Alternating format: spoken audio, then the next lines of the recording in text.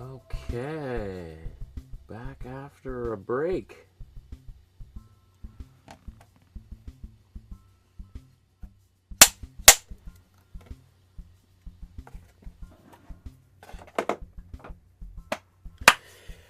Good morning, everyone. Welcome to my studio. It's been a little bit of a break. Today we're going to continue recreating one of my favorite paintings by another one of my favorite artists of all time.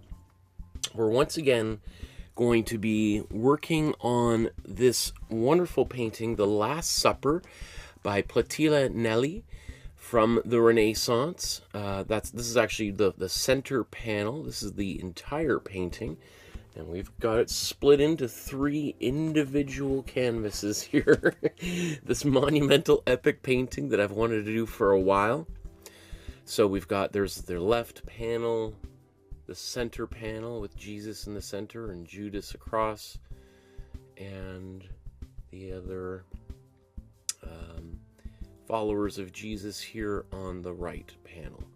So the original, this is what the artwork used to look like before this miraculous salvage operation that was done to restore it to its original glory was done just a few years ago. It's been on tour around the world for a few years and is now in its original place back in Italy. I think this is just one of the great artworks of all humankind. It happens to be by a woman. Sister Plautilla Nelli was one of the great artists, as far as I'm concerned, of all time, and has only just recently sort of been rediscovered and her legacy being uncovered. And this is absolutely by far her pièce de résistance, her great masterpiece. So, let's get into this painting here. There's some comments in the chat I'll get to here in a moment. Let's just look at the plan for today's episode. This is part 2 of maybe 3 or 4 episodes. We'll see.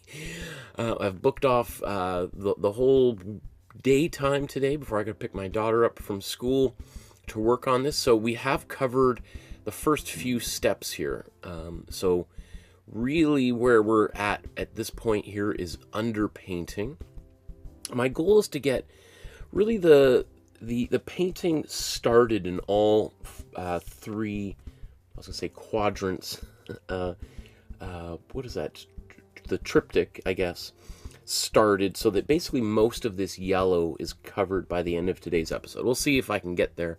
So that's really going to be kind of doing these foreground and background passes, I think, is mostly what we'll do. We'll maybe do a little bit of underpainting too. Just a quick reminder to subscribe, hit the notification bell, and click like. That is super helpful for a YouTuber like myself. And if you want to support the channel with a small donation, you can use the PayPal.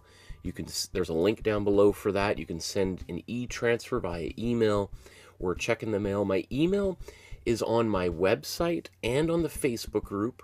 Both of those links, all of those links are down below here somewhere. So I encourage you to check those out. And yeah, let's get right to it. Let's get the first tab up here. Or maybe, there's Harsh Raj says, "Sir, I'm the first one in class today." I love it. I love that you're here nice and early. First person in. Asnul says, "Yoo! It's been so long." Yeah. It feels like it was almost 3 weeks since the last episode, just because I was away and then trying to get back into my schedule. Eula says hello. Sankeet says, "Remember me, sir?" I'm not sure. Did you use a different name there? I don't remember Siobhan being at the end, so maybe you changed your username perhaps? But maybe refresh my memory here. There's a few people who've come and gone over the last 4 years, so you'll forgive me for my poor memory. Eula says, "So sad. I have university homework to do and can't paint today. The prepared canvas is sitting around in my room as well. I'm so excited to work on this soon." You know, again, these episodes will be here for time immemorial, so You can always pick it up a few years from now if you need to. But I appreciate that you're tuning in even while you're supposed to be studying, Eula. Senga says, hi everyone. Paula, bonjour. Oh, and Senga asked about the Eclipse. Great question. How about I'll talk about that in a little bit here once I get started. Otherwise, I might spend the whole episode just talking about the Eclipse because it was pretty cool. So, let's see.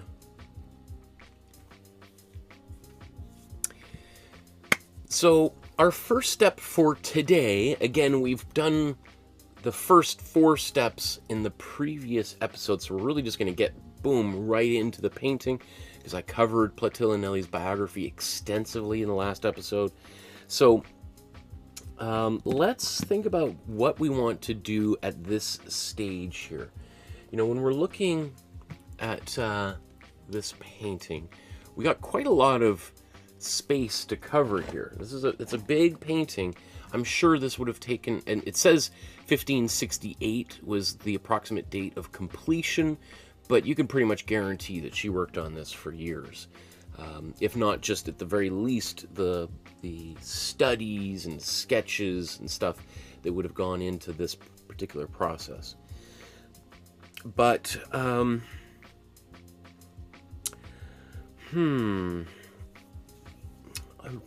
just asking myself, can I just jump right into the painting, or do I want to do any... I think I do want to do a little bit of underpainting. I think that would be probably pretty helpful for some of the faces in here. So,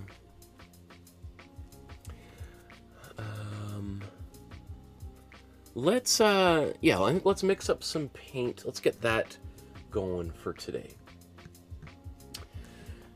Okay. Yeah, it's weird coming back after. It didn't feel like that long of a break, but when I was setting up today, I was like, okay, how do I do this again?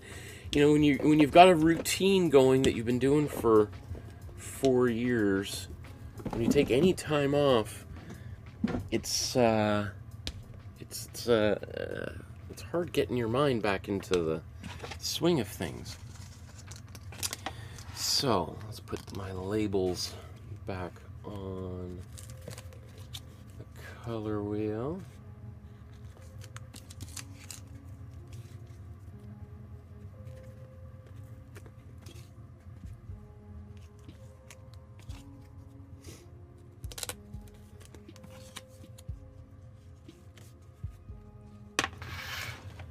Okay, let's put some paint on here.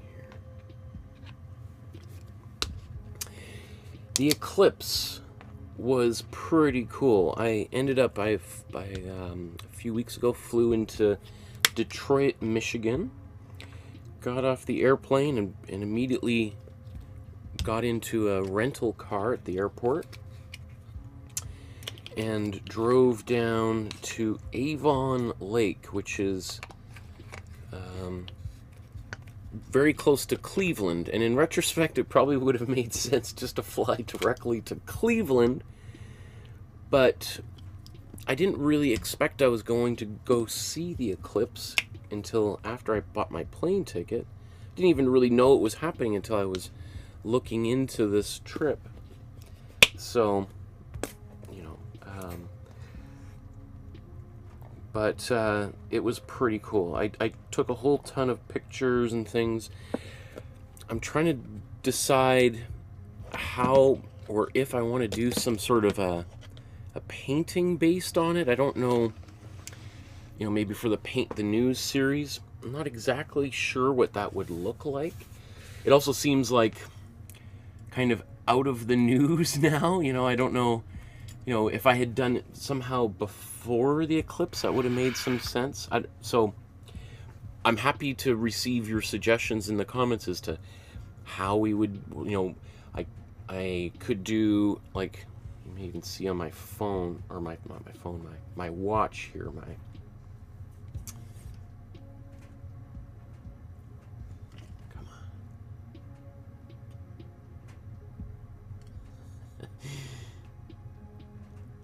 So you can see, let me see if I tap this.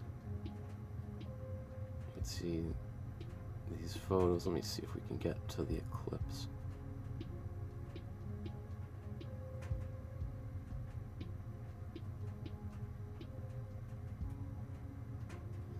Oh, almost. Almost. There we go. You see the light changed completely. It was pretty cool. So it's like, do I want to make a painting like that? Would anybody want that painting?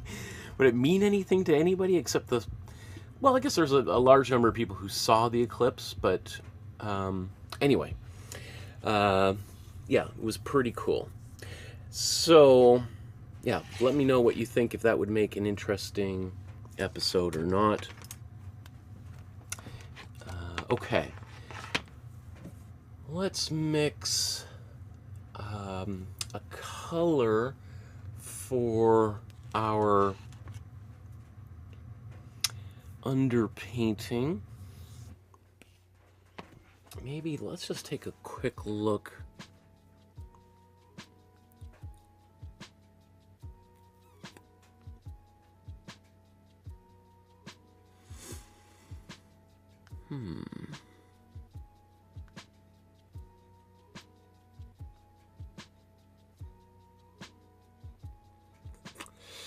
I think what I'm going to do is go for kind of a purple. So I'm going to take my warm red and my cool blue. Let's mix these up. Now to make a black, I would just take that cool yellow. But I think I'm just going to opt for, instead of a black, a purple, because it's going to kind of, it'll basically turn black when I paint it onto this warm yellow anyway. So I might as well save a little bit of that paint. Also, if it does remain a little bit purple, that can kind of look nice underneath future skin colors.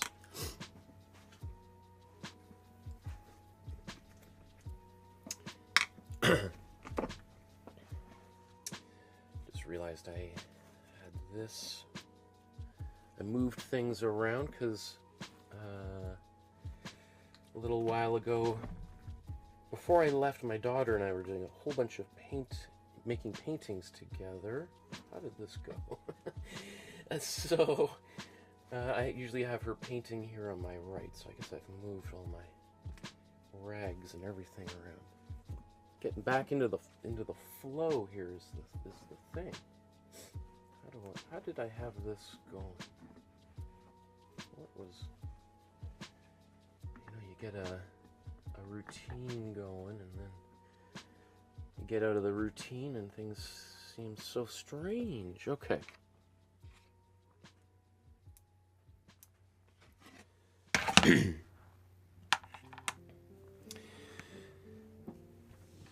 So let's maybe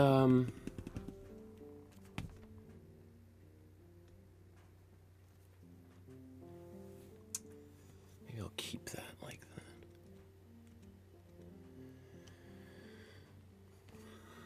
So mostly what I just want to do here is just a couple little dots for where I want eyes and eyebrows.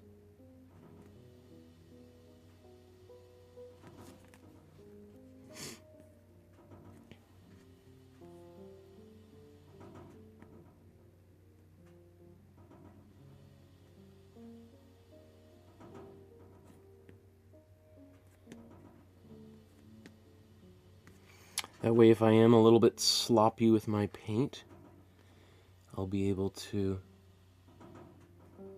find things relatively easily.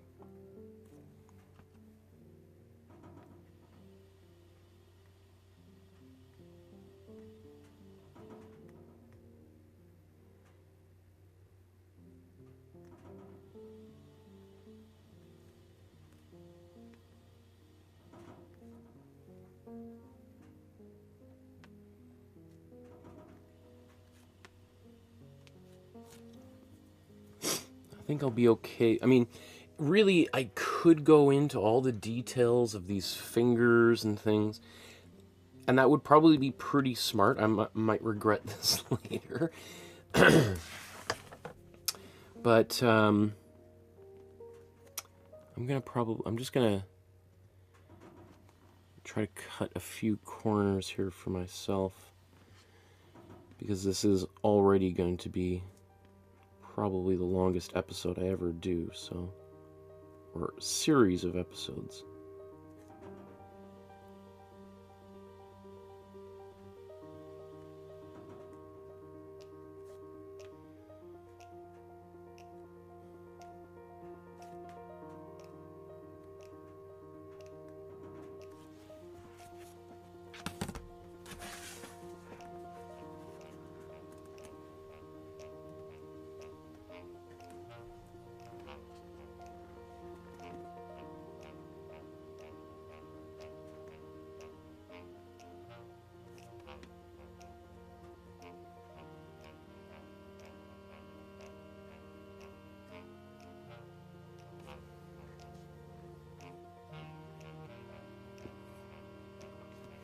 I would definitely say this face right here is the one that stands out as the strangest. It's the one that's, I don't know, it seems to be, it's,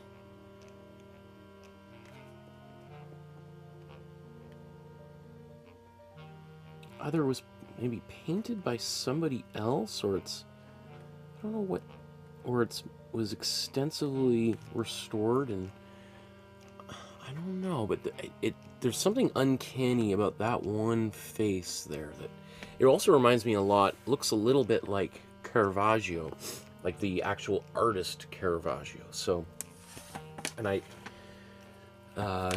don't think the two would have ever have met, Caravaggio being a bit of a scoundrel. Don't think he would have found himself in the same room as a very pious nun like Plautilla Nelli. So, but yeah, there's something about that. I'm sure somebody's probably already written a PhD thesis about it somewhere.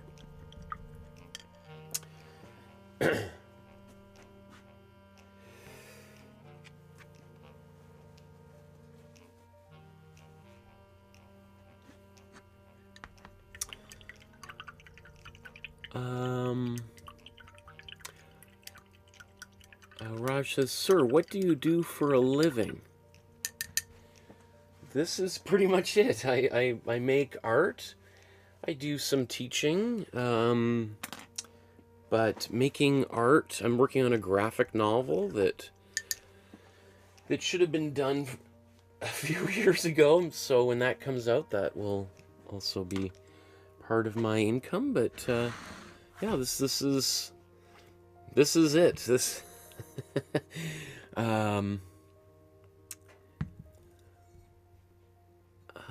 Senga says, "I hope you had a good trip, nice break, and hope you enjoyed the concert."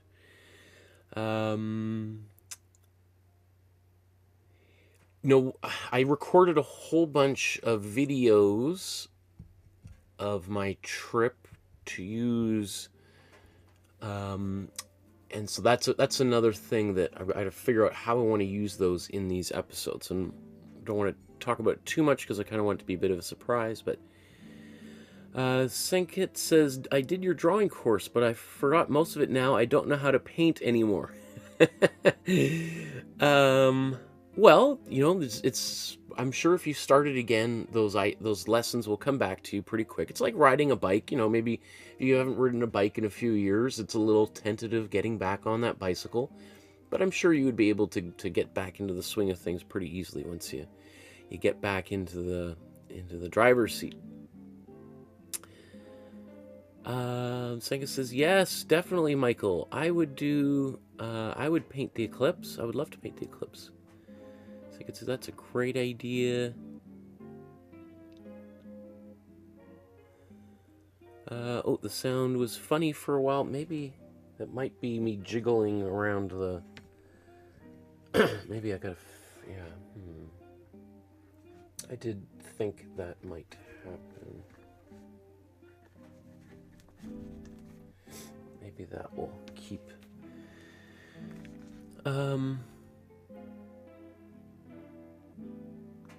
So he says, where did you watch the eclipse? I watched it from a small town called, I just said it earlier.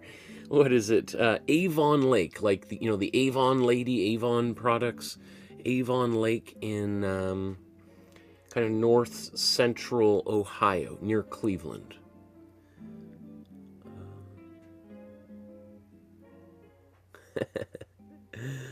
Eclipse shouldn't be a big deal because Michael drew on the moon. Singa says that face has a lot of shadow on one side. Maybe that's why it looks funny. Yeah, I don't know. It's true. The light is mostly coming from the left side. Yeah, I don't know. That's a good point, Singa. I think he says a novel or graphic novel, like a comic book. Barbara says, "Hi, Michael. We missed you. I hope you had a good break." Thank you, Barbara. Yeah, I missed you guys too. I'm excited to get back into doing some painting again. It feels like, as I said, it feels a little rusty, kind of getting back into things. So I'm excited to do this. It's also kind of nice coming back, and my studio is now not freezing. It's not quite hot yet, but I don't have to be wearing my thermal underwear underneath everything while I paint. So we'll see how long that lasts. It is Canada, so I have maybe a couple of weeks before it starts snowing again. Just kidding. I know some people are like, really? Does it snow that often in Canada? I might have maybe a month before the next major snowfall.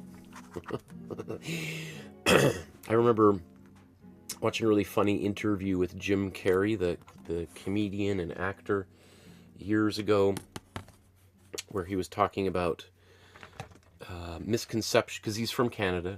When he first moved down to Los Angeles, people would ask him about Canada, and he would talk about, he would make all sorts of funny stories up about how, he rode a polar bear to, did I just do that? No? He rode a polar bear to work and had penguins as friends, and lived in an igloo and all that kind of stuff, which I think is very funny. Because some people are like, really? Wow, that's crazy. Did I just do that? Doesn't appear so. But anyway, it is my painting clothes, but I have managed to keep this sweater relatively clean over the past, I don't know, how long have I had this? About 3 years? 2 years?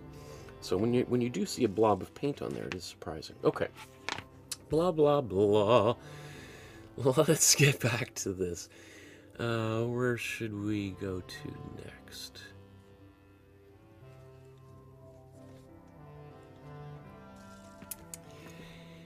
Now what I want to do is I want to work on the backgrounds of all three paintings simultaneously. So I really want to, as much as possible, paint this entire painting all at once so that I have nice, consistent colors going across. So my goal is not to get, the center panel all done and then start working on the left panel and then the right panel, because I'm going to have three very different paintings.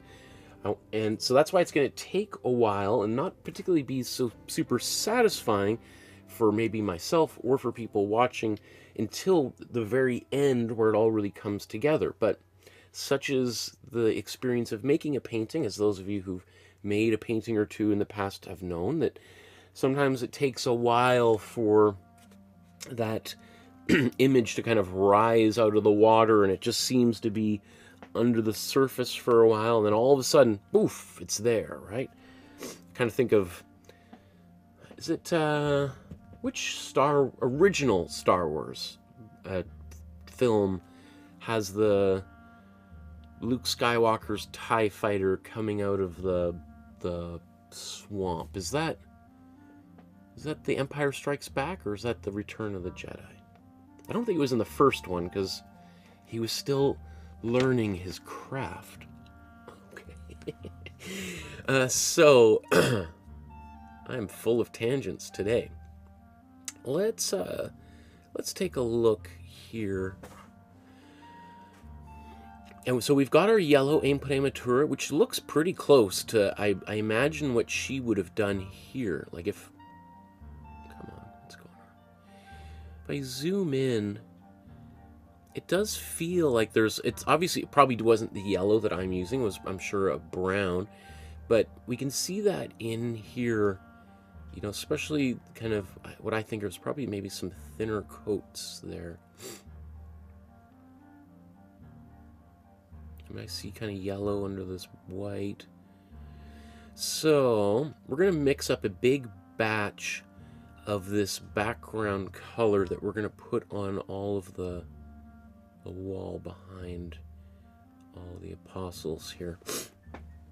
So we're going to do a cool brown.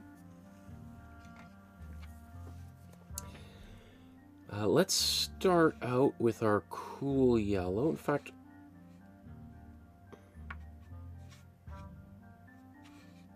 oops. Take that full amount. Let's take some cool red, mix this.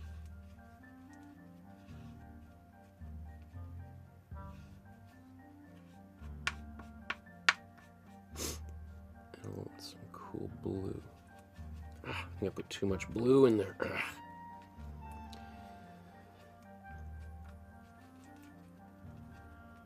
So what this tells me is I've got just too much yellow and blue, and I need more red.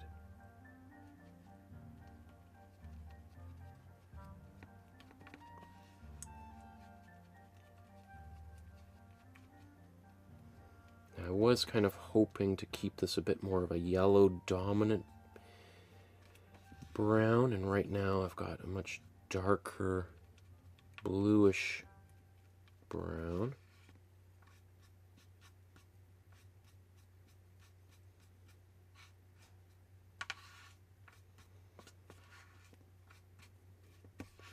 It's bluish in that it kind of has, it's like almost a greenish brown. You might say, well, it doesn't look very green, but considering all the different possible kinds of brown we can have, I would consider this a little bit more on the greenish side of things. So I'm going to add more yellow. I'm going to put more red in here, but let's stir this up before, right? It's always better to mix it once than having to do this multiple times.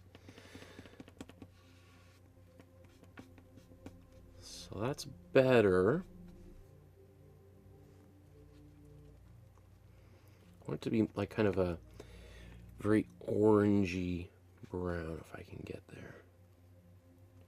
And I don't mind that I've mixed up such a big batch at this point, because I do have quite a lot of surface area. I got to cover 3 paintings. Okay, so that's what I was hoping for originally.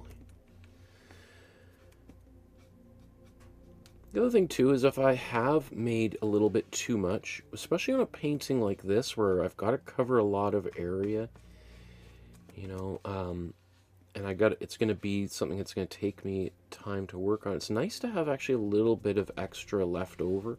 Sometimes I have little jars around here somewhere that I sometimes will use if I'm working on a big project and I want to save some of that paint for later. I'll just scoop it into a little jar that's airtight that I can kind of seal the paint into, so that I could reuse it at a later stage if necessary.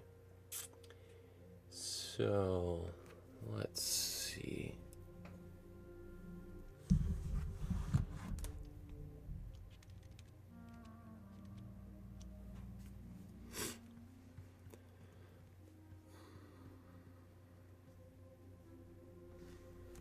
I'm probably going to start left to right.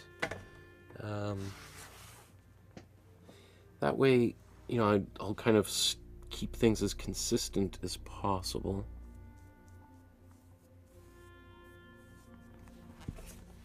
So that if there is a change, it's just going to go consistently from one side to the other.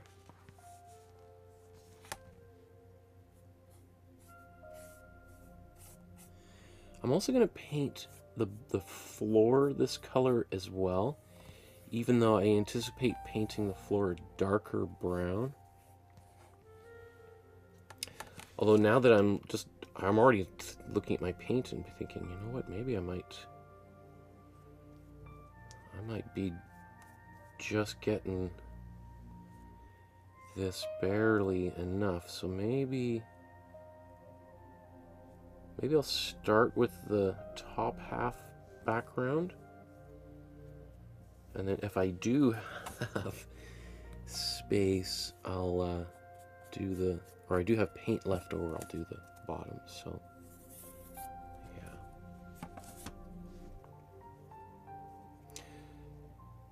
you'd see that this paint is a little bit streaky because there's no white in it, so it's a little bit transparent.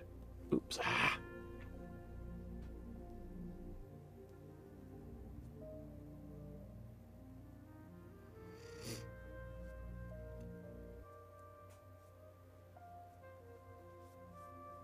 So I'll probably have to do a second coat of it.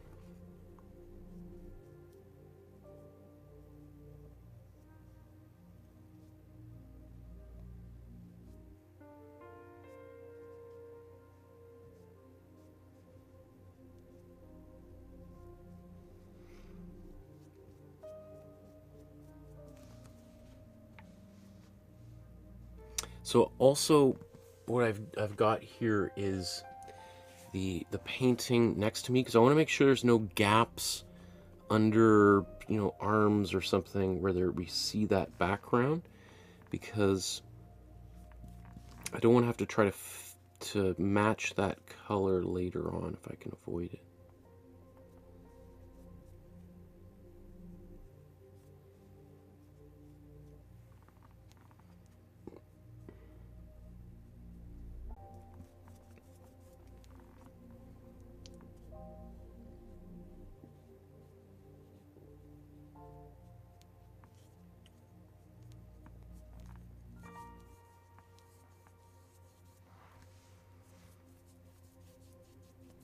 You know what, let's just do this floor.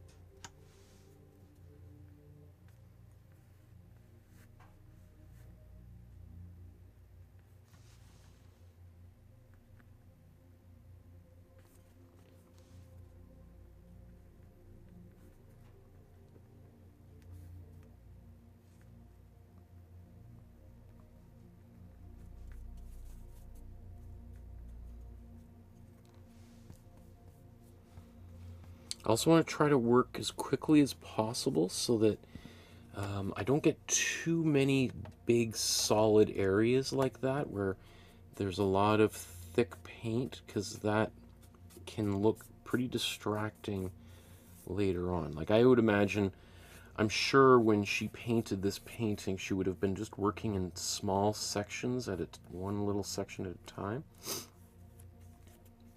And so that's why we wouldn't see that in her painting.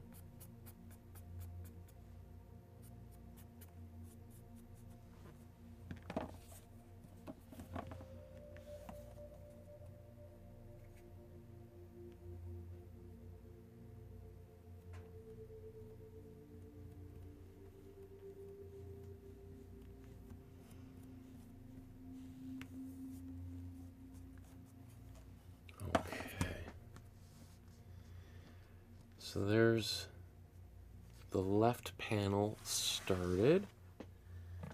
Let's go to the center panel now.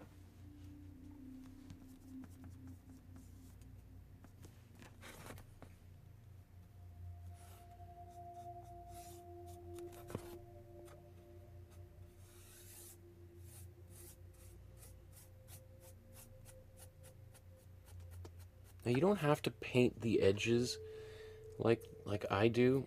I just find sometimes it can be a little distracting seeing that color along the edges.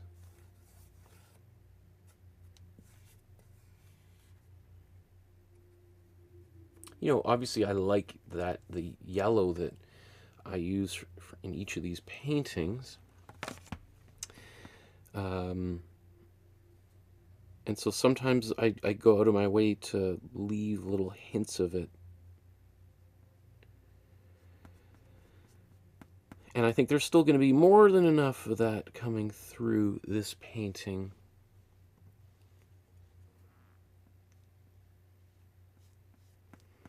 That I don't have to go out of my way to make room for them.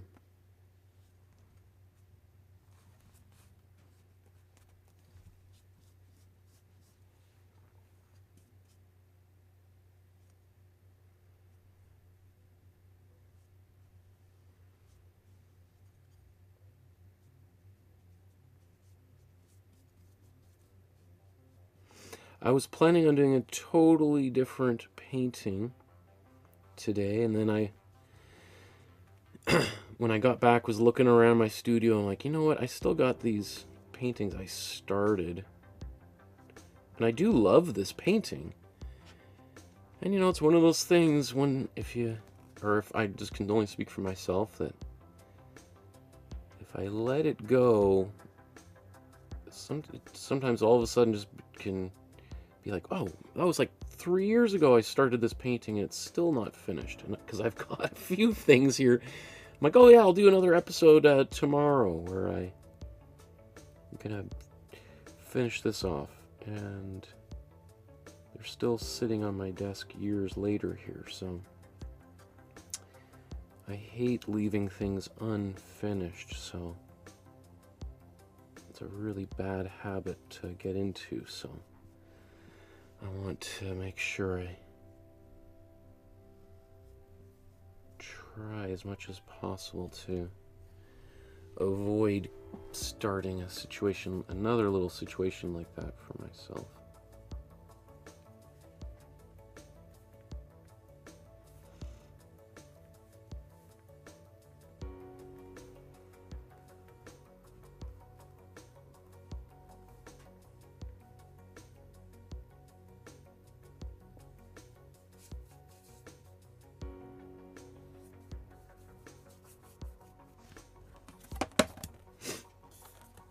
Now, I know probably there's going to be, if there's people who attempt this painting, probably a sizable number of people are just going to do the center panel here with Jesus, and there's nothing wrong with that.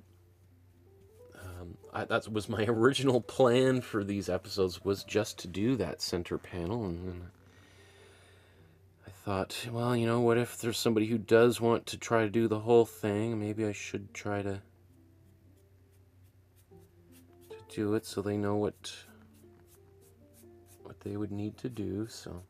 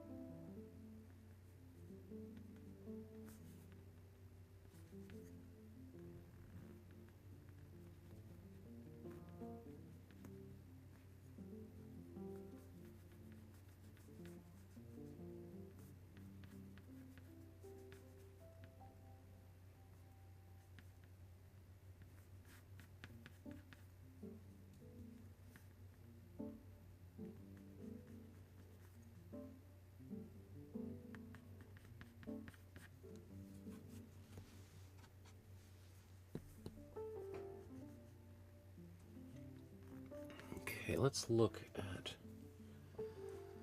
this chair. In fact, there we go.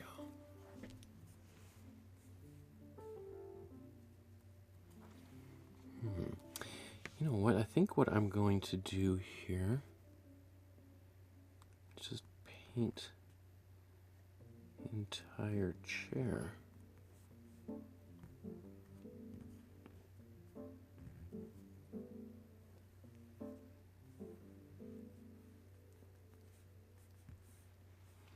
Whenever I'm making a painting, I'm always trying to think of like, what's the fastest, most efficient way of doing this?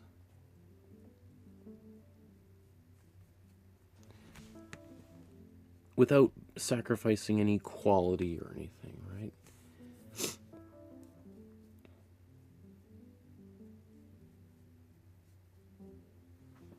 And I think since that's also brown, that makes sense.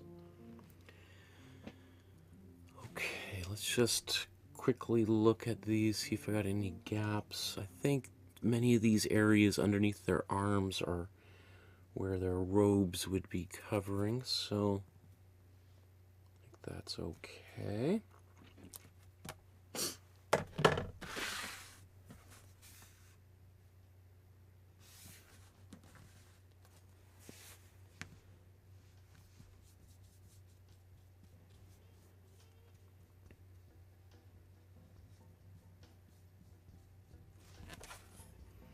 Also, you'll notice I tend to like doing the edges like this first, so that when I do, let's say this, I go over that edge. I don't have that. I can then kind of smooth this out, so I don't have a big ridge running along the top of the artwork like that. So.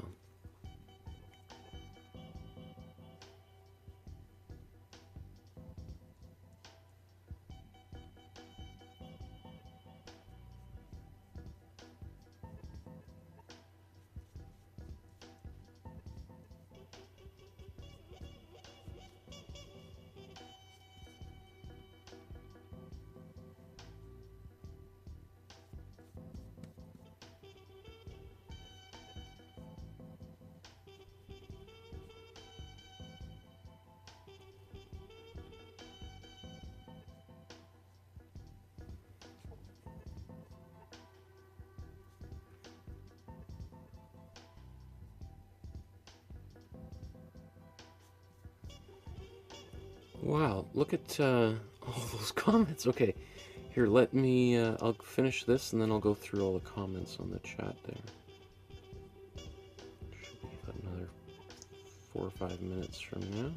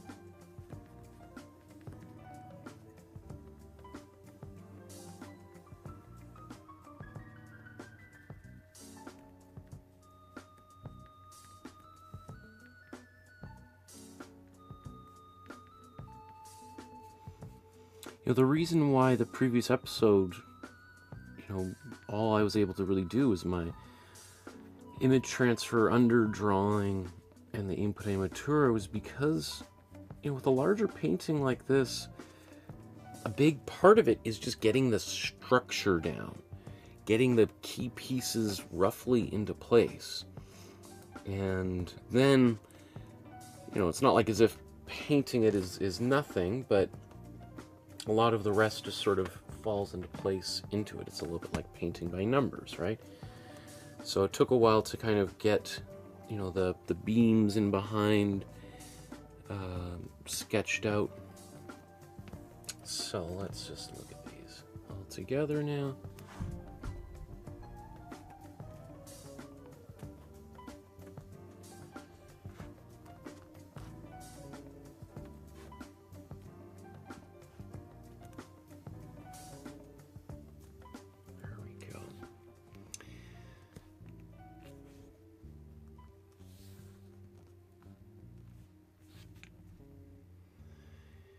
So, I'm going to maybe quickly blow dry this. I'm actually surprised at how much paint I have left over, though I don't know if that's enough. So I might have to remix this brown again, which is going to mean it's going to be slightly different, but that's okay, because at least then that will be consistent going across the surface here. So,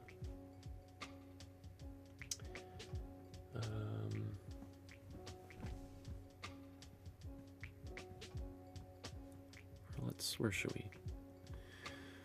I'll just zoom in on this for a moment here. My goodness, look at all these comments. Sankit says, I forgot to hit the like button.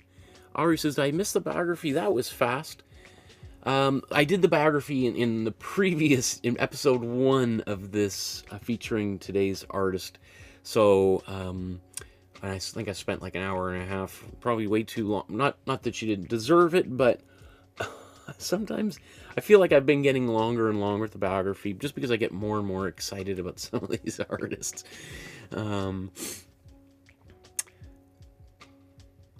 Barbara's still using the jar of black paint that you mix. That's so cool. Yeah, it's so handy, she says. That's great.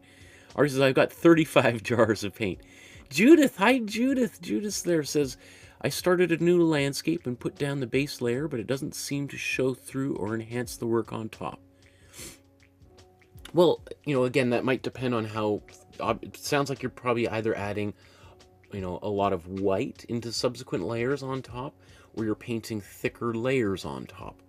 So, you know, some artists don't do an input amatura, or I think that's what you're calling when you say a base layer.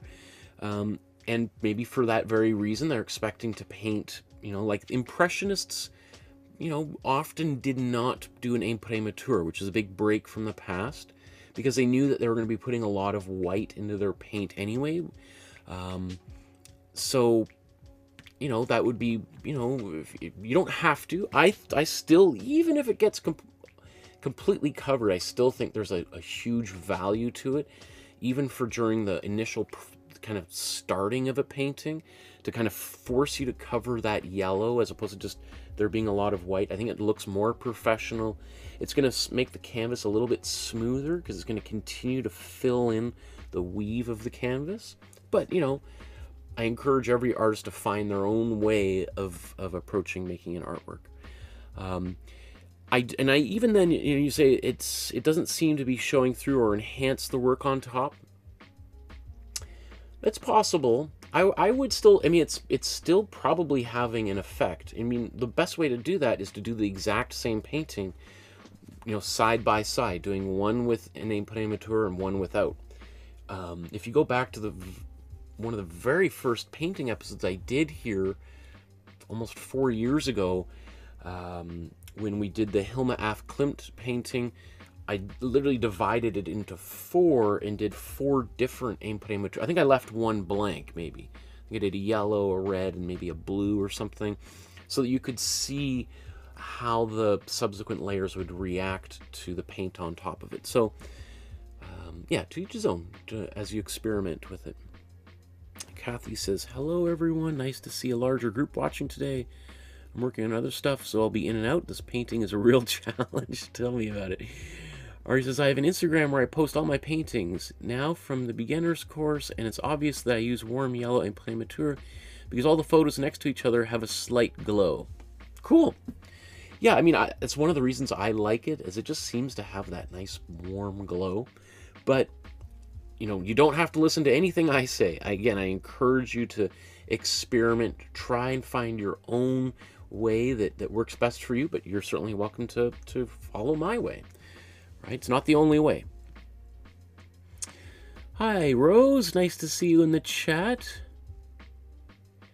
Sanket asks, where's Lolly? Do you know? I don't think maybe she's a little bit down there, maybe. I'm not sure. I'm sure Lolly will pop in maybe today or in a future episode. Abdullah says, hello, sir. How's your day going? I'm doing great. Thanks for asking. That's so cool. Great to have you there. Oh, Kathy says, I emailed Lolly a few times, asked hello, but I didn't receive a response. I do know her mom was having some health issues. Oof. Well, I hope she's all right. Barbara's going to dip in and out. Kathy says, I like using the warm yellow to get into the mood, like Michael says, to get into the groove. Lisa says, glad you're back, Michael. I missed your shows. Glad to see you there, Lisa. Kathy says, yeah, I hope you had a great holiday. Yeah, it was great. Excellent. Shanane says, you're so talented. Maybe you're talking about me, or maybe you're talking about Plautilla. But I'll share that compliment with this great artist.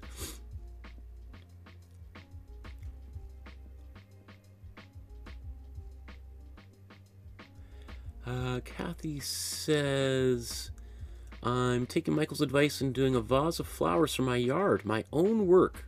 LOL, we'll see. I'm sure it's going to turn out well, Kathy. You've been doing amazing work. It is a little bit of a leap going from painting what we've done in class to painting your own thing.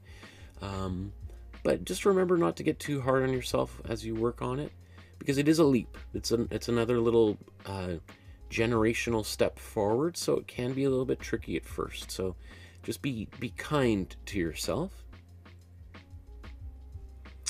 Hi, Judith. I can't paint along. I miss too much. I find I learn more by just watching Michael. Thanks, Judith. That's very kind. Sanket says, I'm not painting because whenever I draw these paintings, I get distracted by Michael's mustache and I keep drawing them. You wouldn't be the first. Every time I teach classes in person, there'll be a student who will come up and show me a picture they drew of me with my mustache, so I find that very funny. Yeah. Ari was eating. Now I'm ready to paint, but not this painting. It wouldn't surprise me. This is definitely one of the more complicated ones we've done and will probably ever do, for sure. Well, not even. It is complex, just like some of the other works, like we did. You know, this one of Donatello a little while ago, that I think was probably more complicated, but this one is maybe less complex, but just more time consuming because there's way more surface area. And, you know, and also way more figures. When you're just painting one figure, you can pour all of your focus into that one figure or element. Maybe it's the same sort of thing between painting one flower and 20 flowers in a bouquet, right? So maybe Judith, who is it, Kathy, maybe you may want to think about just painting one flower to start, rather than like every flower in your garden that you probably wouldn't want to pick every flower in your garden to paint them. That would be, you know, you wouldn't want to ruin your garden and pick all the flowers.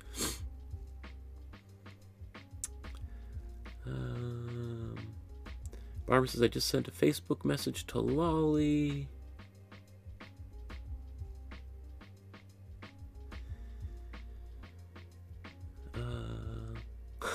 Ari says, I had COVID last week, so I'm painting the COVID virus episode from the Paint the News we did a few years ago.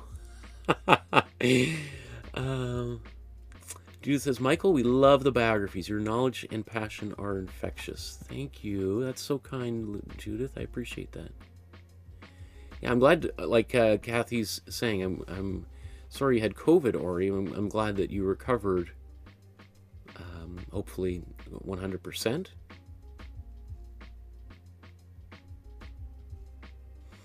Sanket says, no, the real reason is whenever I draw these paintings, I draw something else that looks completely different, and I feel disappointed, so I don't.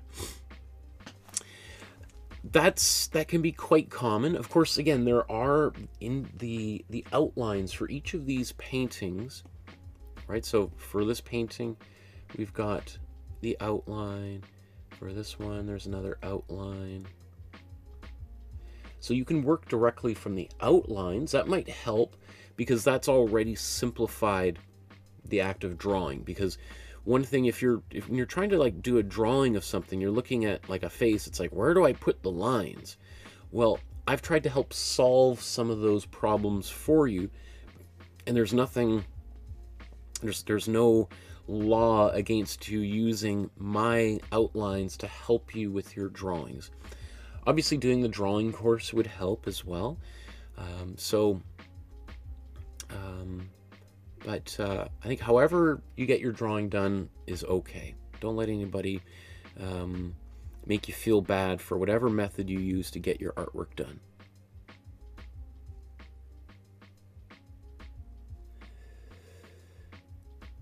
Barbara says, Ari, sorry to hear you had COVID. There's still a lot of it about. Are you okay now?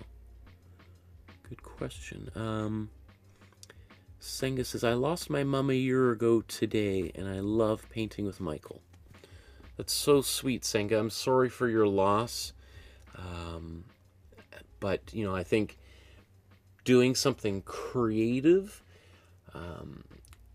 in order to help you recover from that devastating loss, I think is literally the most productive thing that you can do, right? I think you're transferring some of that sadness. Lots of different emotions can happen when someone close to us passes away. So I think doing something, pouring that into art, is a really effective way to help process those emotions, to help feel the feeling of moving forward. So I think that's super positive. I love to hear that. Singa says, the last time Lolly was painting the Donatello statue, yeah, she might have kind of started that one and been like, what am I doing?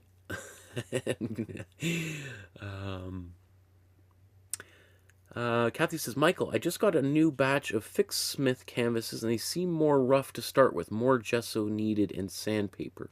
That's possible.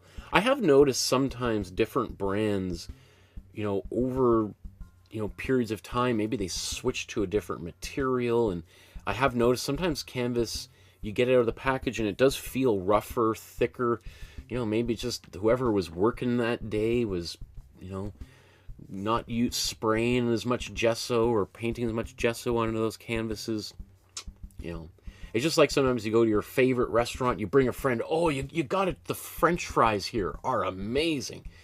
And then whoever's working there, they just take that, there's like 4 French fries on your plate and they're all soggy, and you're like, no, I swear, every time I've been here, there's a heaping mound of fries and they're delicious. You know, that's the weird thing. As much as we'd like them to always be consistent, sometimes that's life, right? So, but yeah, putting a little bit more gesso, sanding it down. I actually use sometimes, depending on how thick it is, I'll just do a little bit of hand sanding. But I also have an electric sander, especially when I'm doing dozens, because I often gesso a dozen canvases all at once. And then I'll take them outside and use my electric sander and just do them all, put on a little you know, speaking of COVID, a little mask just to prevent me inhaling all of that gesso dust, and just sand a whole bunch of them with that electric sander, and that makes my canvases much smoother. And you can buy an electric sander, often very cheap. They're probably the cheapest power tool you can get. So you can usually find them, you know, at Home Depot for maybe 40-50 bucks, which, you know, it's not nothing, but, you know, if you're going to be doing a lot of this, you may want to consider investing in that. It's certainly, especially if, you know, sanding with a block like this, you know, if you're doing one, no problem. But if you're going to do 5, 10, 15 of them, by the end, your arm is sore and you're not really going to feel like painting afterwards. Ari says, yes, COVID was quite bad. I couldn't paint for 5 days. Only a tiny cough left, but it's all good now. Well, I'm glad to hear that. That's awesome, Ari. Yeah.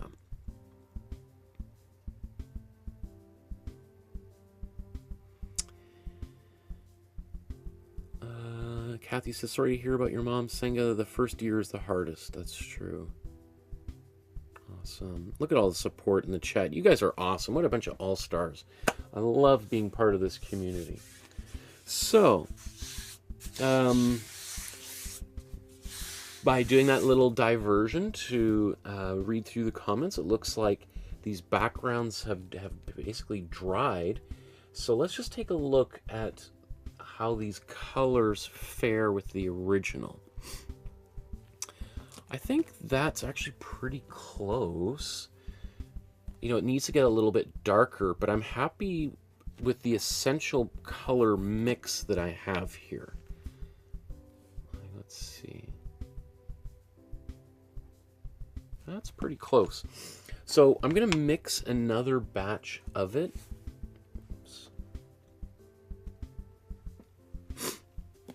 Just because, again, I don't want to run out halfway. So having that little bit of extra paint. And, you know, you never know. I may end up needing it anyway, so.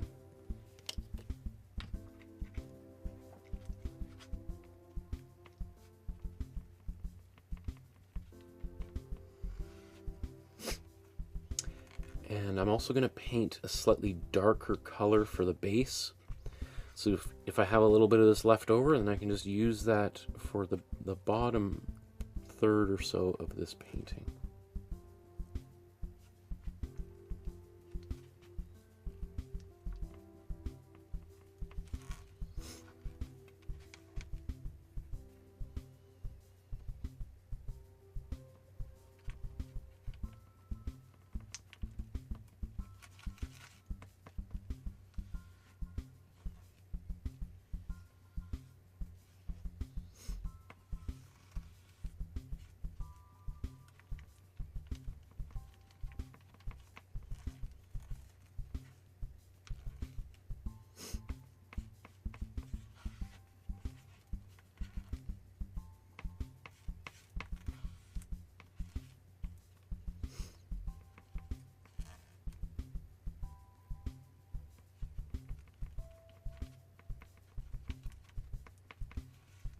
So this color is going to be slightly different, or maybe dramatically different than the first layer, which is fine.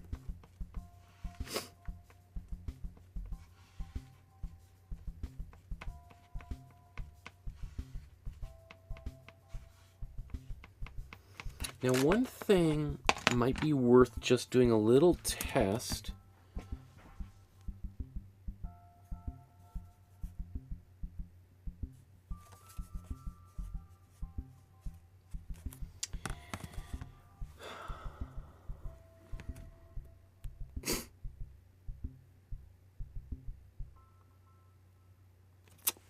My concern is if I paint this in the same quick way that I did the previous layer. Okay, if I do it kind of thin, I can get away with it, but I wanted to be careful that if I do this, I don't lose all of the line work, the pencil lines that I spent most of the last episode carefully drawing out. The other option would be to paint some of that now and then paint around it, but just that little test looks like I think I'll be okay.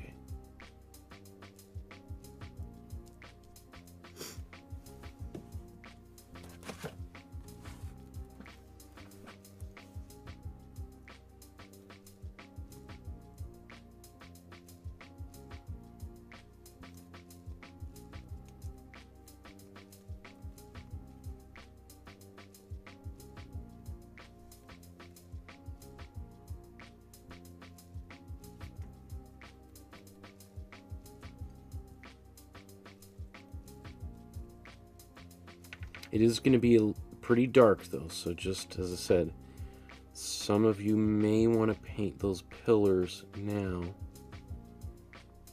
if you're going to do a second coat like this.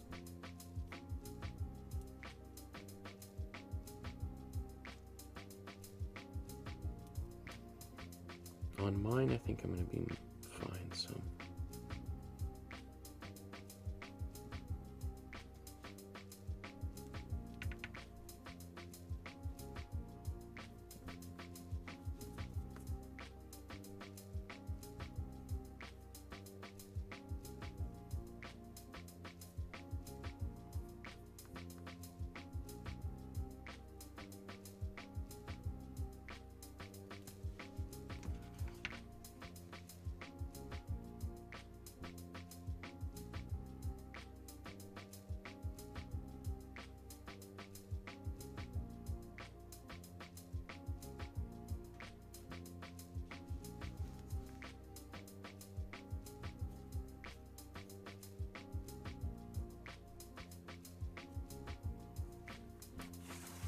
May have to do a little bit of touch-ups on this. We'll see.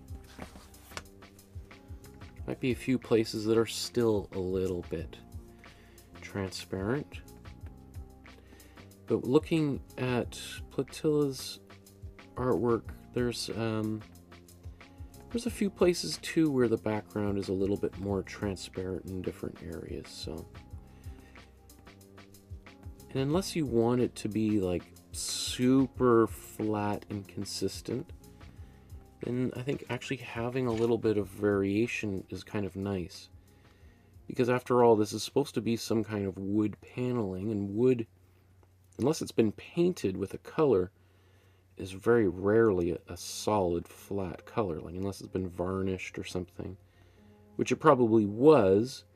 But even then, even if it was a painted brown, which would have been unlikely for the time, but let's just go with it. Even if it was painted brown, there would be, you know, the lights, which would have, you know, for the era would have been candlelight, would have created all sorts of different areas of brightness and darkness in that background. So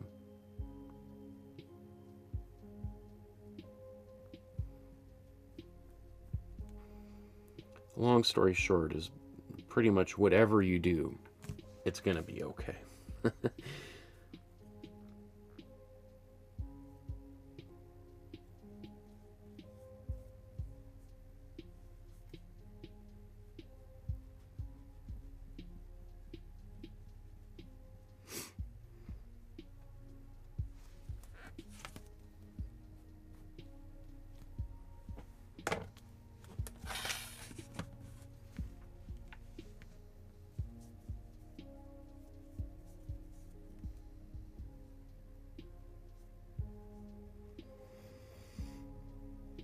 You know, this color is maybe it's very yellow. I probably could have put just a bit more red back into it.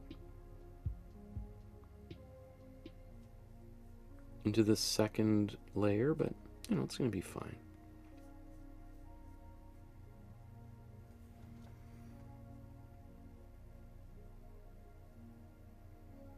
I think there's bigger things to worry about in life.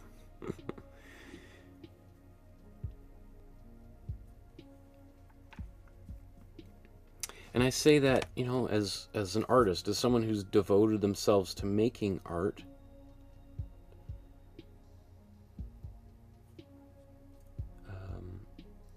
But I think it's important to never lose track of like why we paint in the first place. Right? Like, I mean, I do this professionally now, but I didn't always do it professionally. When I was a little kid painting and drawing at my parents' kitchen table, I did it for fun, right? It brought me a lot of pleasure, and I never want to lose sight of that.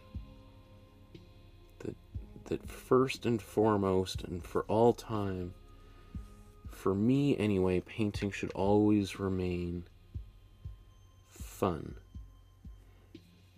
And the day that I'm painting and it's no longer fun, probably be the last time that I paint.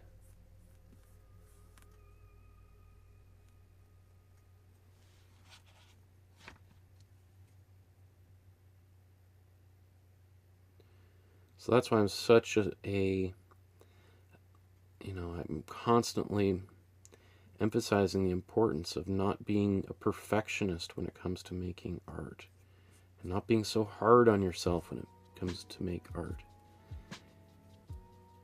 Because why are we painting in the first place? And this, I can understand if you want to be a perfectionist because this is what you're doing for a living and you've got clients or collectors that you want to satisfy. But if you're doing it for yourself, that just seems really strange.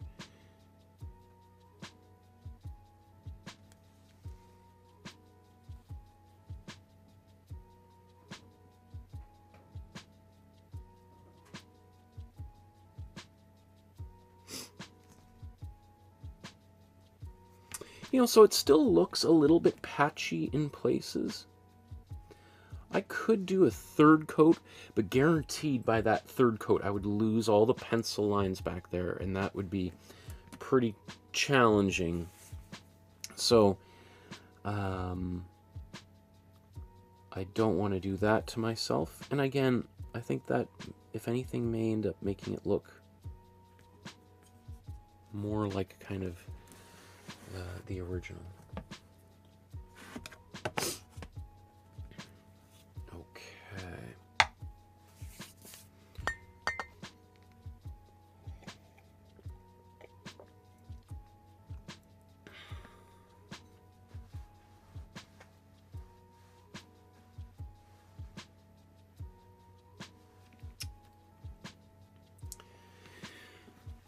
Senga says, I got to say goodbye to my mom on the 1st of March of last year, and got told cancer, and she died on the 22nd of April. But my dad, the docs, overdosed him, and it's going to court, so it's been a hard year. Then lost my father-in-law to cancer. The kids lost 3 grandparents. My goodness. All within such a short period of time, too. But you still have your daughter and son and your partner, so that's good. Well, such is the cycle of life, hey? It's, we all get a few runs around the track, and then the next generation gets the track, right? So I'm sure your parents had a long and interesting lives.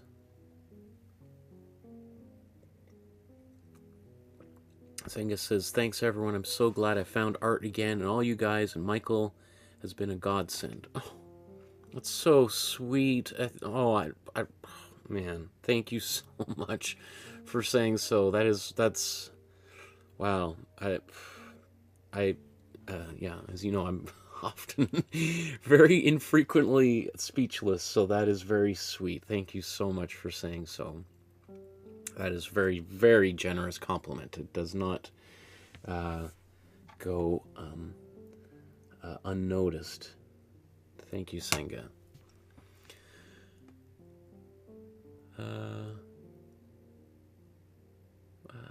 Where?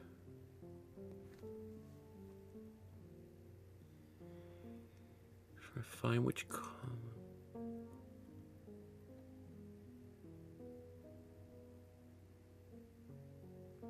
wow, there are so many comments here. I keep...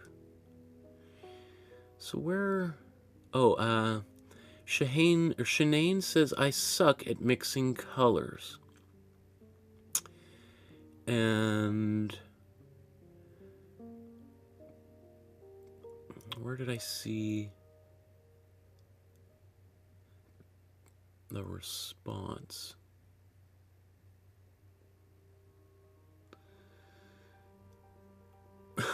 Oh my goodness, there's so many. Somebody wrote a really nice response. Oh, Barbara says, hi Shanae. You're not alone. I think we all suck at mixing colors. Just keep at it. It's so satisfying when you actually get the right color. And, you know, the right color is also incredibly subjective. A few months ago on YouTube, and I should probably find it and post it to the Facebook group, but there was a really wonderful short, maybe 8-minute video from a science YouTuber that I follow that just talks about how every single person on Earth perceives color differently. So we might all look at this brown and say, oh, that's brown. But each one of us sees this brown differently. And so that's really important to remember, is that, so because we see color differently, that's also going to mean we mix color differently.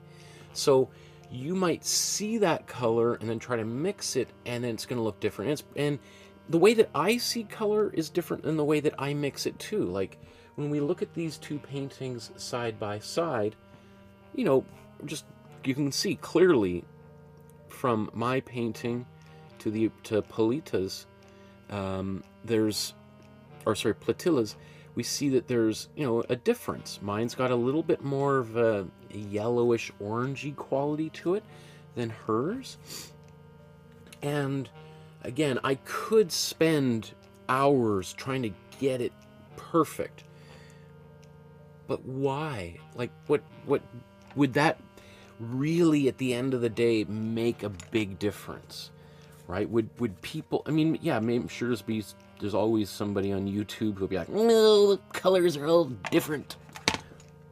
It's like, okay, well, you try painting it. And even then, you know, it's for me about the experience of painting. I find, like, when I'm painting, every stress I have in life, my problems, all that stuff just evaporates, right? And so I use painting as a bit of a therapeutic device. And so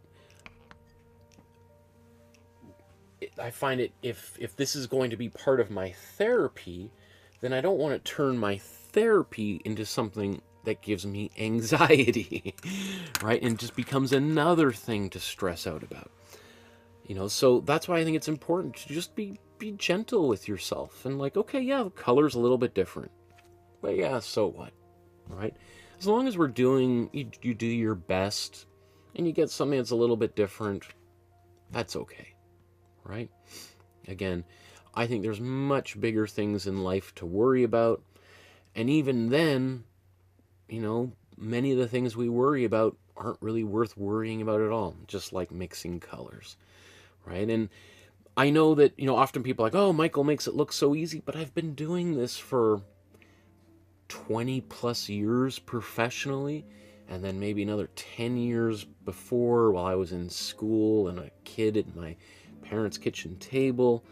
So I've got a little bit of a head start on everybody, especially people who are just starting. Right? And part of what I'm trying to do here is trying to share some of the techniques and things that I've learned over the years to maybe help people skip maybe not that entire 30 years of a head start I have, but maybe give you, you know, maybe instead of taking you 30 years to do it, you might be able to catch up and do it in 5, 10 years. I know that sounds like 5 or 10 years to get to where you're at. That's, oh my goodness, I'll never be able to get there. Oh, it seems so far away. But again, what is, you know, I do this for a living. This is my job and my passion. So probably most people who are watching right now aren't really interested in doing this professionally, right? Many people who are watching right now just want to do it just to pass the time, to take their mind off of other things in life. And so if you're doing a relatively good enough job, then that's good enough, right? I always use cooking analogies because probably most of us have to eat at some point, so we've had to cook a little bit. And so sometimes, yeah, we can go to a restaurant and we can have an amazing meal, and then you want to try to cook it at home. Maybe it doesn't turn out quite so good, right? But again, they're doing things in the kitchen. They might have access to different tools and spices and probably a lot more butter and salt and sugar than we would ever even consider putting into our own food. So of course things are going to turn out a little bit different, but it's not really worth worrying about as far as I am concerned, right?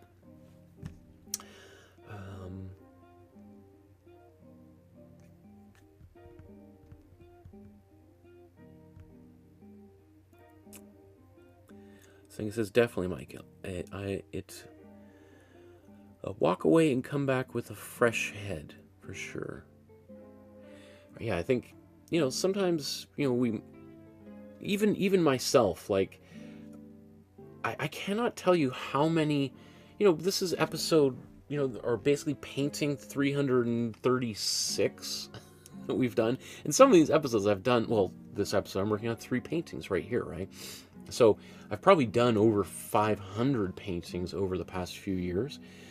And I would say probably 20% of the time when the episode ends, I'm pretty unhappy with what I've done. But then, I might put them aside, and then I'm going through them later on, moving them, because I tend to, 500 paintings is a lot of paintings. And then I look at them and think like, oh, I clearly remember being very unhappy with this painting when I finished it.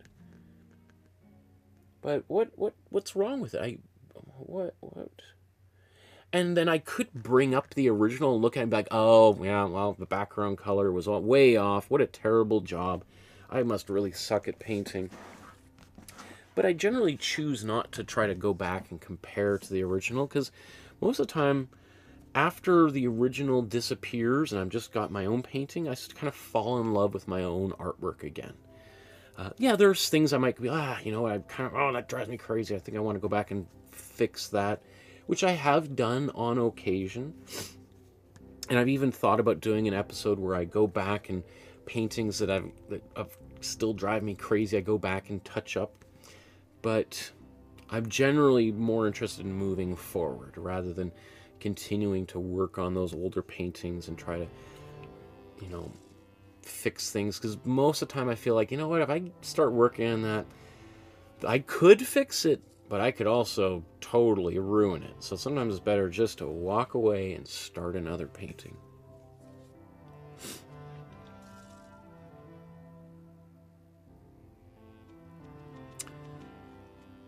Okay, so I want to continue. Let's do the bottom down here. After I just jump off my soapbox for a little bit here. Okay.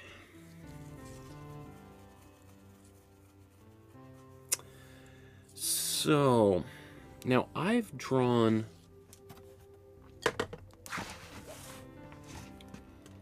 here the platform going all the way across. Let's see if we can see. You can see this is what the painting looked like before it was restored. Oops. So you tell me what you see down there. It's pretty hard to discern. And it looks like it basically clips off on the edges. With this version here, I've taken the restored version and then also extended it. So this doesn't really exist at all. So we can really, make up our own imaginations as to what we want to put in there. I would say, what do I want to do back here? I think I'm going to make this a little bit lighter, this whole area a little bit lighter, and this darker. So we're gonna have like 3 different stripes of brown down here. So which one should we do first? How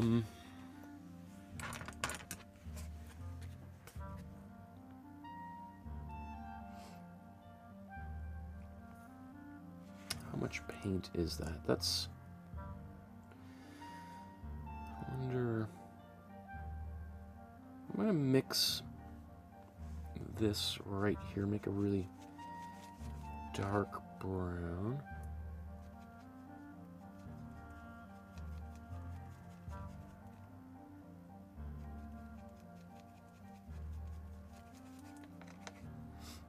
Okay, so let's make a bigger batch of that now that I know what I want to do.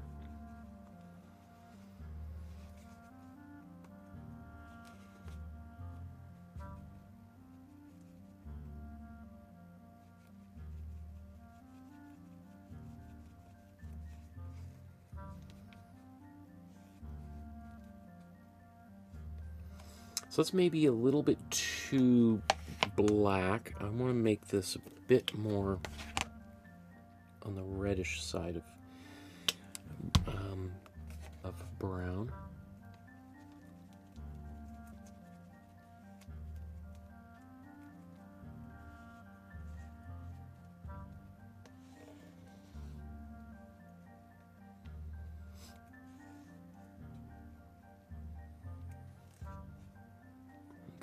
Like that. So I'm going to paint this down here.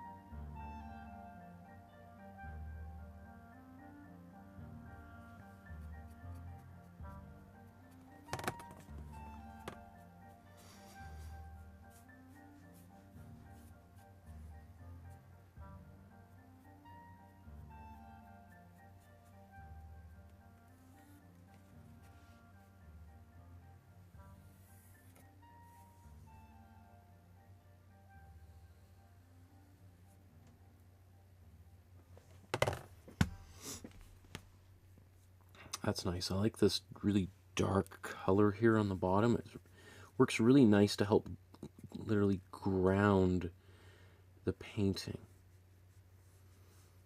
Big, dark, solid color like that. Very cool.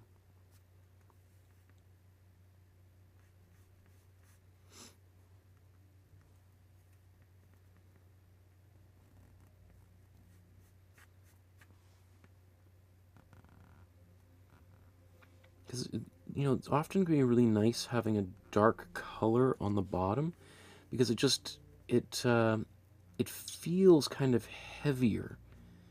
So it just sort of acts as kind of like a nice little weight at the bottom there.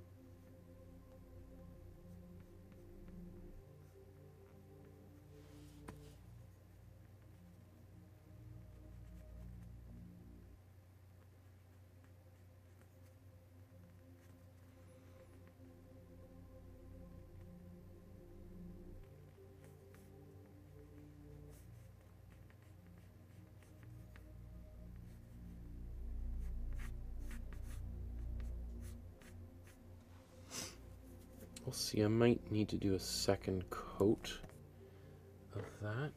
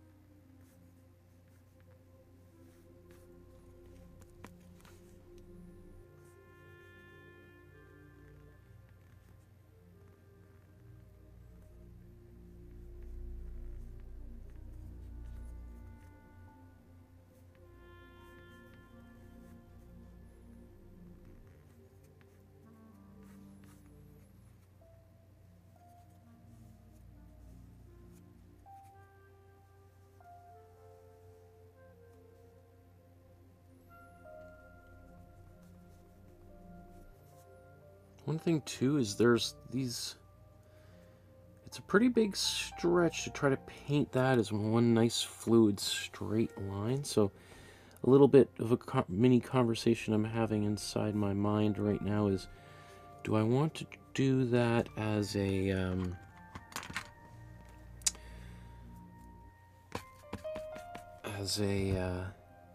put some tape down on there? I don't know if I want to, because that might look so sharp and clean that it might be a little bit distracting. So probably am not going to do that.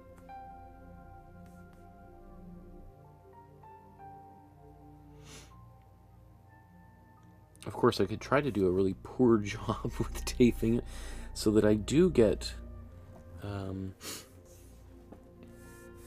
so it isn't quite so perfect, which is kind of a funny idea, to deliberately try to do a sloppy job.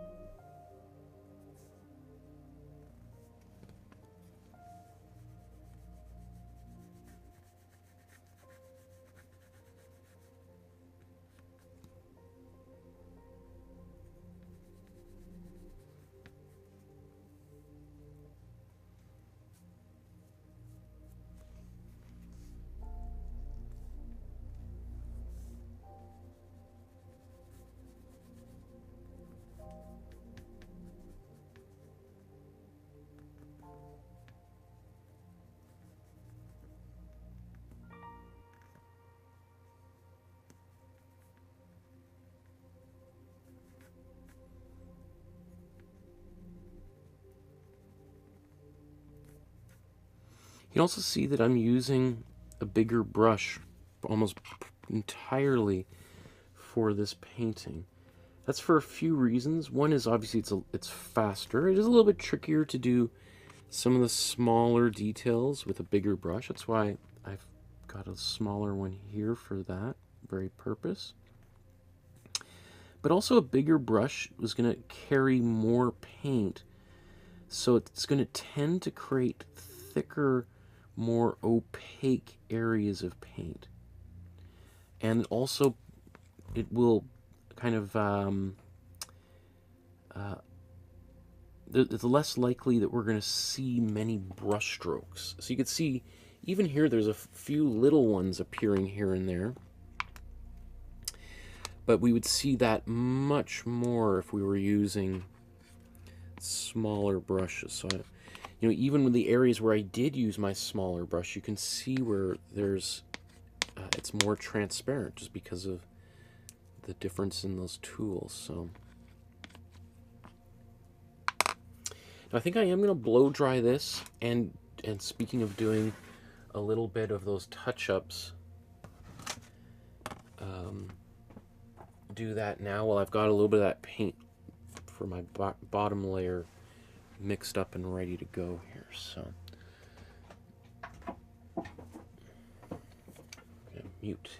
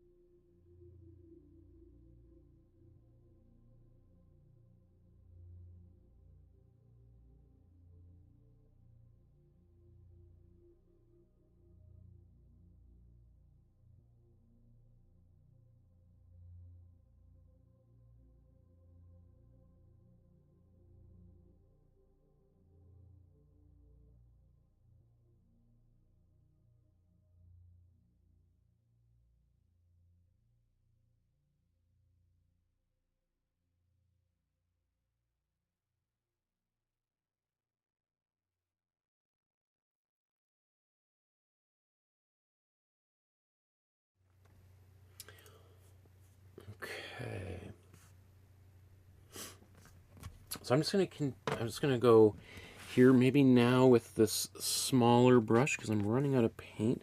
Just little areas where I want this color to be a little bit more opaque, a little bit less streaky. That always tends to be right in those areas where I've slowed down and I'm right up against toes or the bottom of the table here.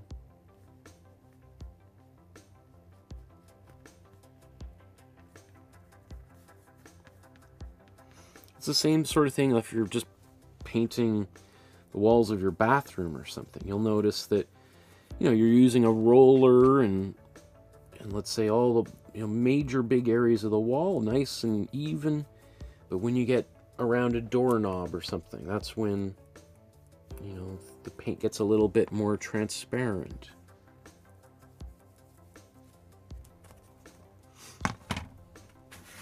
Because after all, painting a bathroom is still painting.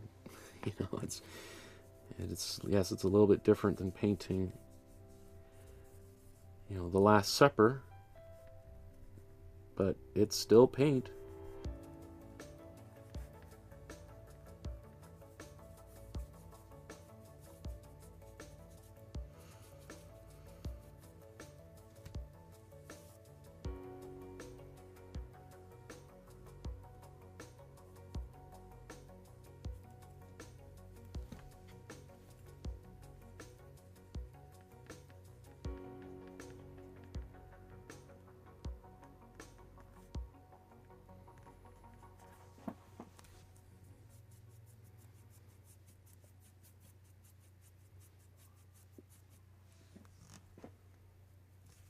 May even have to do those feet again.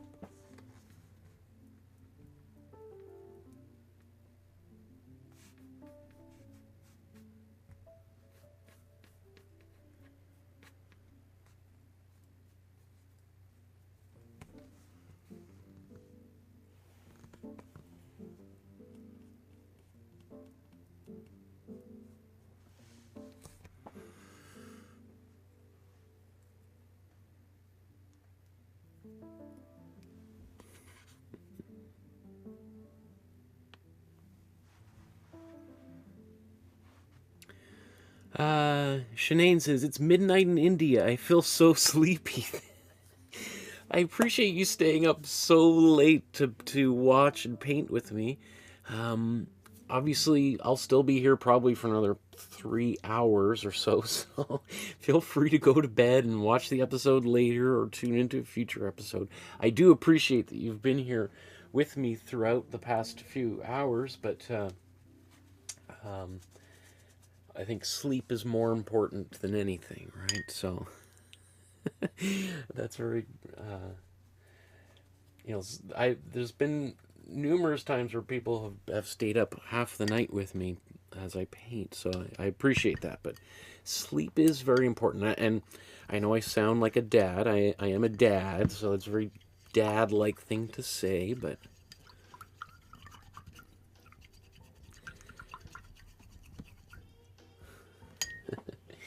some people will even watch my videos to help them fall asleep, which is very funny, and I don't mind at all. I'll take the views however I can get them.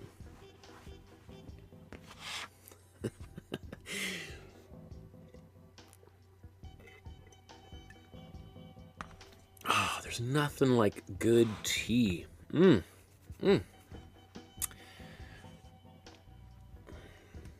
Okay.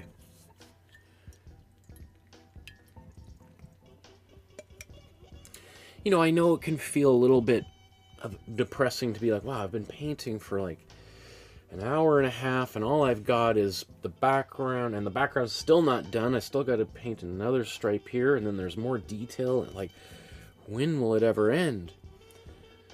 I know that can kind of feel a little bit frustrating, that a painting takes, and I haven't even talked about the figures and the table and the tablecloth and the things. I mean, again, this is going to take a little bit of time to finish this painting. But remember that there's some people, like one of my favorite artists of all time, a Japanese artist, excuse me, named Yayoi Kusama, arguably the greatest living artist. She's in her 90s now.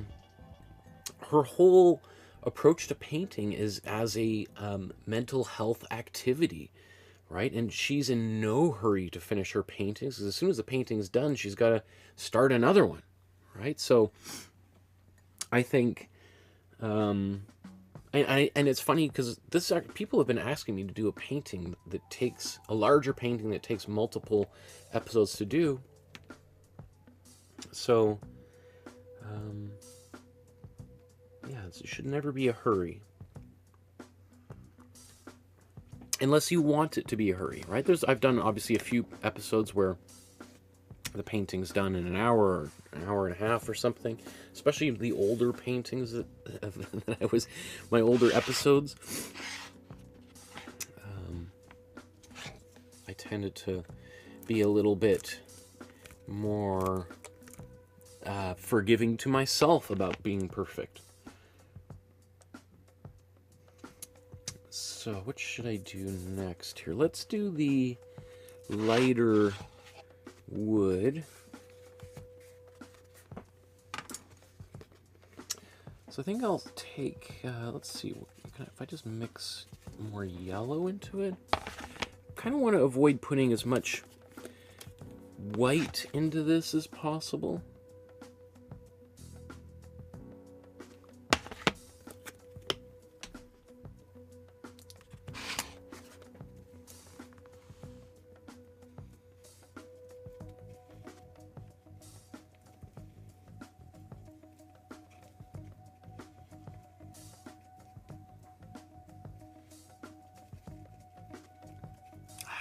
Well, okay, maybe that, okay. Don't want to go too much. I was like, oh no, it's too dark already, but that's... Okay, that's going to be different enough. Good.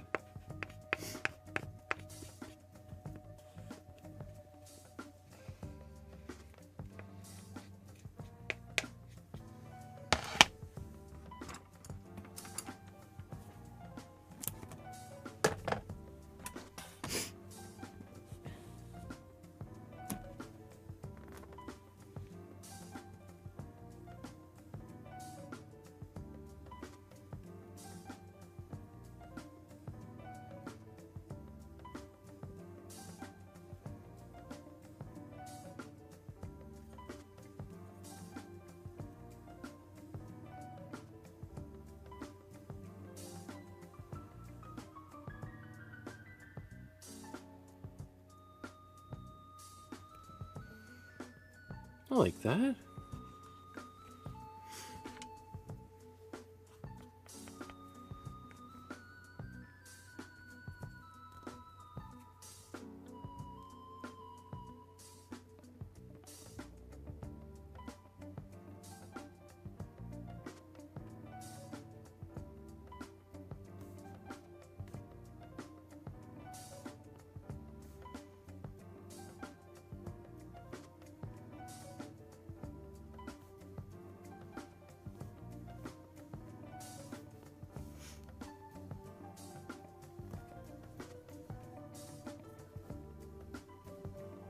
I'll probably do a quick second coat of this too.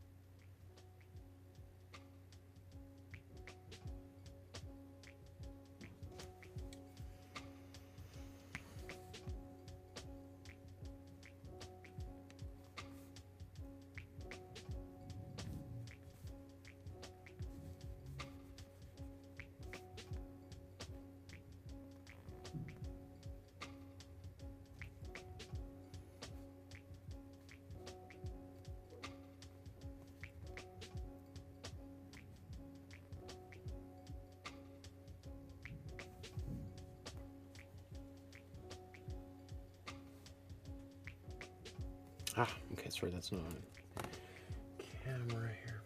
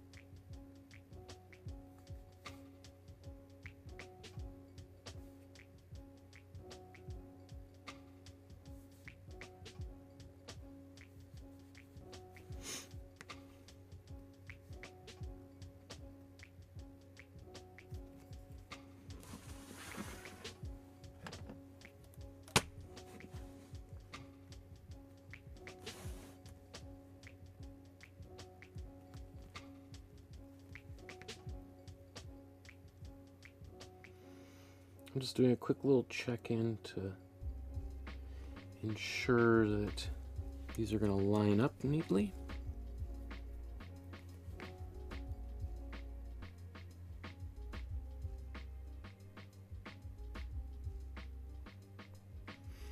After all, it is the background and the table that are going to be the most consistent, or the only really consistent items, technically, to create that image of the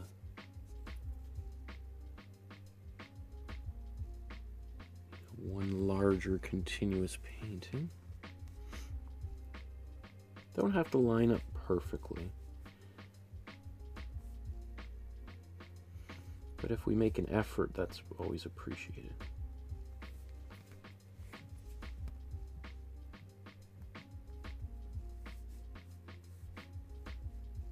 You know, it's like traveling to a different country. You don't necessarily have to learn the whole language. But if you go to a restaurant and you try to speak a few words, usually people are appreciative, right? Same sort of thing here. It doesn't have to be perfect. But if we put in a little bit of effort, then you know, ourselves and other people will be more than happy.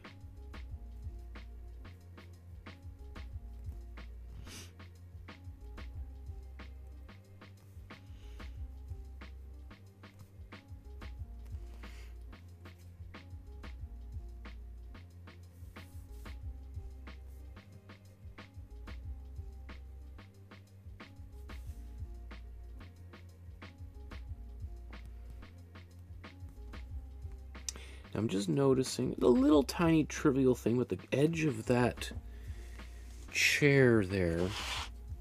I haven't touched, so I'm going to get that with my original background color.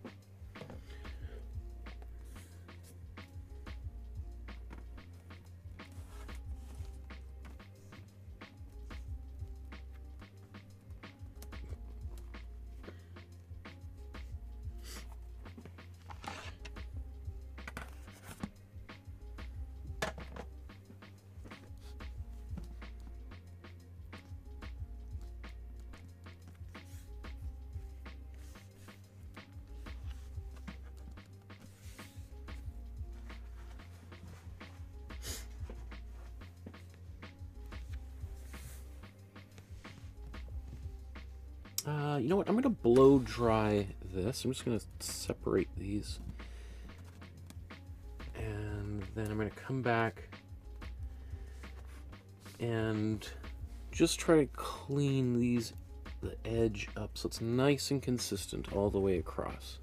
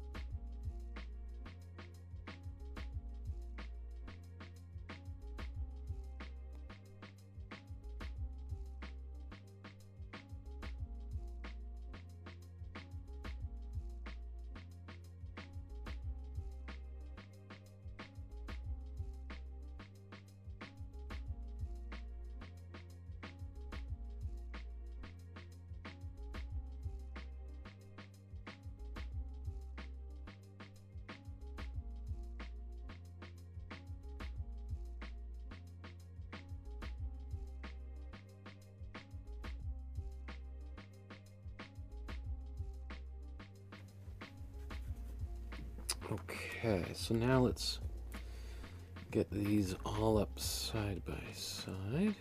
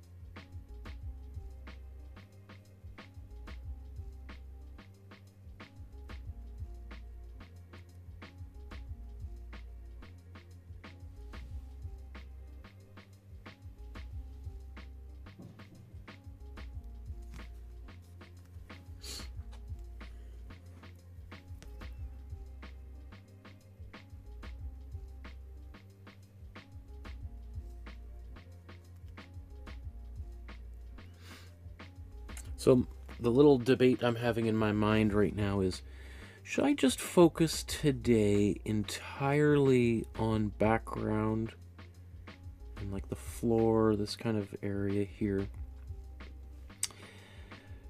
Or should I try to get, let's say, the tablecloths started? Maybe even paint in some basic skin tones of the figure.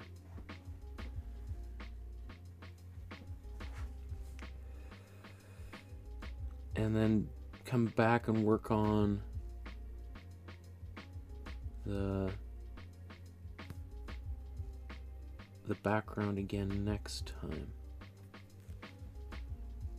Like what would feel better, just to kind of get the background, be totally done with it, and be able to move on entirely and just focus on the people for the remaining episode or two. And you know, that's a great question, Michael. I'm so glad that you thought of it and posed it. And you know, different people would have different answers, right? Some people would prefer to to get this whole painting kind of started everywhere. And then there's some people who just want to, okay, let's get the background totally done. I don't have to think about it again going forward. I don't think there's a right or wrong answer.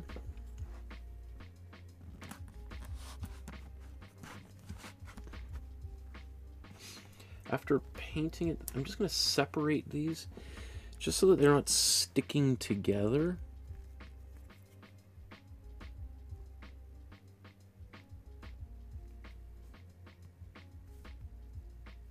As they were momentarily ago.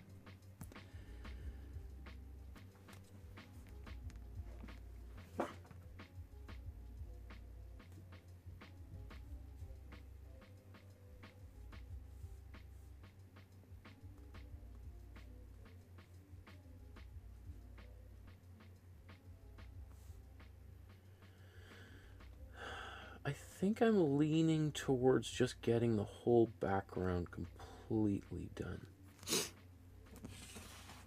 I might be able to start something, let's say like the tablecloth.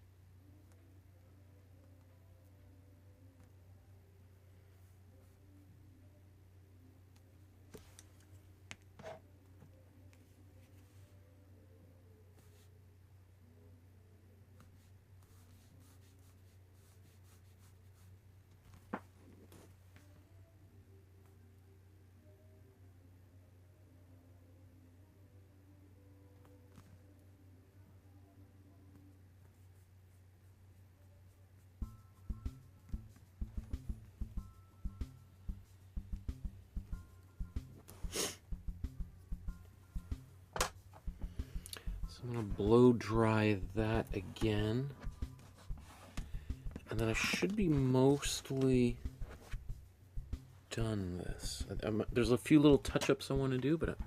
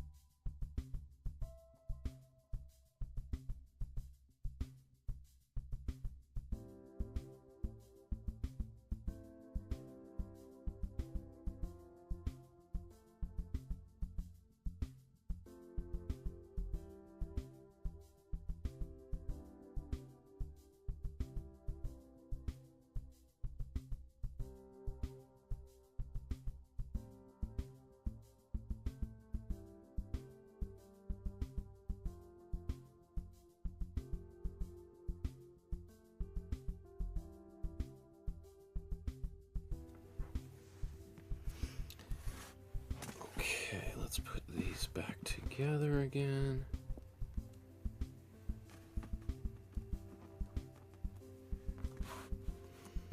So I still got a little bit of my dark color here.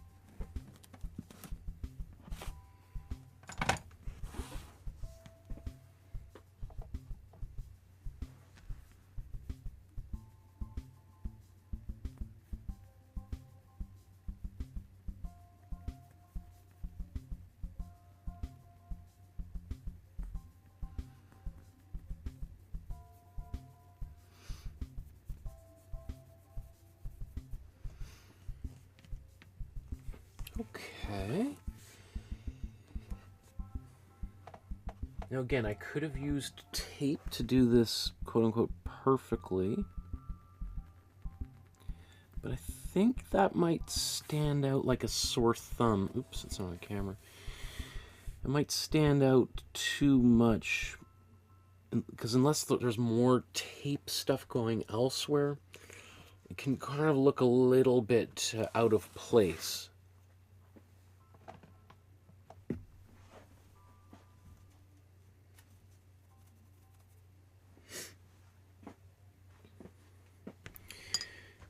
You know, it'd be like, you know, you got a, you know, an old car with a bumper that's hanging off and hanging by some duct tape, and then you go and get chrome hubcaps or something. It's like, well, that's a little bit odd. You'd think you'd probably get the bumper fixed before you spend $1,000 on really nice hubcaps, but you know, again, to each their own.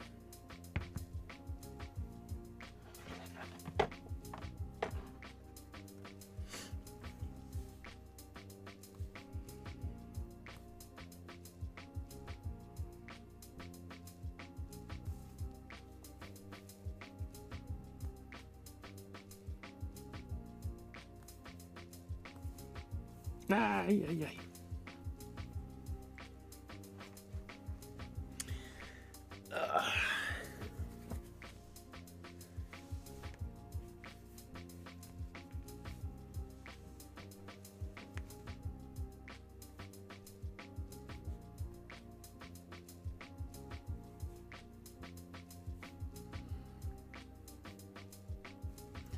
So I'm already very happy with this. Right? It's always surprising how, you know, You know, we might think with this painting, well, as long as Jesus looks fine on here, the whole rest of the painting will be fine. But, you know, it's like a movie or something. You might have the main actor does an incredible job, but if the sets and special effects are clumsy, then it kind of lets the rest of the film down. So everything plays an important role in a painting. I know not everybody over the years has been happy with how much time I spend on some of my backgrounds, but I firmly believe that every brushstroke on the painting is as important as every other brushstroke. There's not one brushstroke that's more important.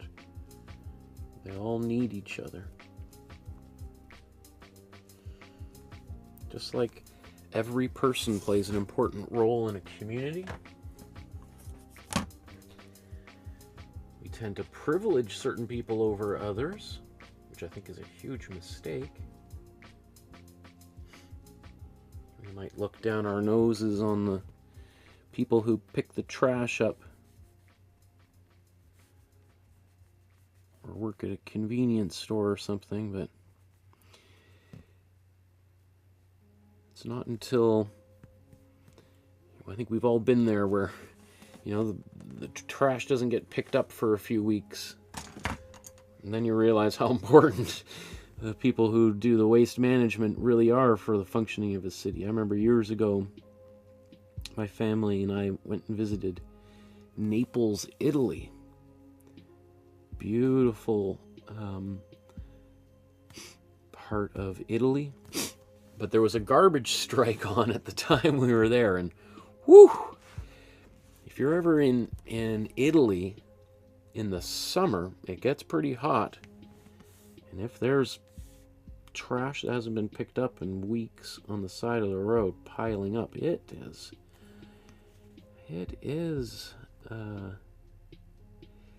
a particular bouquet, shall we say, that does not go unnoticed.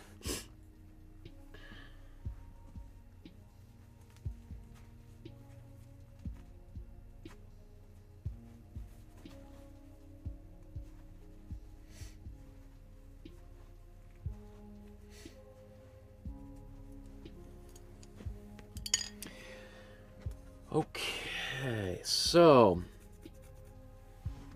I'm very happy with this. What do I want to do next? Let's bring that back up out.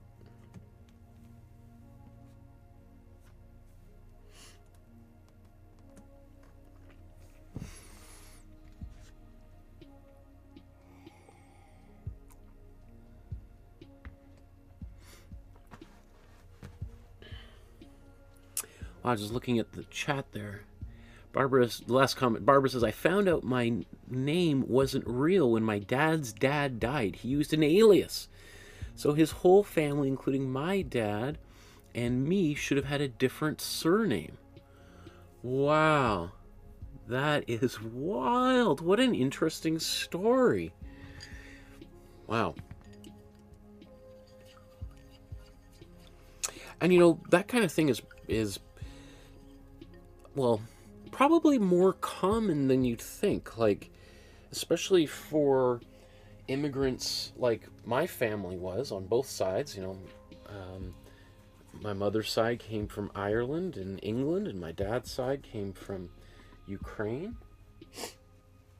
And I remember years ago going to Ellis Island, which is in New York City near the Statue of Liberty, where a lot of immigrants first came to the United States. Oops. I gotta fix that. The battery just died in that camera. 1 second here.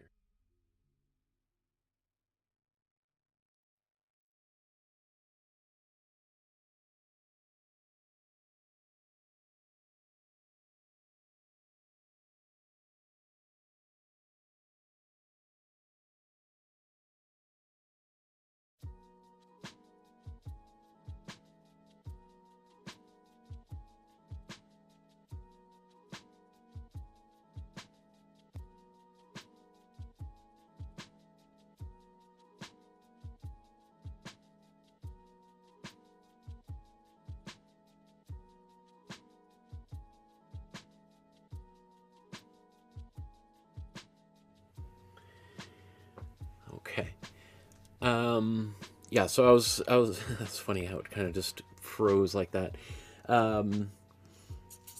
But yeah, I remember going to Ellis Island in New York City, where it was the kind of the entry point for millions of immigrants over the years into the United States and North America and beyond.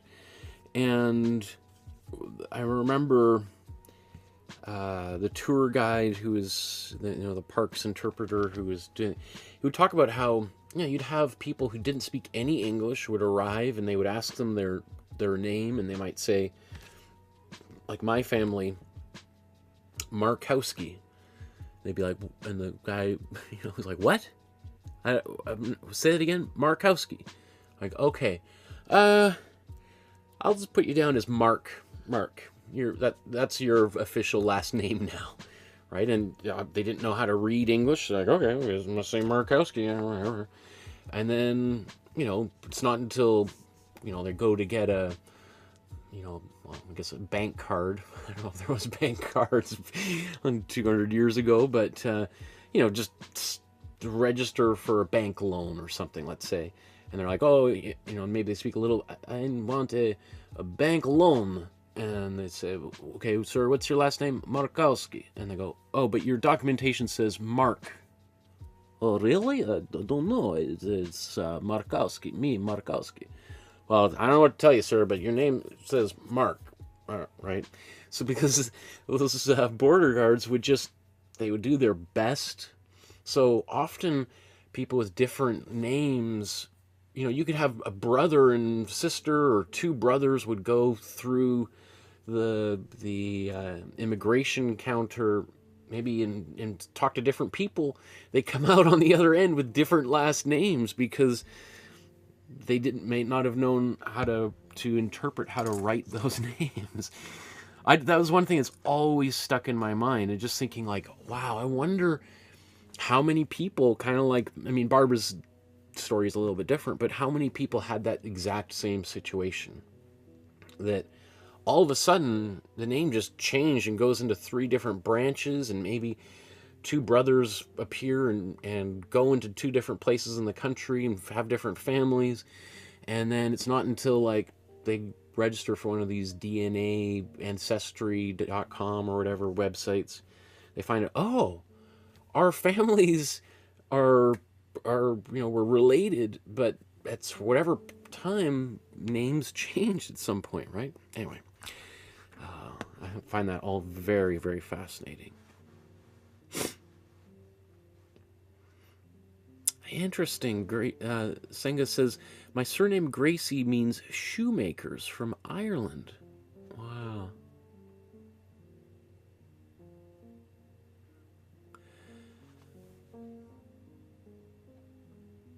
Lisa says, my dad's last name was misspelt on his birth certificate and never corrected, so my last name is fake also. Or you could, like, when we talked about Andy Warhol a number of times, Andy Warhol was born Andrew Warhola with an A at the end, and kind of just a story during one of his early assignments. The editor or whatever, who was, he was doing illustrations for magazines. When they, published his illustration, and they said, like, illustration by Andy or Andrew Warhol, and forgot the A at the end of the name, and Andy, being very Andy, was like, oh, that's great, Warhol, I like that even better. So he just said, well, they misspelt my name, but I kind of like it. Let's go with it, right? Which again is very Warhol, right? To have this potentially a major mistake that could really upset people, being like, that might just be an accidental improvement. From now on, I'm just going to call myself Warhol. He just took this mistake that some editor did when they were just quickly typing up the magazine, maybe the night before it's published, and maybe however that would. So, I notice when people spell my own last name, I have seen so many weird spellings of my own last name, people will call me Mark. Will call me Mark. I had a teacher when I was in art school call me Mark Markowsky for 4 years of undergrad. I don't even know if I tried correcting him. I think when he first started doing it, I was so intimidated. I'm just like, oh, okay, I'll just be Mark Markowsky, and and then every time he said it, I just found it funny. Other kids in the class just thought it was hilarious, and the teacher just could have cared less. I was zero priority in his life, and I always just find it really funny now. So I'm always used to people getting my name wrong, my name misspelt, and yeah, I find names very interesting. I read a book probably 25 years ago in college all about names and names of places and how words and translation changes, and the fact that we can have anything consistent in our world at all, as far as I'm concerned, is a miracle.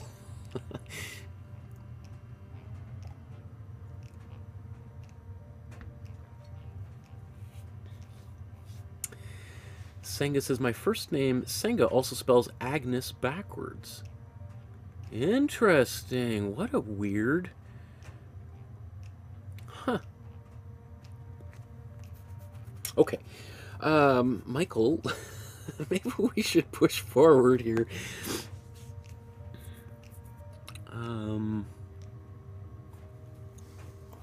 I may do all of these lines on here later.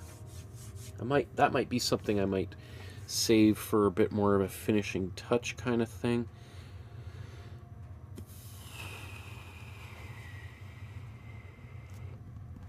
I feel a little bit inclined, because I've been working on this brown for 2+ hours.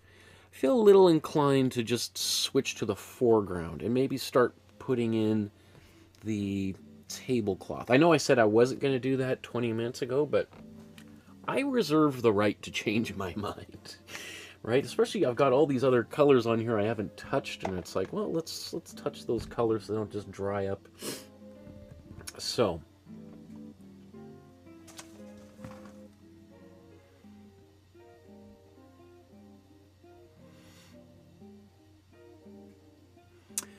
just a quick question. Judah says, I get quite a bit of bleed into the canvas texture. Would more gesso prep fix that?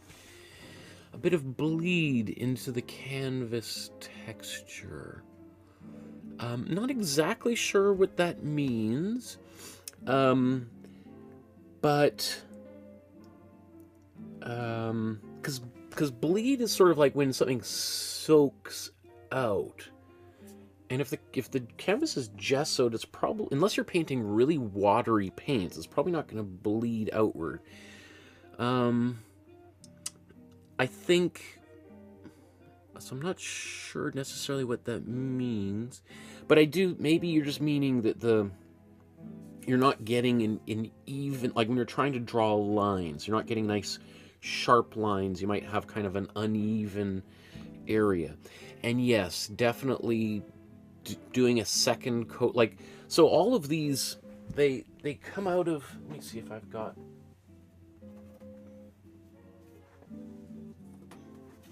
these are two different brands, but here's, we probably won't be able to notice much of a difference on camera here because it's so subtle, but so here's a let's see if I zoom in real tight. If I can.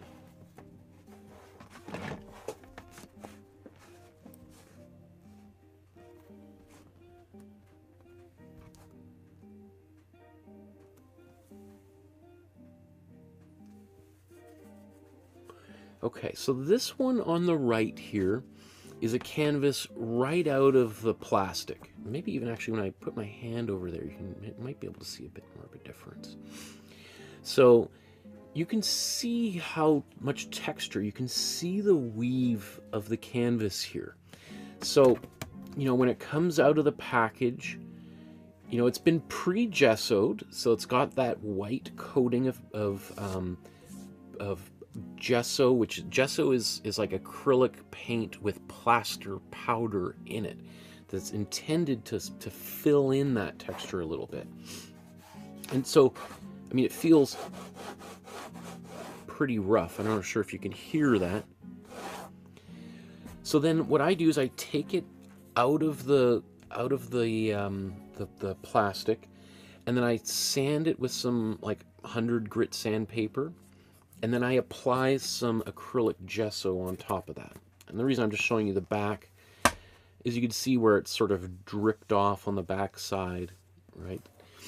And then I let that dry overnight, and then I sand it again. And you hopefully, again, it's pretty, I'm not sure how well that comes across, but this is definitely much smoother. Like I can still, you can hear when I roll my nails over it, there's still, you know, it's like doing that on your jeans.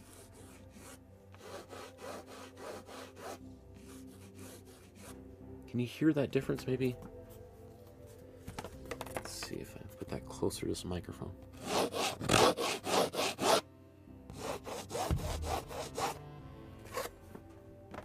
Right, so there is a difference, and sometimes people will go over the gessoed one a second, third, fourth time to get as smooth a surface as possible. You know, at that point, I think just paint. You can buy gessoed panels that are not canvas, but like a piece of plywood, sanded plywood that's got gesso over, so it already starts super smooth. Some people will paint on plexiglass or even glass, which is obviously super smooth. So, you know, it depends. Some people really like a smooth surface. I like a pretty smooth surface. I don't want it to be perfectly smooth, but I like it smoother. On the other hand, some people like really textured surface. Some people will literally, instead of painting on canvas, stretch burlap over a frame. Which, you know, burlap is like, you can, you know, it's like each strand is like the, you know, thickness of a paintbrush, you know. And that's not for me, but to each their own, right?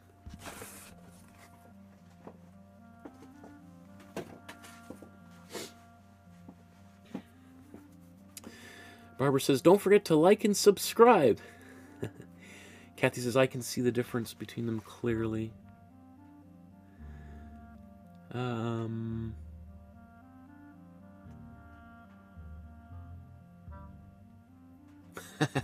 Kathy says, you didn't change your mind about doing some foreground, you developed your thought. I like that. That's we'll go with that. That's great. Okay. So, let's finally... So what I want to do now is just do a little bit of a transition. I've been working on the background for a couple of hours, and I'm really happy with the way it's turned out. But I think just to switch things up, I'm going to paint a little bit of the foreground. I'm going to start with the tablecloth, and then, you know, who knows where we'll be after that. I mean, I might get so excited about doing that, I might start painting some fabric of the clothes of these figures. I don't know. I mean, who knows? I was thinking of finishing the whole backgrounds now, but again, I might continue to develop my thought as we go forward. So, let's look at the tablecloth here. So obviously this is quote-unquote white, but it's not just white. There are other colors in here, right? There's some kind of yellowy brown areas, some areas that are got a little bit of blue in them. You know, there's some gray, darker areas. What I generally do, instead of trying to mix 5 different browns, or yellow, white, Michael. Instead of mixing a bunch of different whites, what I tend to do is just paint the local color across the entire thing and then potentially glaze over top of that, right? And the local color is what we call a color when it's unmodified by light or shadow, right? So, you know, how to determine the local color is kind of a little bit tricky. And if we had 100 different artists in here and said, okay, you choose the local color for this tablecloth, we'd probably get 100 different variations of what that is. So mostly what I'm trying to do is just find some kind of balance in between the dark and the light, so that and having said that, there might be some people who would go directly paint the whole tablecloth, maybe the darker color, and then lighten everything up on top. And some people might go for the brightest color and call that their local color, and then darken everything else. So I tend to start in the middle so that I can brighten and darken. But as I said, there's some people who might start dark and then lighten on top, and some people might start light and progressively darken. Right? I mean, there's 100 ways to skin a cat, right? So whichever one works best for you is the one that you should do. Kathy says, see you in a couple hours if you're still here. I'll probably be starting to wind up in a couple of hours because I got to get my daughter, but yeah, I'll probably still be here. So let's mix a white. Now again, a few things to think about. If I just paint white right across here, well, I'm going to completely obliterate all my pencil lines, which would sort of defeat the whole purpose of painting my pencil lines. So whatever color I put here, I'm going to add some kind of fluid in there to make that color a little bit more transparent. So, and there's different fluids we could put in there. We could use like a glazing fluid. We could use we could use a slow dry medium. It will make it more transparent, although it's probably not the best option. Or a matte medium. So my two primary things would be some sort of matte medium or glazing fluid. The only difference between these two substances is that this has a chemical that slows the drying time, and the glazing fluid has a chemical that it basically has the slow dry medium in here. So we could make, I mean, I don't know this for sure, I've never tried, but I would imagine if we took matte medium and slow dry medium and blended them together, we would probably get pretty close to a glazing fluid, I think. I mean, who knows what's in all of these chemicals? There's, I don't know. Yeah, maybe it's Soylent Green. You know, maybe it's made of people, as Charlton Heston screamed. Oh, sorry I should have said spoiler alert for that. When was Soylent Green made? 1973 or something? Soylent Green was a... I think it's called Soylent Green, or is it just Soylent? It's a sci-fi movie. Long story short, the ending is that this magical substance is made from people. And Charlton Heston's running around. It's made of people. Ooh, Sangus says, I just got a munchie box from the Chinese finger food. Michael, sometimes start a stream at night so I could watch it in the morning. Well, there is... there's sometimes I do find myself painting until 3, 4 in the morning here in Canada, and often hear people, you know, like, oh, you're still painting, I'm just waking up and headed to work. You know, like, well, I'm about to go to bed. Hopefully, if I can finish. Anyway, so I do sometimes start quite late.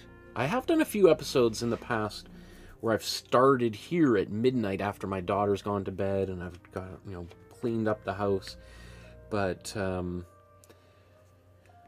you know, when you start at midnight and you finish 4 in the morning, and then if I have to go and do something next day or take my daughter to school, it makes for, I'm a little bit grumpy. You know, and I know it sounds impossible for me to get grumpy, but there has been 1 or 2 times where I have been grumpy. Okay, let's start painting here, Michael. Let's get with the program. Okay, so I'm mostly gonna take my white, but let's see how do I want to do this. I'm gonna put a generous helping of matte medium here.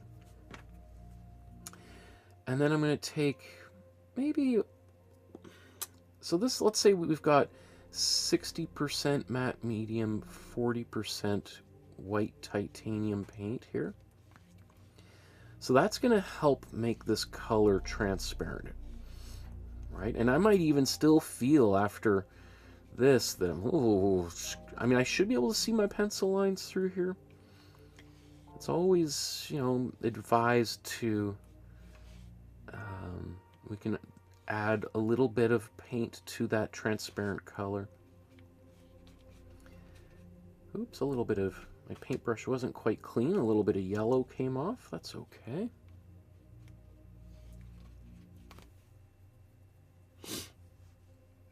Now, since the tablecloth is in the foreground, I'm going to take a little bit of blue. Again, we don't need a lot of it, but instead of just plain white here, I want just a little bit of a slightly different color. That's also going to allow me, if I want to do highlights, I can actually put a white on there.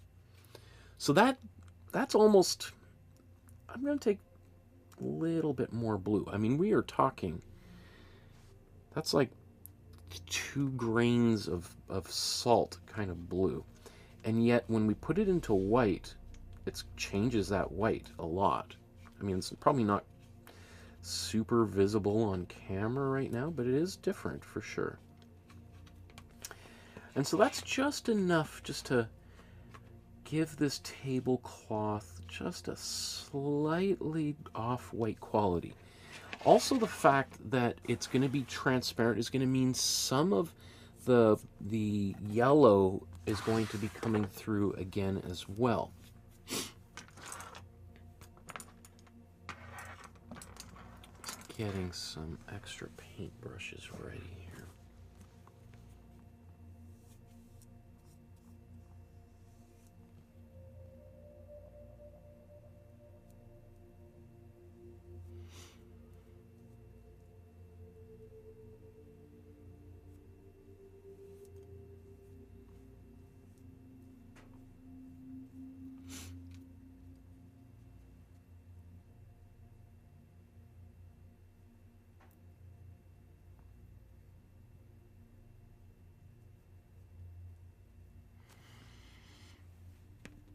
Now, I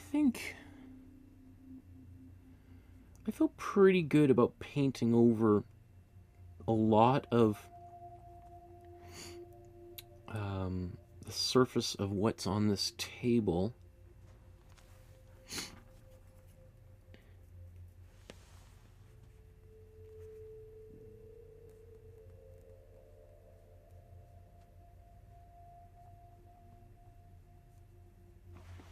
Man, it sounds like there's something going on outside there that is. Probably, I don't know if you can hear it on the audio, but it sounds like a low bass rumbling of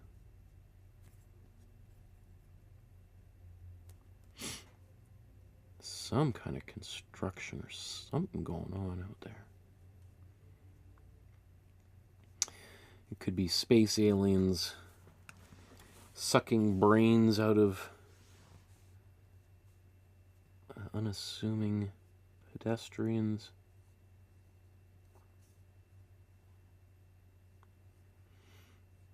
That's what I like to think, anyway.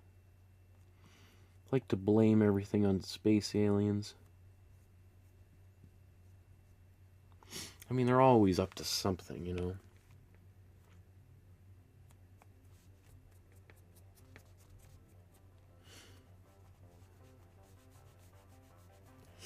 Wouldn't it be funny if, like, if space aliens ever come, or maybe they've been here all along, if they did look like Alf or something?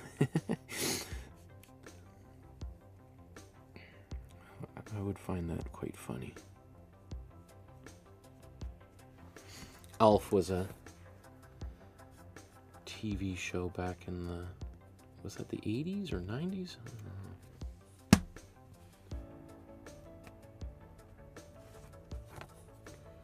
A little while ago, that's for sure, whatever it was.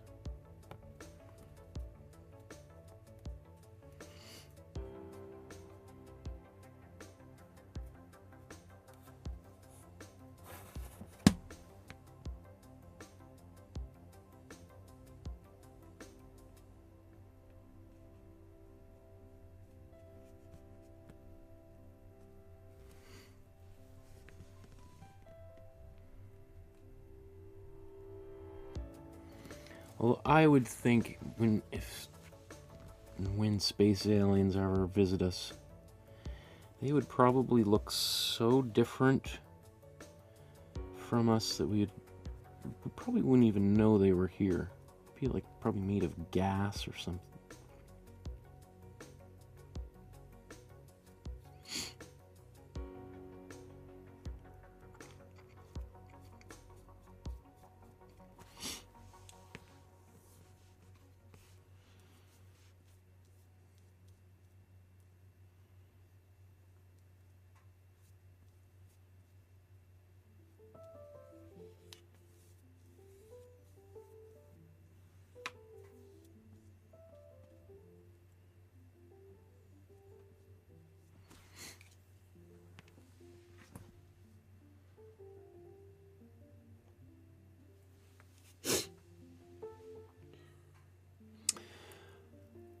Singa says, how was the concert, Michael?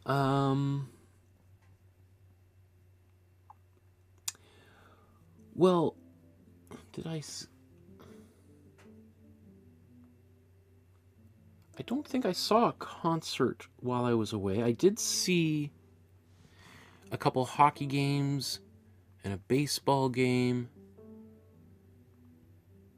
I am going to see a couple concerts soon, though. I'm going to go to Seattle in a few weeks to go see the Rolling Stones. I apologize if I did say I was going to a concert. I might have said that. Probably did.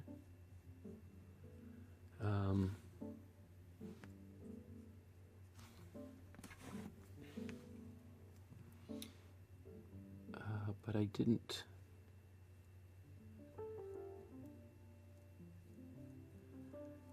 see one while I was away. I mostly spent my entire time while I was out of town in art museums, which I typically do. So I spent 3 full days at the Detroit Institute of Art in Detroit.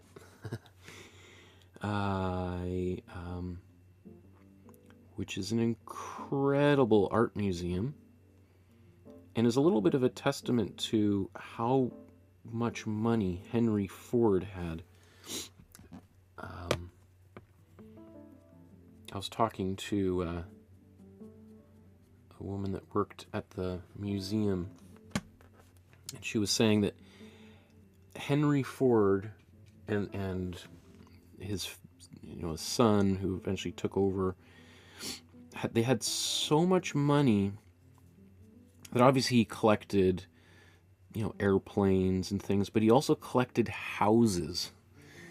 And there's an entire, I didn't get a chance to visit. I think she said it was in Dearborn, which is, I didn't realize actually how close Dearborn, Michigan was to Detroit itself. But anyway, he collected houses and would have houses disassembled and moved piece by piece across the country and he made a little town of the houses that he had bought, which is probably more money than most of us can even dream of. But also at the Detroit Institute of Art, I mean, they got Henry Ford happened to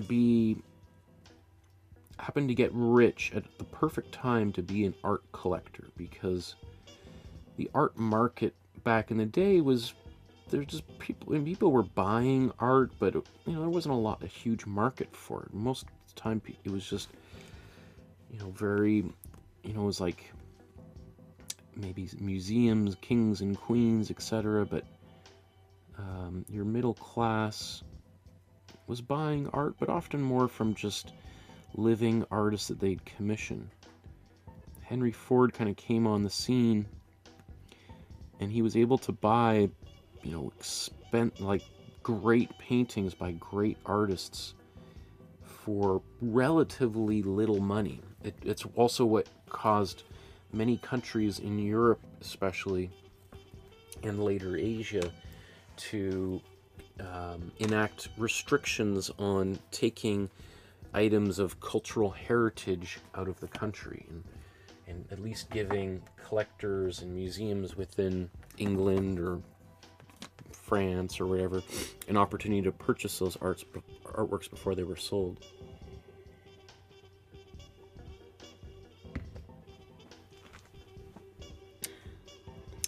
Oh, I did go to a concert. Okay, not in Chicago or Detroit, but it seems like so long ago. What did we see? Was that? Oh, we went and saw Slater-Kinney. Slater-Kinney is an all-female indie rock band, from the late 80s, early 90s. Kind of famously one of the two lead singers of the band, Carrie Brownstein, was one of the stars of a TV show called Portlandia, which is very funny if you've never seen it. I think it's very funny. I tried playing it for my parents, who were just like, I'm not really sure. I think it's hilarious. Not everybody's cup of tea, but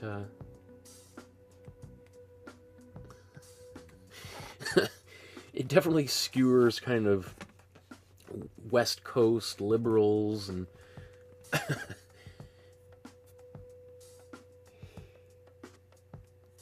in a loving way, but I think it's hilarious.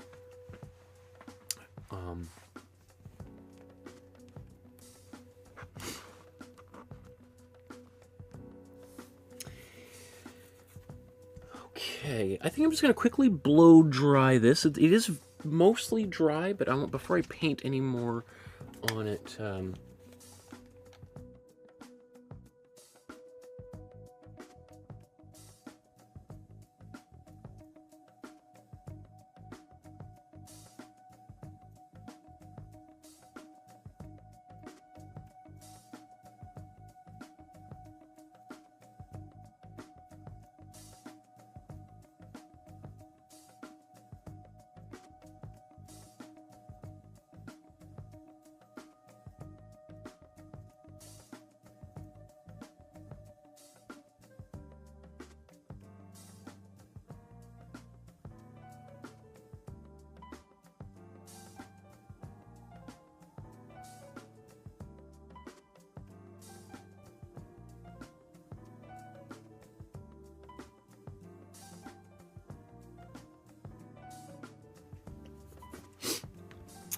oh, there's Pascal in the chat there.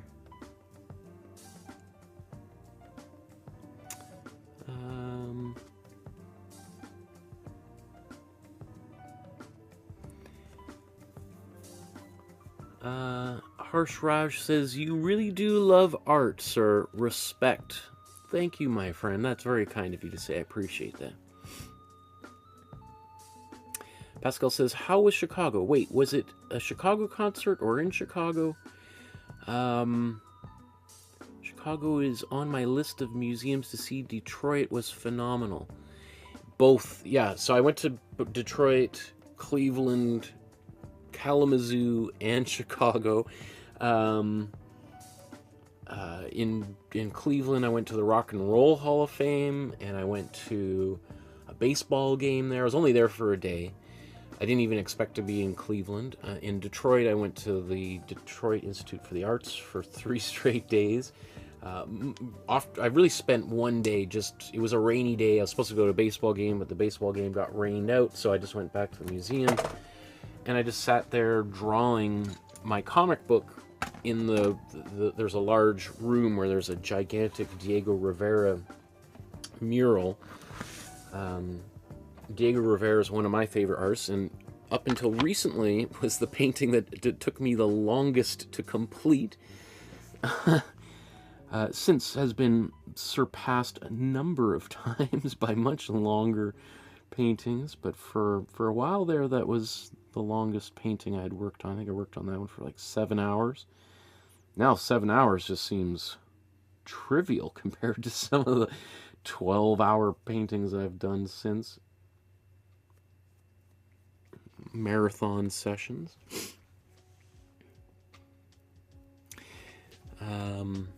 But yeah, that's highly recommended. You know, Detroit is a pretty cool city. You know, it's definitely on the rebound. You know, I was talking to my mother, and she grew up in Windsor, Ontario, and remembers going to Detroit as a kid. And you know, Detroit is a city has definitely gone through some tough times over the years. But from my outsider's point of view, seems to be doing probably better than it has in a long time. It's definitely on the rebound, which I think is, you know, it's great to see. And the art museum, I think, is a big part of that. So if you're ever in the vicinity, I think you can't go wrong with a visit there. The Museum of Contemporary Art in Detroit was closed for installation while I was there, of course. It was like one of those things where as soon as I think maybe a day or two before I got there, the exhibition closed, and the whole museum was closed for the next, as they deinstalled and began the installation for the next exhibition. So I went to a Detroit Red Wings hockey game, which was very cool. I know almost nobody listening cares at all about sports, but I love going to Broadway musicals, and I love going to sporting events. I love going to festivals and theme parks, and I love going to big things like that. And I especially love taking my daughter out. Next time I go, I want to take my daughter out there so she can experience some of those artworks. But anyway, that was really fun, especially because it was one of the last games of the season, and Detroit was trying to make the playoffs. They failed in that endeavor, but it was really cool to be in that kind of atmosphere where everyone is super excited. They didn't win the game, which, you know, made the crowd a little bit bummed out, but that's not atypical to go to a sporting event and the team loses, right? There's always a pretty good chance of that happening.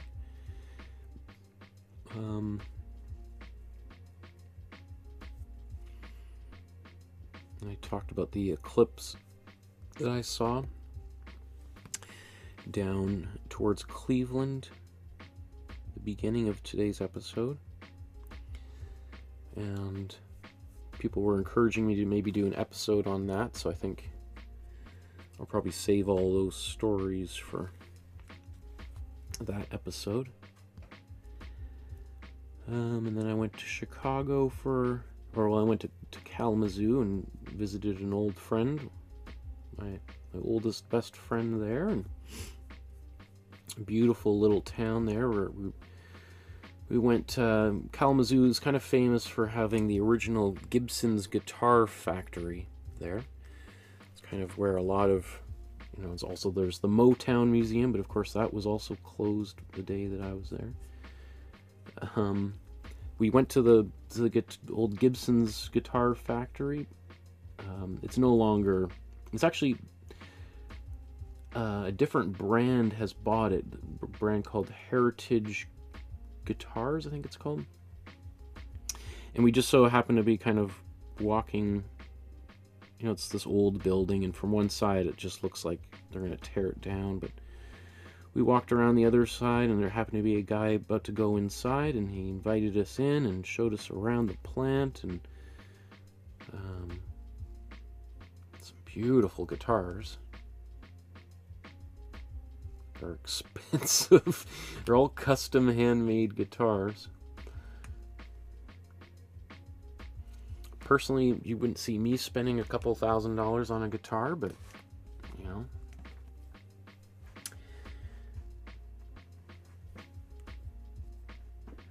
Senga says, I have a Gibson and a Les Paul. Woo! Nice guitars. Wow. Well, when I was at the Rock and Roll Hall of Fame, there were some of the very first Gibson and Les Paul guitars there on display. That was a cool museum to go to, the Rock and Roll Hall of Fame. Really neat exhibits. Lots. If you've ever liked going to the Hard Rock Cafe, but weren't a big fan of the food, going to the Rock and Roll Hall of Fame is like going to the Hard Rock Cafe without the food. Although it's the first and I think only museum I've ever been in where you can buy a beer and walk around the museum with a beer and a snack in your hand.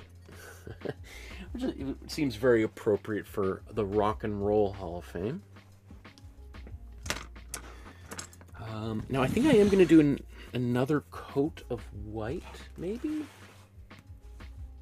Let's just take a look here. I just cleaned my brushes, but then I'm like, do I want to do more? Well, let's blow dry that.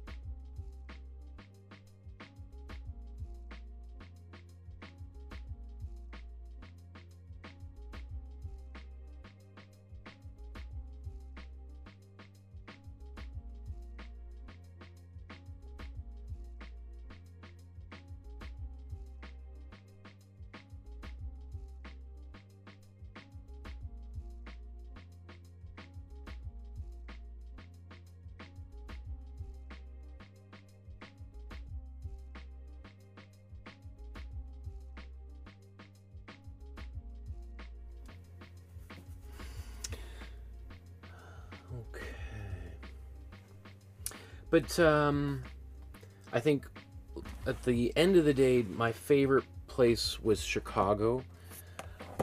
I've always wanted to go to Chicago for years. I a long time ago applied to the Chicago Art Institute to study there. I didn't get in. But I've always wanted, there's some of my favorite artworks in their collection, so I've always wanted to go there just to see those artworks.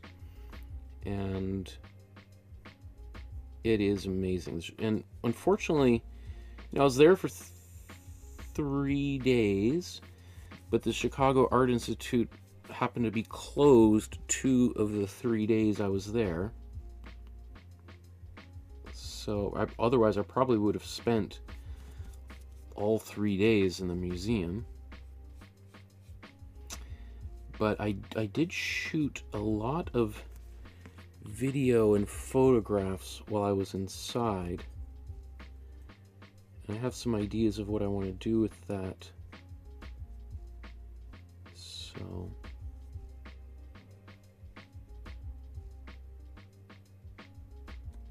hit the subscribe button and notification button, so when those drop, you will know what I'm talking about there.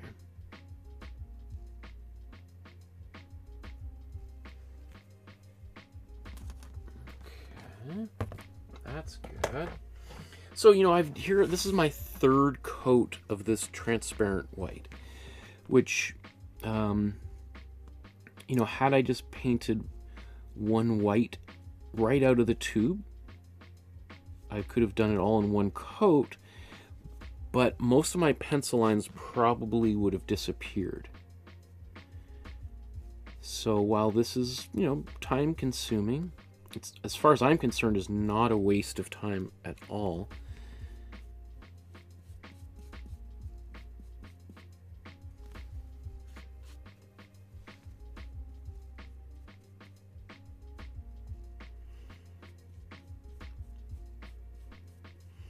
Because it allows me to really control how opaque this layer of paint actually is. Like, you know, right now on camera it probably looks pretty white, but there is a lot of transparency still here. I can still see every single one of my pencil lines, which is going to make my life easier when I start painting this. I'll be able to see all of these cups and bowls.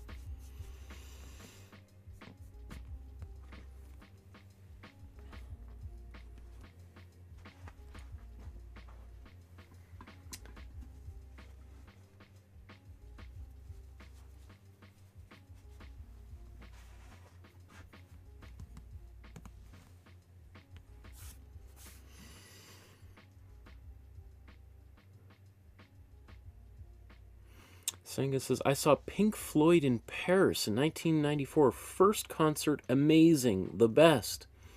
Wow, I bet you that would have been pretty cool. Wow.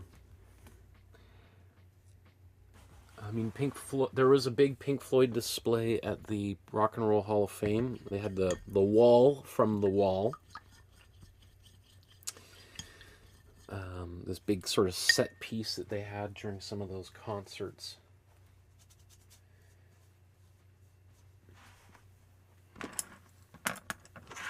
I think probably, you know, even if you're not a big Pink Floyd fan, I think seeing Pink Floyd live would still be really cool. They're kind of infamous for their,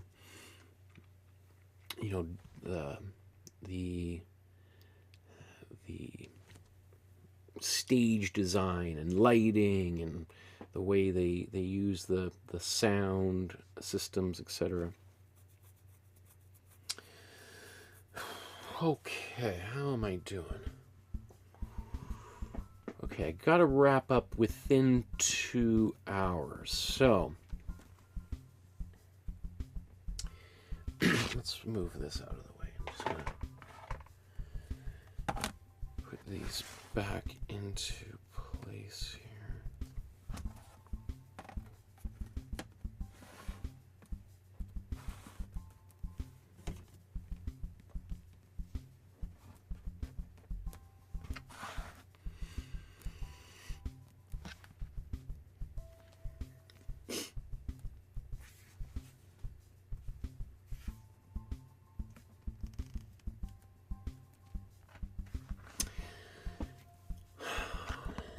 Okay, what is the best use of 2 hours of my time right now?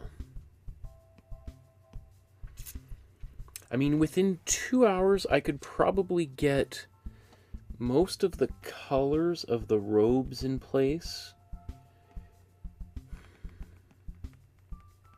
The one thing is that I would probably prefer to mix those colors and even paint most of those folds all in one go. So like I could see myself in terms of like, let's say I need, after this, 2 more episodes. Ideally, I would only want to spend 2 more full days working on this. I'd probably want to spend 1 day just working on faces and hands, right? So then probably another day would be just the robes. And those would be good to do get all of each of those, like, so do all of the robes from start to finish all in one session. Do all the faces, hair, hands, all in one session. So that would probably mean finishing the background as much as possible would probably be the most prudent thing for me to do right now.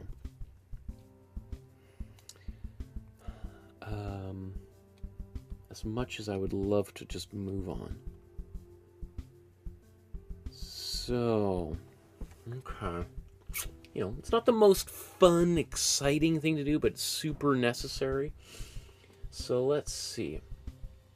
If we're going to go back to the background, I basically want to mix my background color again. I want it to be a little bit darker, but not quite as dark as down here, right? So I made this really dark purpley brown. And then you see I have this, maybe it's easier to see on the side here. You know, so then I've got this little bit more yellowy brown down here. I could also use that same yellowy brown for some highlights in the woodwork back there. But probably the first thing I'm going to do next is paint the columns here. So I want a color that it's a darker brown, but not as dark as this brown. Okay, so let's, I'm going to come back here.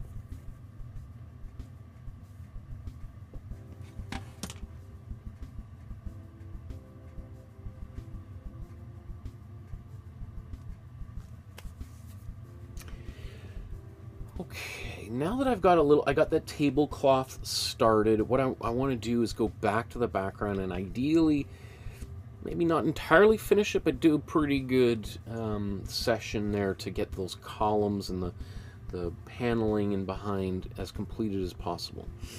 So, you know, I was just looking at, oops, I was just looking here. I want to mix a darker brown, but not as dark as the brown that I put down here. So let's do that right now. We can see here's the dark brown I put down at the bottom. Here's the light brown I put down here. And this was the brown that I had up here. So I want kind of a color maybe a little bit in between those two.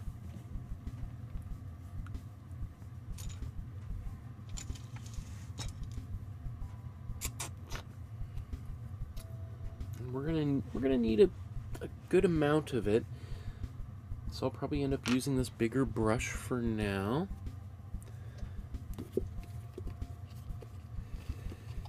So let's start out, put a bit of yellow here.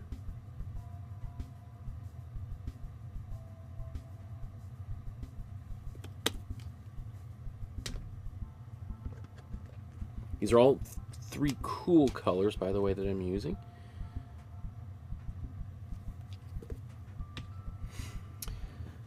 So I'm going to take my cool yellow and cool red, mix that up.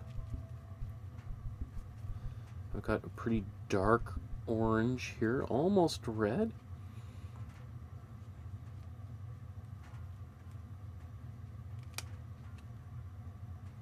Let's take a bit of blue.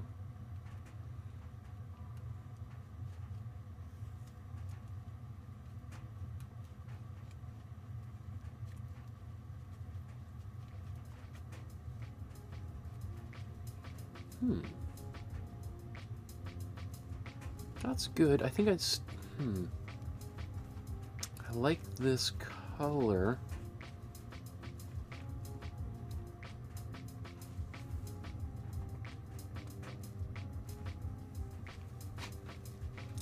I do really like that brown.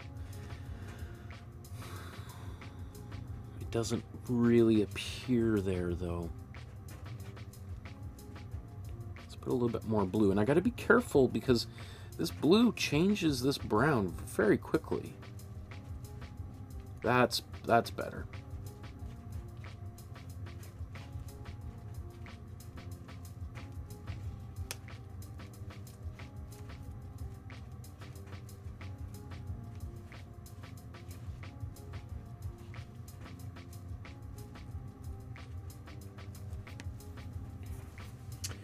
Now I wonder, there's a part of me that is contemplating putting that slightly darker color along the top here. Now in the original, the top is kind of trimmed very close to the, so yeah. Okay, let's do that. Let's zoom back out a bit here.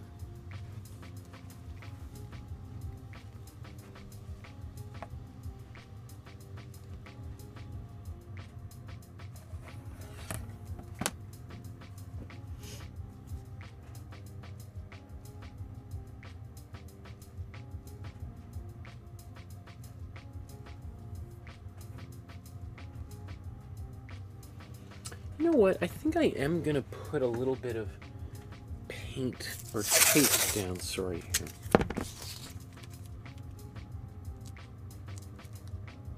Remember I said I didn't want to do this because it might be too perfect? Well, I'm going to do this kind of quickly.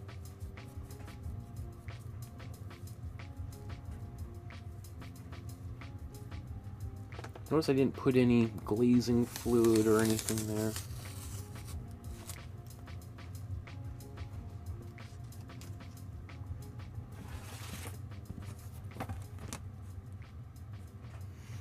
So if I do it a little bit quickly, it's going to be a little bit less precise. Which I think is kind of what I want. Now I was kind of hoping that would be a little bit more on the greenish end of things. Maybe I'll make the pillars a little bit more green. We'll see. I may even want to change that later. I don't know. In fact, maybe just before I haul that away.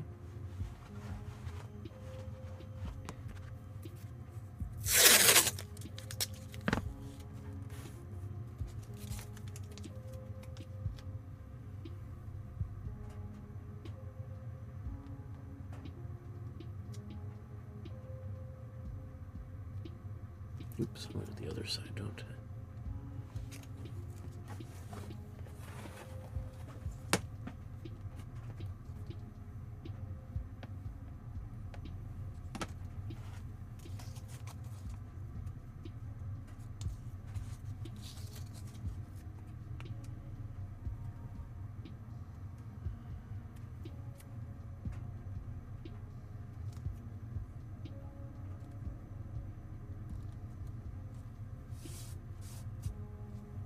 Let's just double check.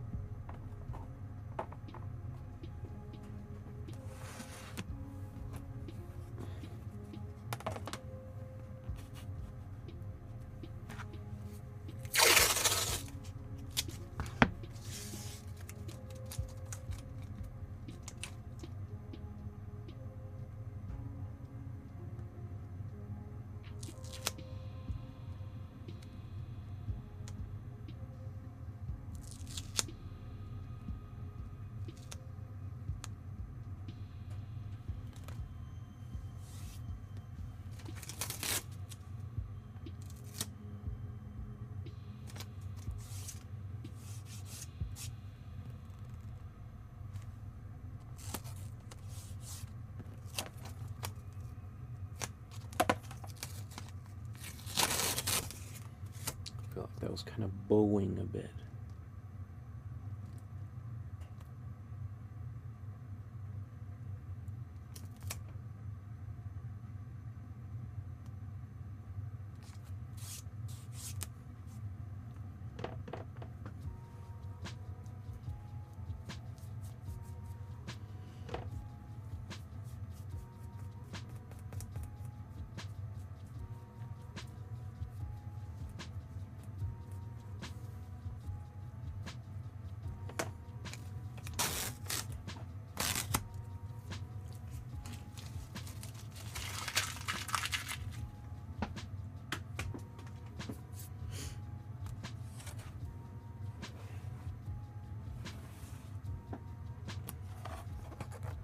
Let's just see if this is something I can live with.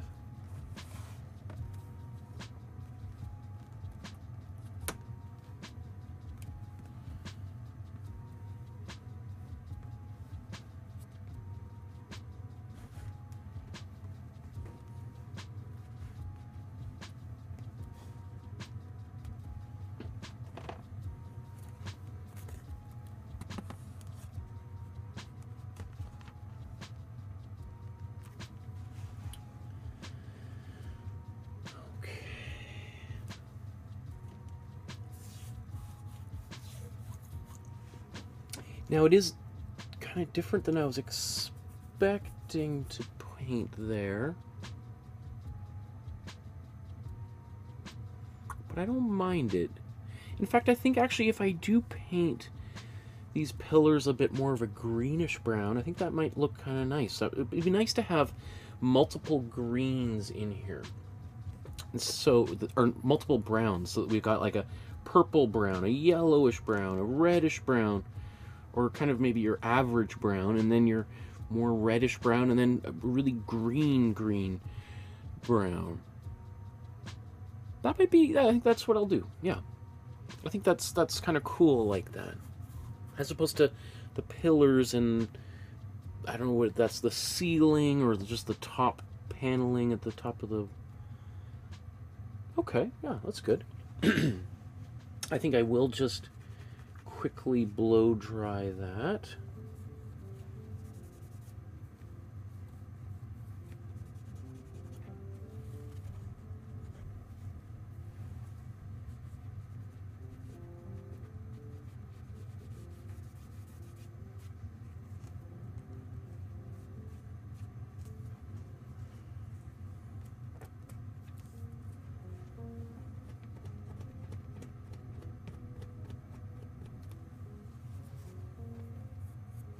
Okay, I'm just going to blow dry all of that right now.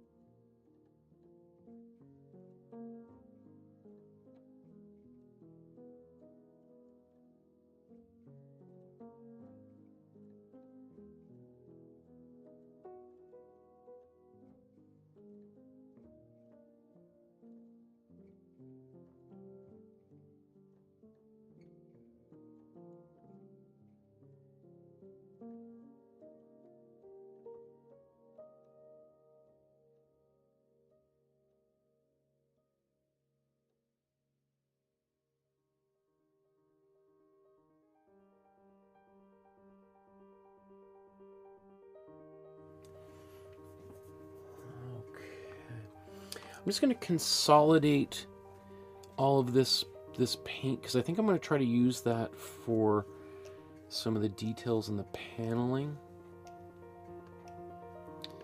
which I could do right now, but I just I feel like I want to get in these pillars now so that I think that's going to make it easier for me to do all of those smaller details. I always just tend to like getting the big things out of the way first.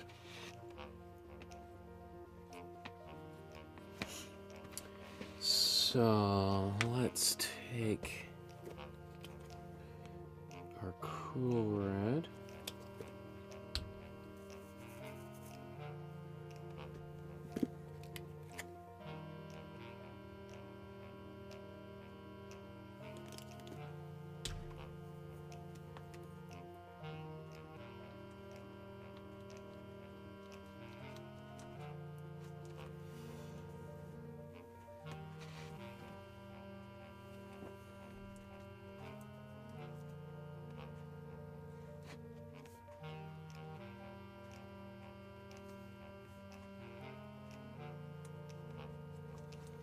Put too much red in here.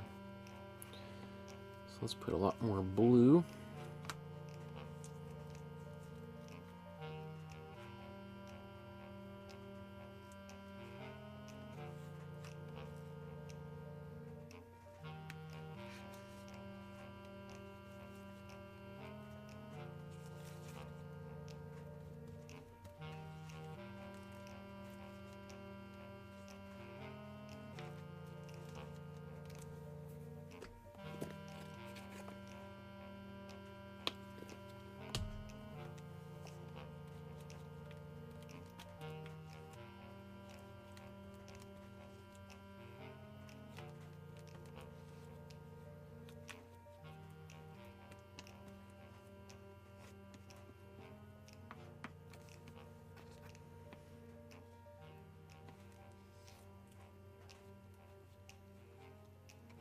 So I like that color, but it's a little bit too similar to what I had there before.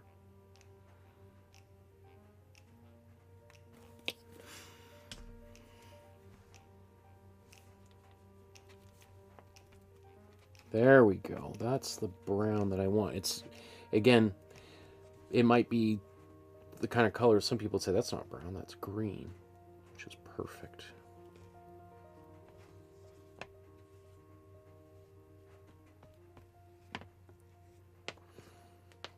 You know, the lines between what one color is and another. I had this discussion with a person I was teaching just yesterday in class, and literally the same sort of thing. I was showing people how to mix a brown, and someone is like, "That's not brown, that's green."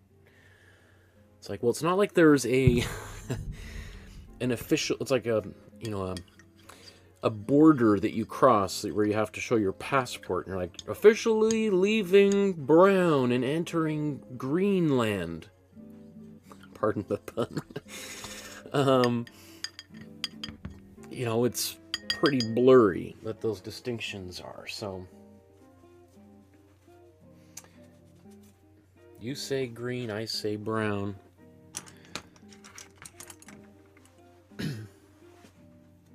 Now, I had kind of good results using my tape.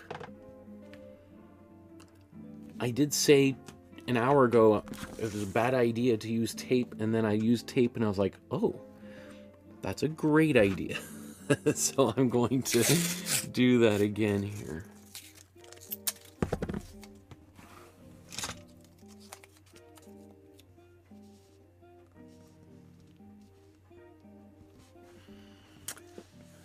These pencil lines.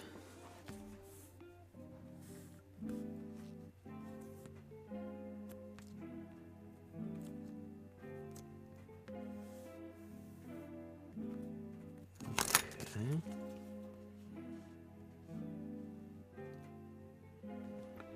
Man, some of these are pretty hard to see at this point. Where am I? There we are.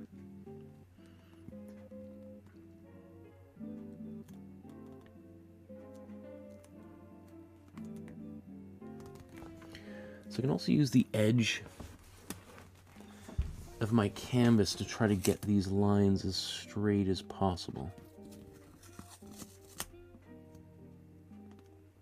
Right? Because if that tape should be pretty consistent in terms of its thickness, so that looks like that's okay.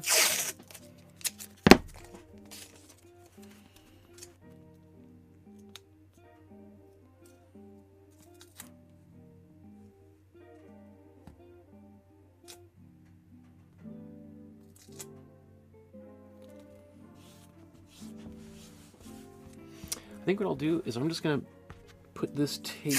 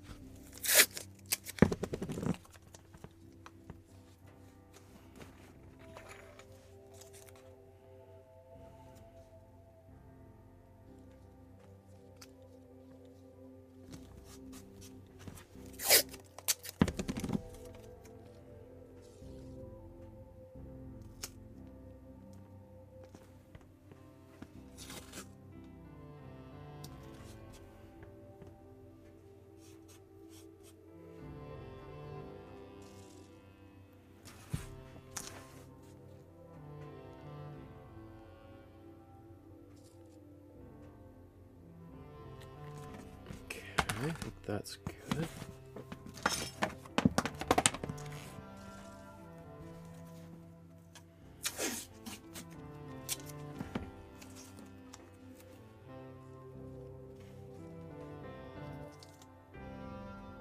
So some of these I'm having a bit of a harder time seeing than others. So I'm just going to go to the ones where I can see, and then I work my way back around.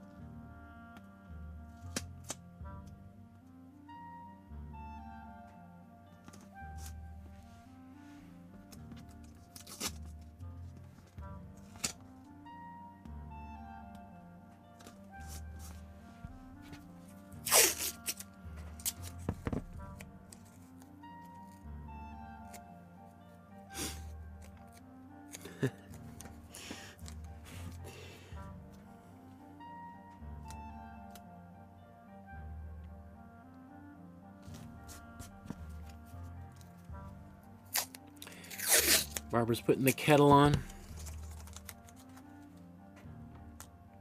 So I need another cup of tea.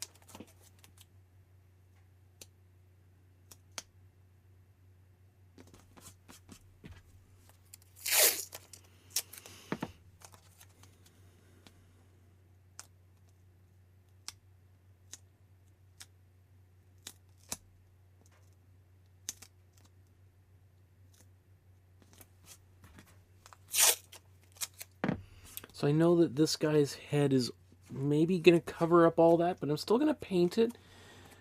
I'd rather have that paint there and have the option of moving things around if need be than be just forced to go with what I've got.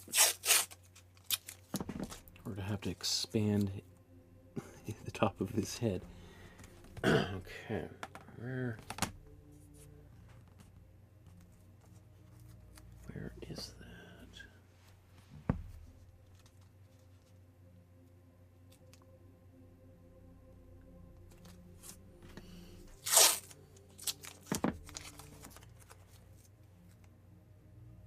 Well, that's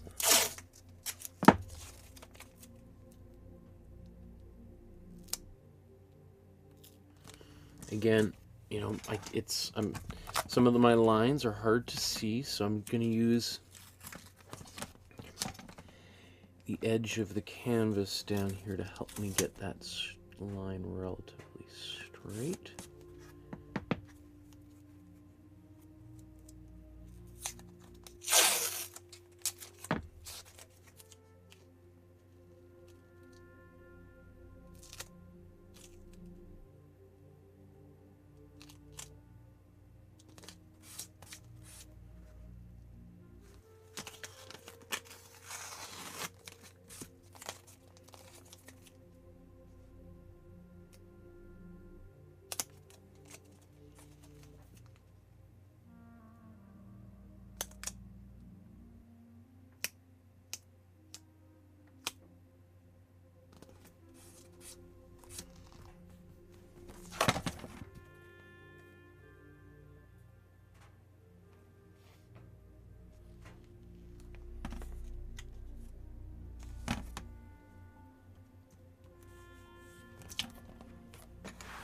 Okay, and just before I start painting, the old carpenter's rule, measure twice, cut once,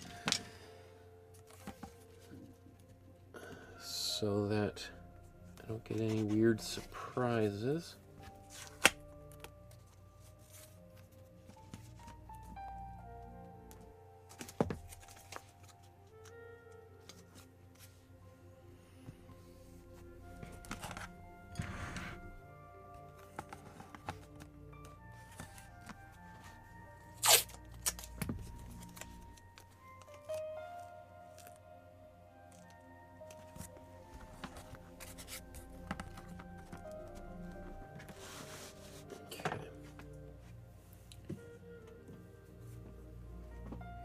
So there's a pillar. So make sure they're equally spaced. Okay, right? 1, 2, 3, 4, 5, 6, 7, 8, 9, 10, 11, 12, 13, 14, 16. A little question, should I tape going across there? I think I can do that without using tape. In fact, if I try to put tape there, it does worry me that I might not get it exactly, and then it could be, yeah. So, I think that's probably. Saying it always puts a cookie in the microwave. I have not heard of that technique before, but that does make sense to get a little bit of a, you know, oven fresh quality. Good idea.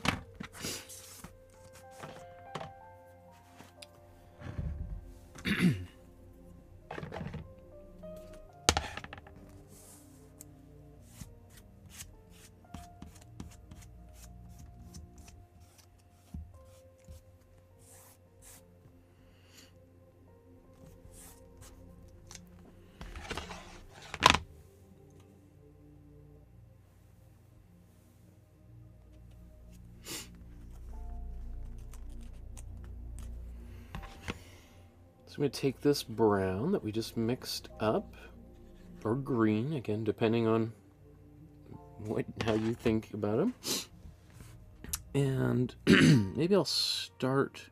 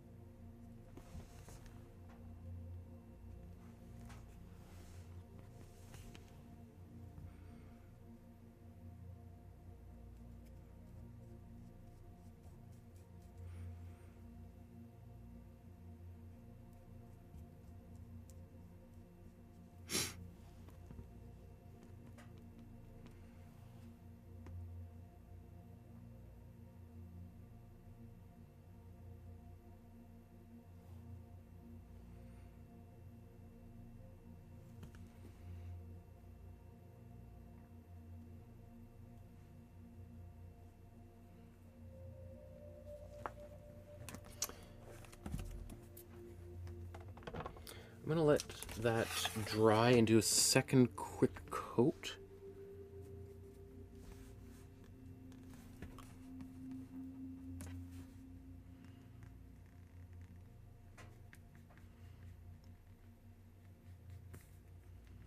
This is a little bit riskier because I've got tape on both sides, so potentially it increases the likelihood that I might get some spillage underneath the tape, which is a bit of a workplace hazard.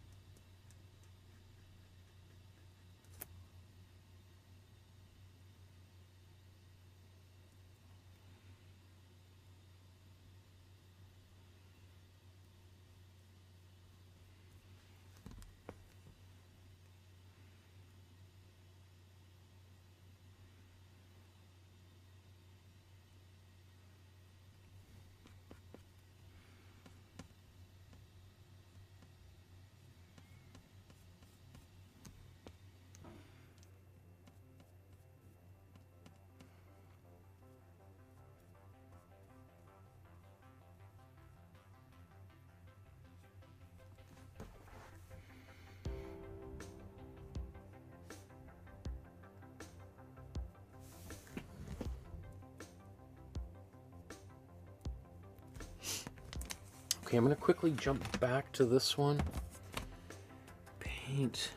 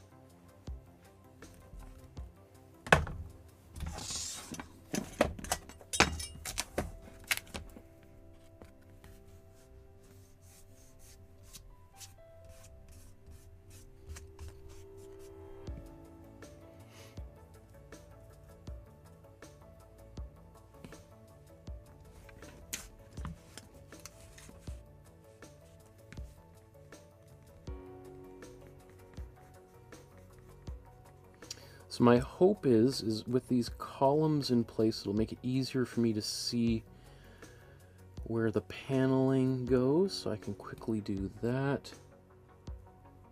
And that will probably take me to the end of today's episode. And that would be great, because then I would be pretty much set up to just focus on foreground for the remaining episodes.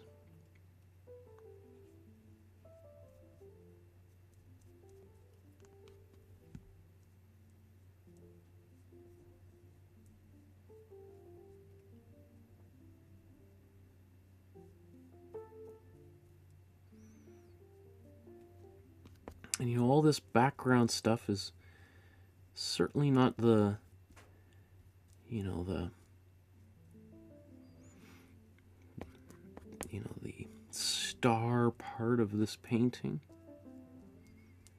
but it is really important. And skip it at your own peril.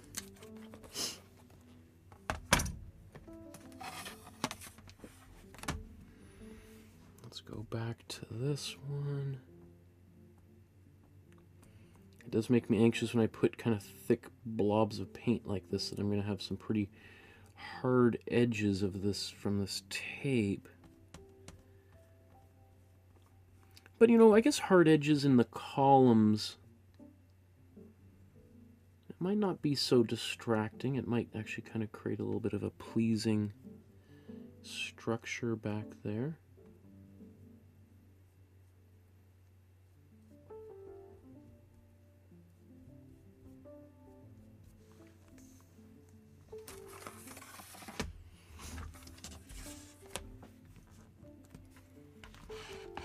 Maybe while that has a bit of a head start to dry, let's peel some tape off. I know people love to see the tape being peeled off.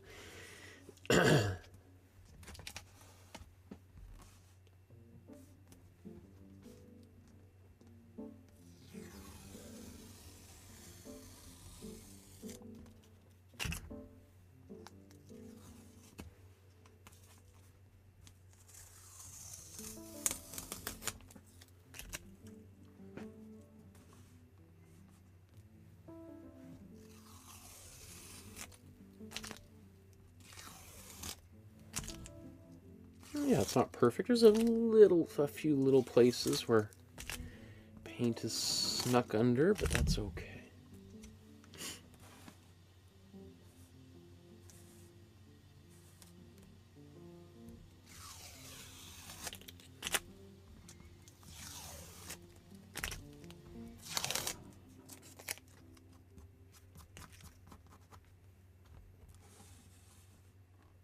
That's good. Maybe a little bit darker than I was hoping for.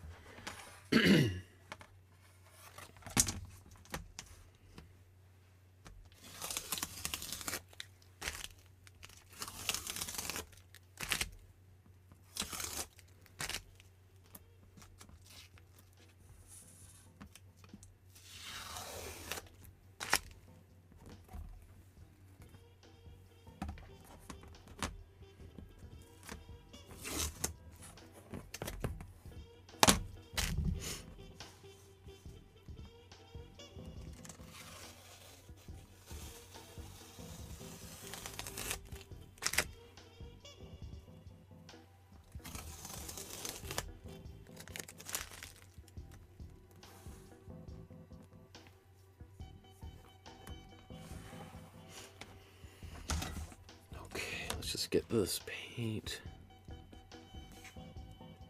on this one.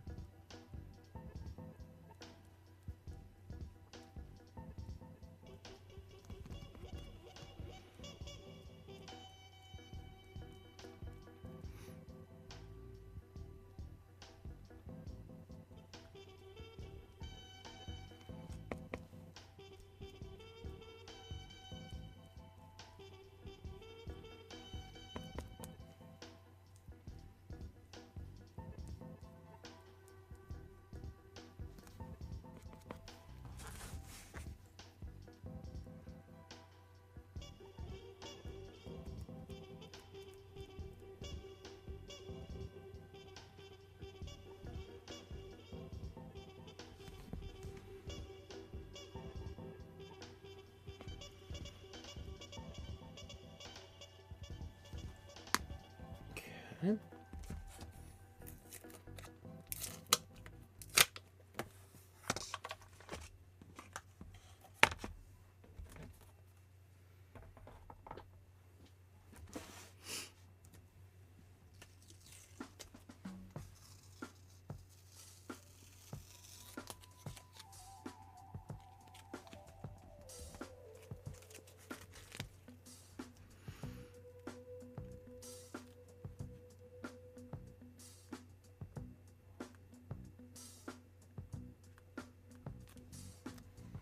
Paint's snuck under there more than I had hoped for.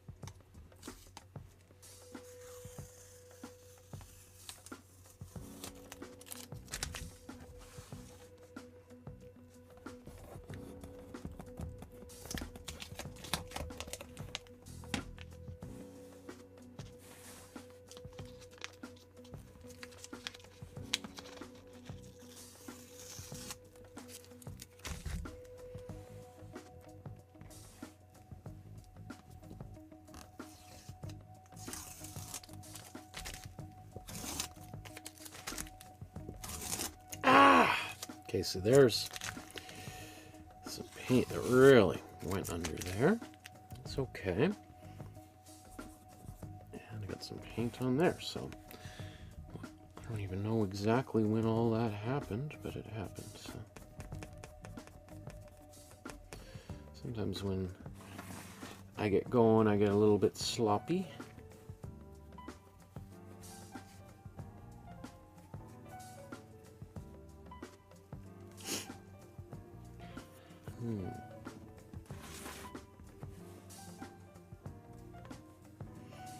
I kind of aggressively wiped that away.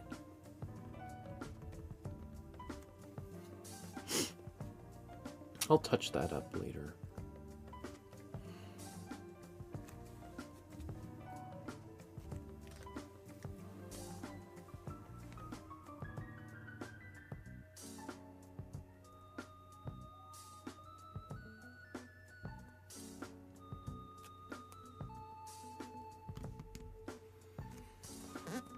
Okay, let's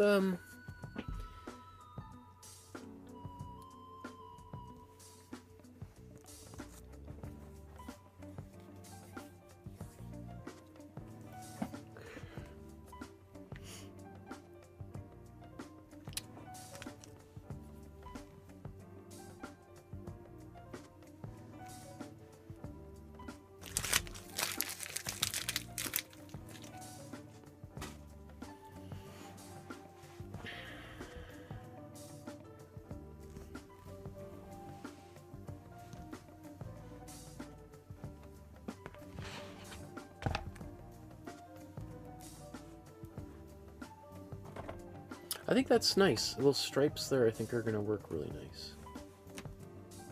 Or columns, or however you want to think about them.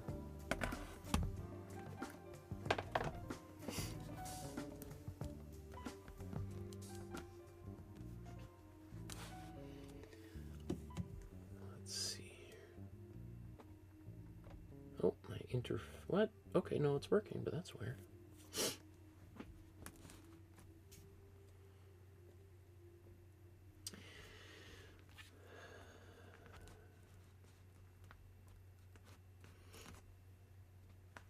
So I think that's actually kind of nice. Like those vertical lines just kind of, I think, reinforce the figures, you know, the verticality of that tends to be in these figures, even though they're sitting. I think that was a really nice kind of pattern for Plautilla to put, or Plautilla to put there, sorry, in the background. Whoa, what's going on? Oh, okay. Bunch of things here.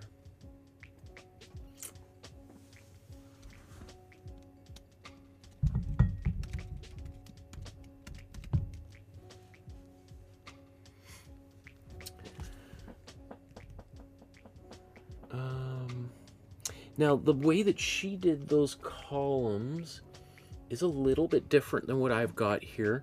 We can see that, you know, there's these little flourishes at the top. I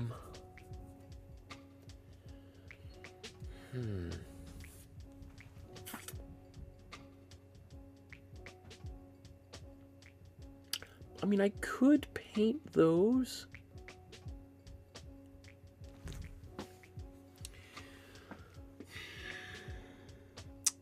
Is that the best use of my time? Will anybody care about that? Probably not. So,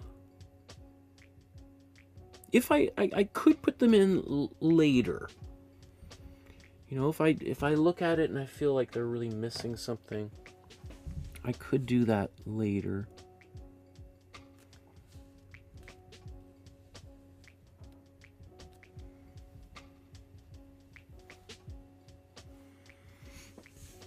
I think for now, though, I could move on.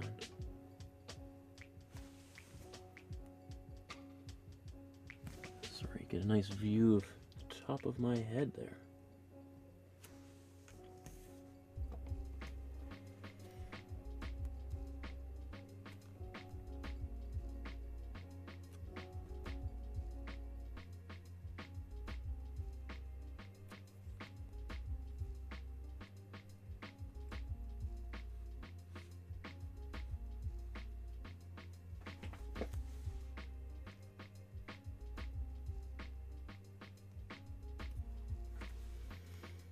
Now, some of these are a little bit wider than others,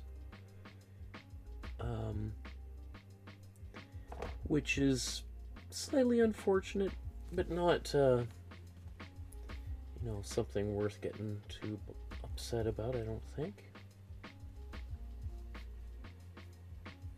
They're certainly more unified than they would be had I just tried to eyeball these.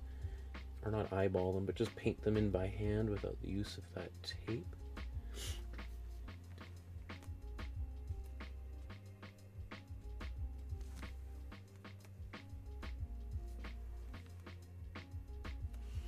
But you know, everything, there's nothing on earth that's perfect. There's always going to be some errors or problems. I think the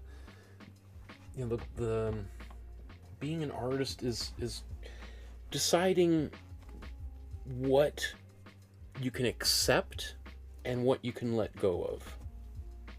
Because as I said, there's always going to be problems, and when you see a mistake, you kind of just have to think to yourself, okay, is this a hill worth dying over, or can I move on? Or is this something I really need to, like, fix? I think in most cases, it's like, you know what? Move on. Not a problem. There are, on occasions, times where I'm like, and as you've, I'm sure, seen with many of these episodes, where I'm like, yeah, I can't let that go. I need to work on that a little bit longer.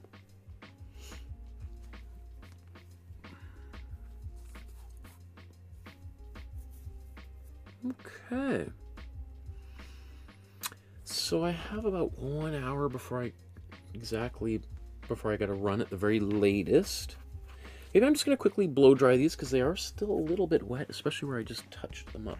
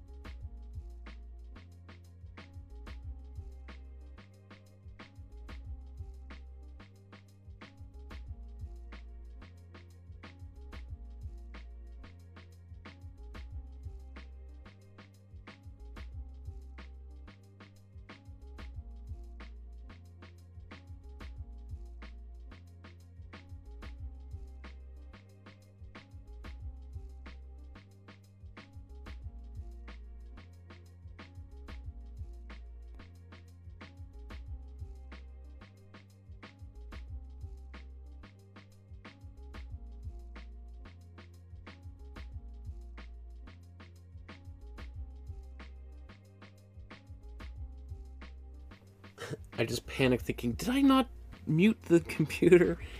Whew. Okay, it's like people's ears are bleeding with that hair dryer going. Okay, so I am, I look at these and I think there's a few of these columns could be wider, and I still got the paint. If I'm going to fix it, this is my kind of one opportunity to do that.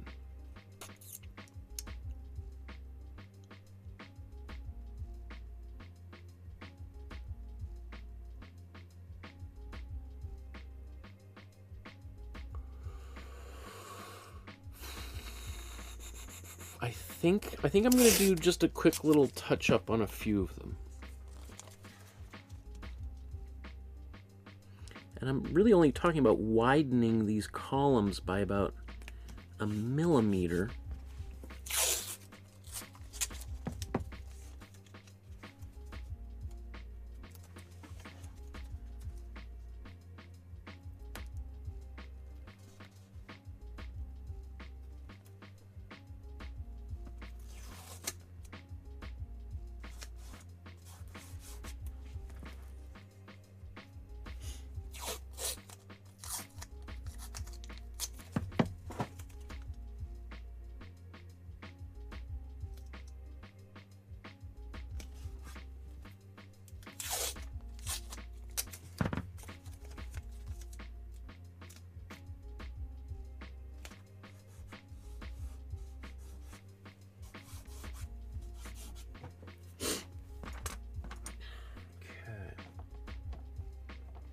One thing is there's probably going to be a bit of because I do this, a little bit of texture underneath the previous line. So I'm kind of going to put a bit more paint, kind of load that up pretty thick.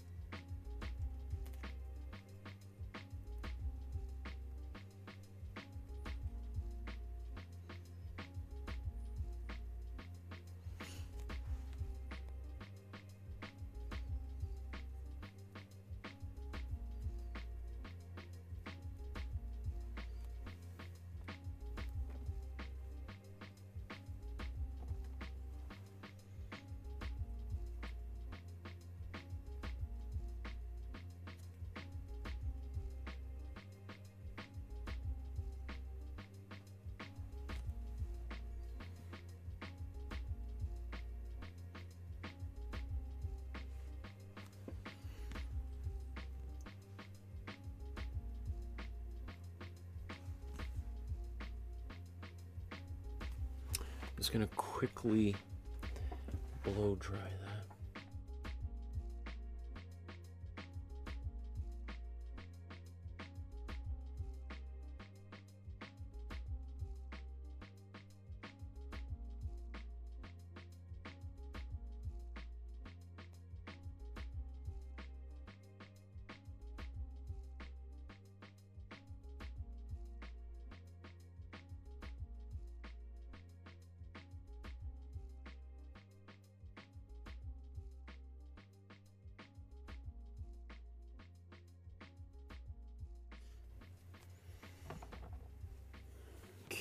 And just quickly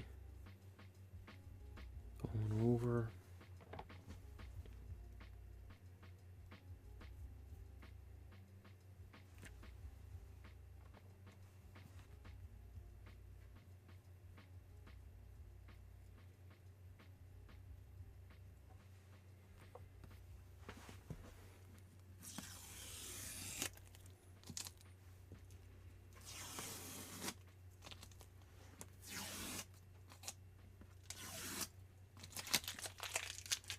There. I mean, probably doesn't, look very different, especially at this scale on camera right now. but just that little bit of a difference. Some of them just looked a little bit thinner compared to the others. You know, now that one looks a little bit thinner. You know, I mean, I could go on and on, but I think that's an improvement. And just looking at them, I don't see. I was kind of worried that you might see kind of like ridges there, but we don't, so that's good. Okay, that took a little bit more time.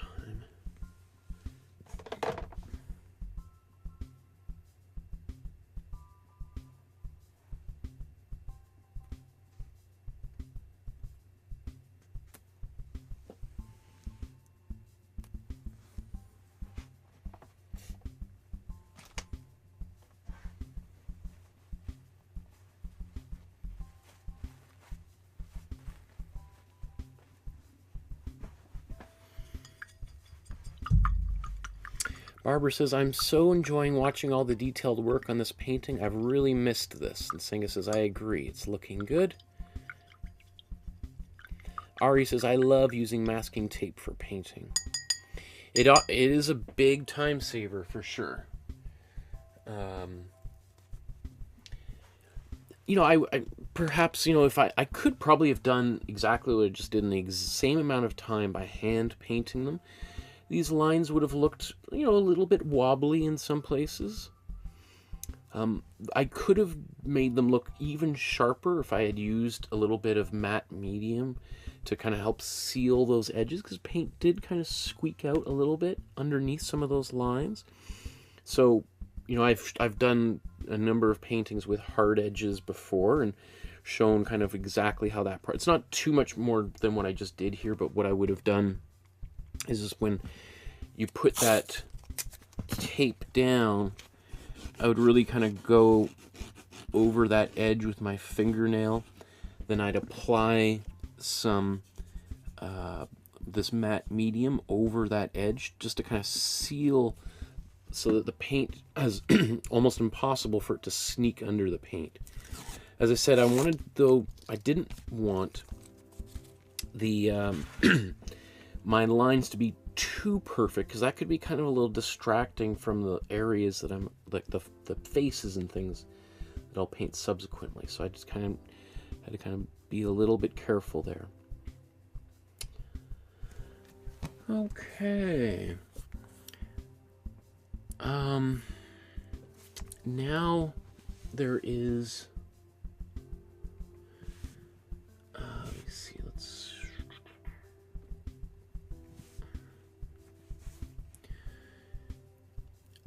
these areas, maybe not so clear there. Okay, right here. You see these, the molding in the wall.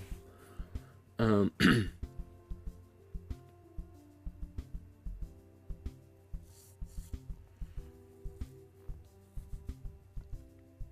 might make, I don't have a lot of extra paint left. I might have to, I was planning on using this kind of red color for there. Though I might just add a little bit more blue, darken that down a bit. Let's just move these out of the way.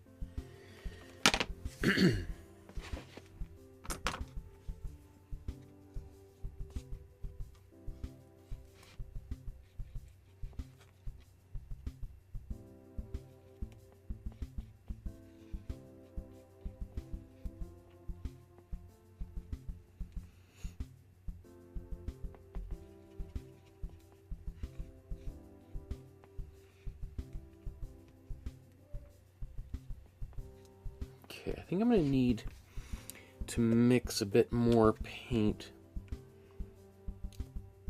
That's a lot. Just so that I don't run out halfway through here. I'm just going to be doing little details, but the other thing too is when I'm doing little details with a small brush, it's nice having relatively fresh paint to work with. It can be pretty frustrating working with paint that has already kind of started to dry and it's a little bit gummy and thick, and then you're trying to do little details. That's when you know, are like, I'm just going to get a Posca pen out, and this is driving me crazy.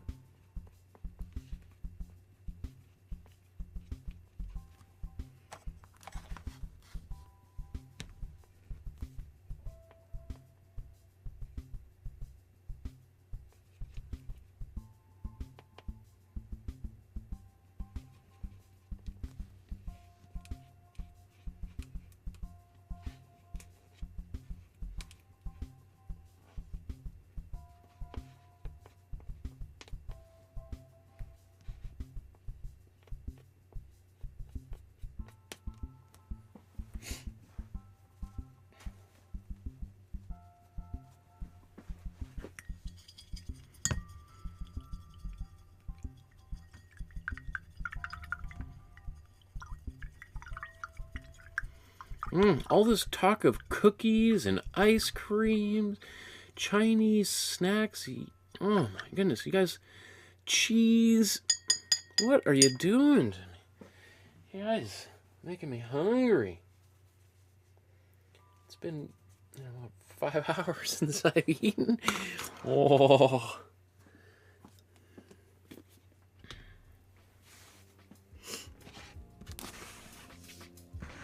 I'm just kidding. Feel free to talk about anything you want. Oh,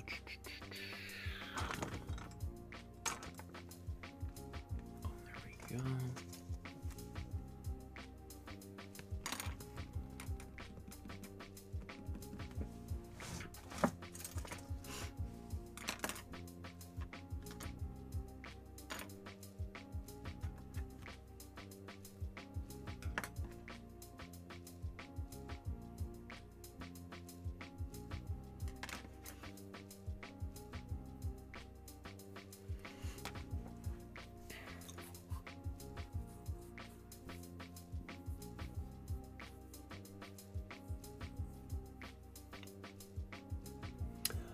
I might even add a little bit of glazing fluid into this paint.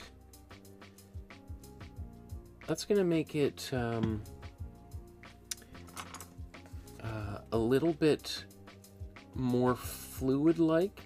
It's also going to take a little bit longer to dry, so it's less likely to get all gummy.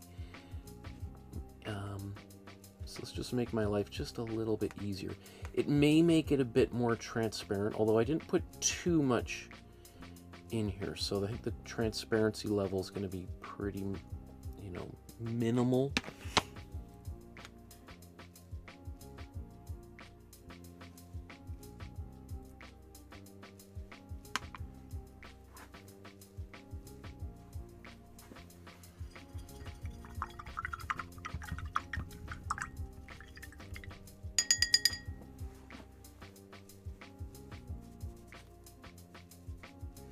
Again, just a little notice how, like, I'm pretty much cleaning my brushes as I go. Often when I teach in person, people will have 5 brushes sitting there on their table, all covered in paint, slowly drying, and then when they need to pick up the brush, then they're sitting there cleaning brushes. I want to be able, when I'm ready to use a brush, I want to be able to pick it up. It's nice and, clean, ready to go the second I want it. That's just me personally. Everyone has an option to paint however they want. Let's look at this. So also we have the brighter side on the right, the darker side on the left. So I'm also going to try to obey that little formula as well. So on mine,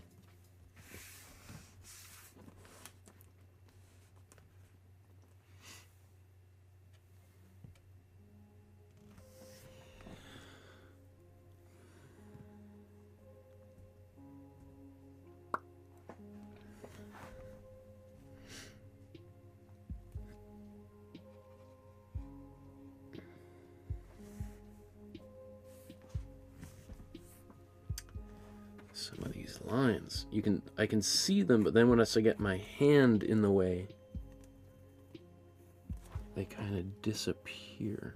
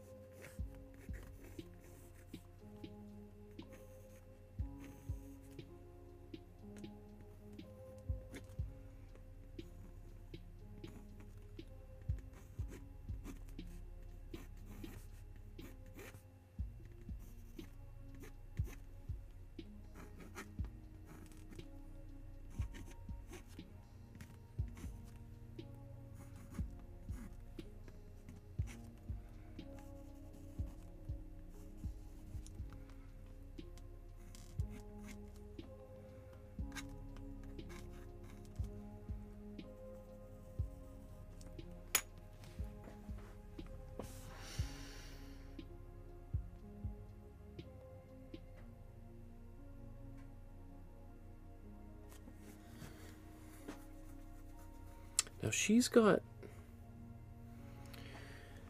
kind of 3 lines here. But her painting is, these figures are literally life size. So she's got a lot more room to work with than I do. I'm going to, I think, narrow it down to 2.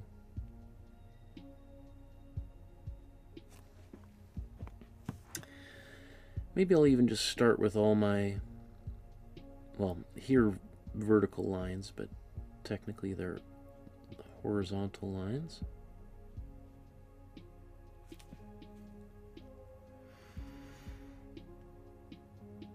I always tend to like painting in kind of like an assembly line process. Whenever possible, trying to do all of the like things at the same time. Both because it's, you know, it's just for me feels very efficient, rather than having to turn the canvas around or mix the color 5 times, back and forth, back and forth, back. It's just like, you know, let's do it all at once.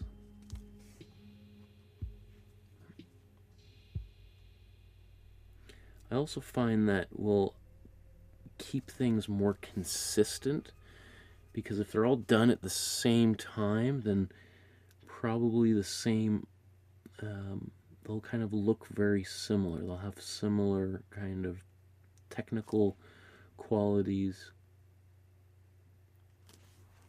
Oh, you can really see the gray in my hair when my head's in the way there, hey? Look at that. Oh my goodness. I'm becoming an old man. Gonna have to start chasing kids in the neighborhood off my lawn.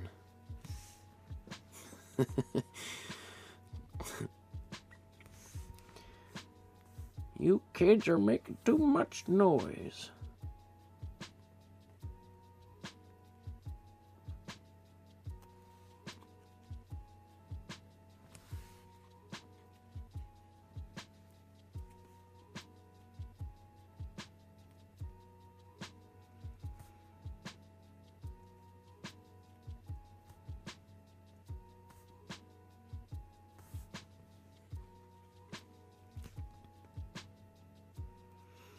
Probably mentioned at least once before, but I remember teaching at the university, and I made, this is years ago too, like an analogy, you know, I was talking about Seinfeld. I can't remember what Seinfeld episode it was, and just all my students looking at me like, what? Oh yeah, my dad watches that show. Nothing makes you feel older than you're like, oh, I guess, yeah, Seinfeld was off the air before most of you were born. Huh.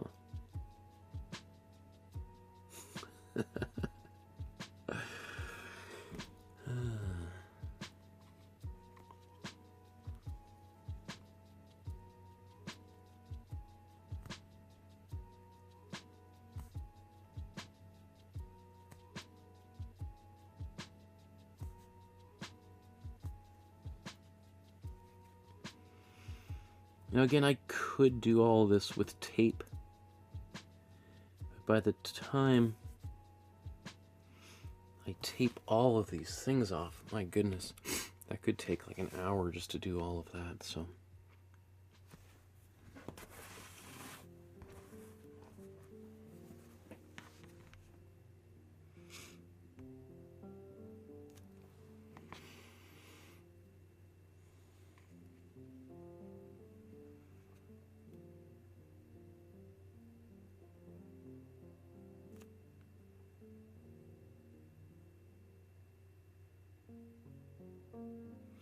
And again, you know, it might look really nice and clean and precise,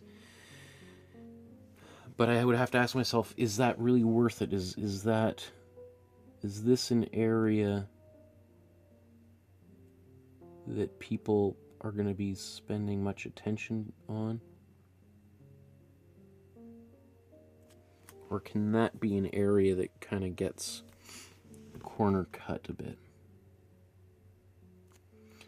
You know, if this, in the original artwork by Plautilla, she would have spent time on this, making great pains to make sure these lines are nice and precise, because it's such a much larger, you know, it's like the whole painting is about the size of like a city bus, right? So those details, if they're kind of sloppy, are going to be really in your face. So it makes sense to spend a little bit more time on those details.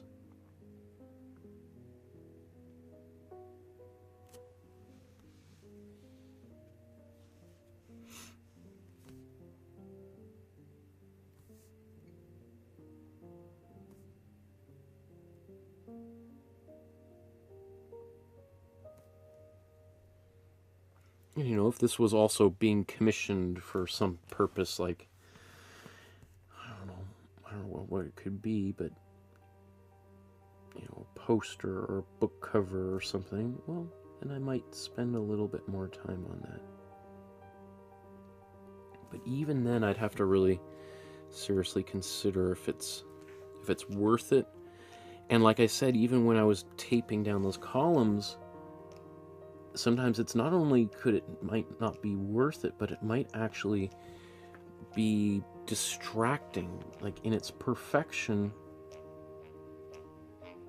Because then it might, what it could do is create like a bit of a, I don't know, for a better purpose, like an arms race, where it's like, oh, those background lines are so clean and precise. Now I've got to make everything else in front of it clean and precise, because otherwise it's going to look kind of funny.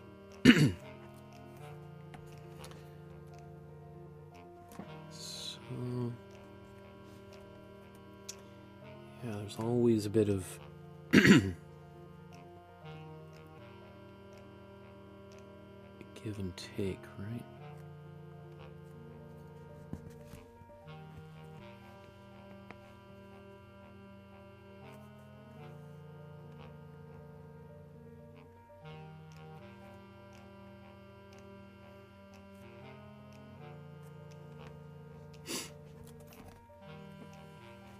Well, let's just look at that a little bit further away.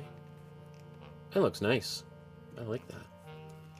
You know, it actually also has like a very, especially with the way that the figures are at this stage, reminds me a lot of like Greek painting, Greek vase painting. Weirdly enough, I think it's, you know, like the red vase painting.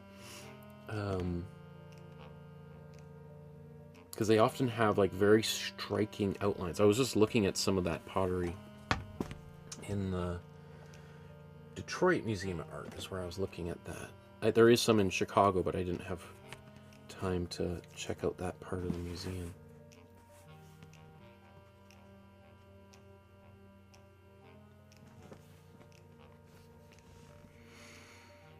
This time, I'm going to start with my vertical lines.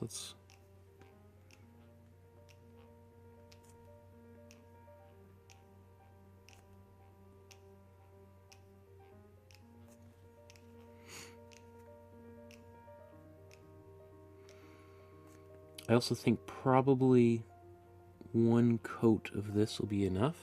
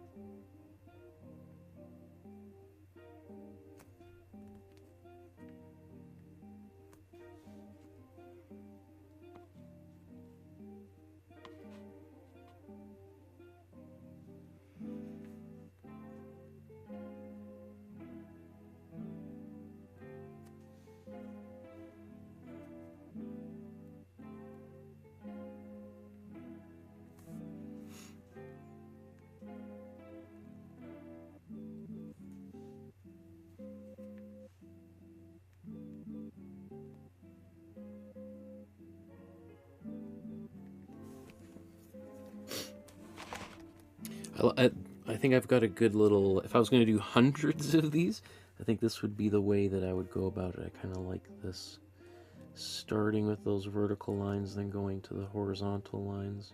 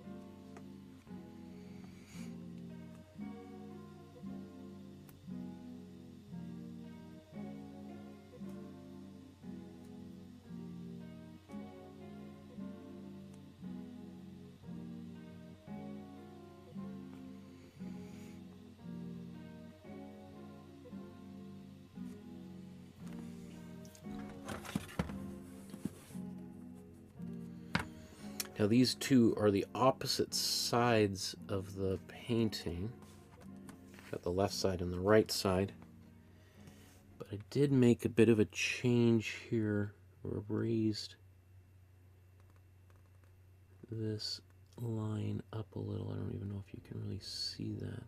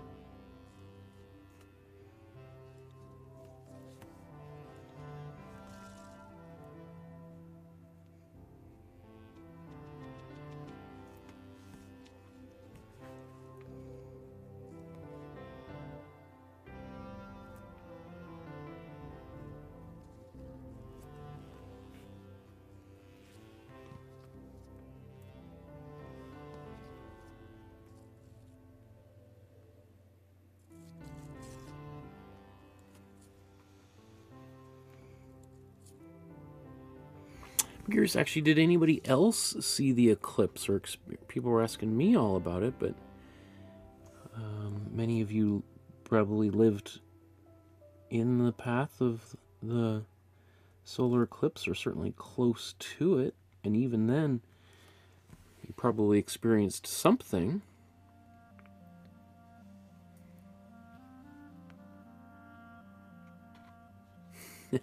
Barb was talking about my gray hair. Oh, Michael, we've watched you grow more distinguished as the years have rolled on. You have a very nice way of words, Barbara. Very diplomatic. Distinguished.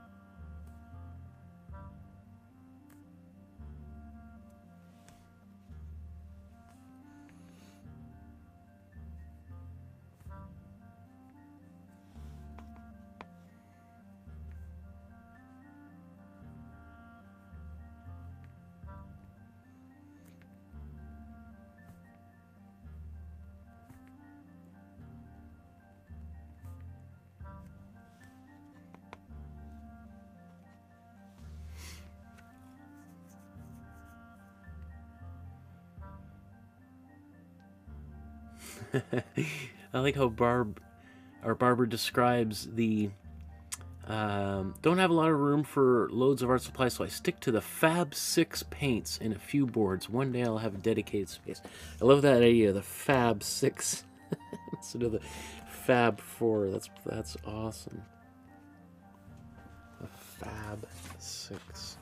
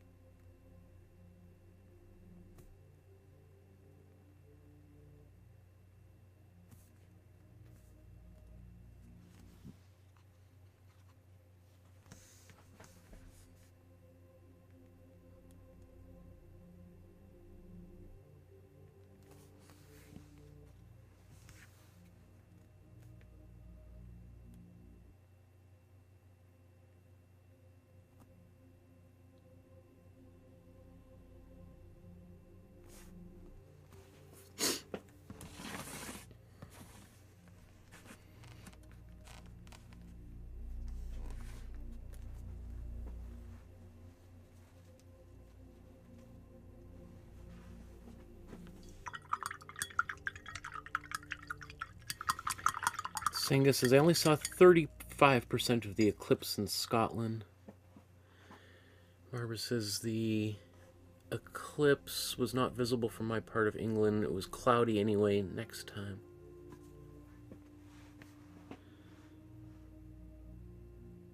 Barbara said some people thought the eclipse was going to be the apocalypse. Yeah, there was going to be a... That was going to be it. Well, thank goodness that did not happen, hey? Or maybe it did happen, and we're... This is a parallel dimension.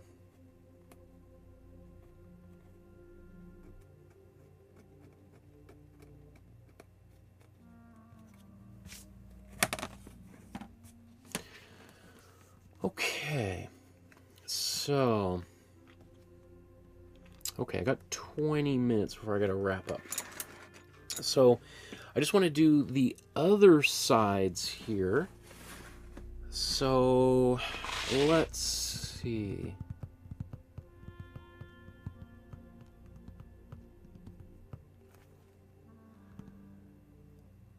I'm just trying to think if I can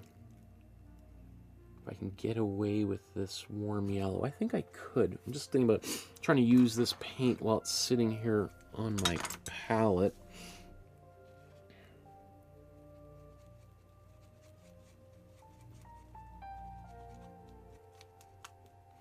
Yes, technically it's a warmer color, but I am mixing it into this cool color, so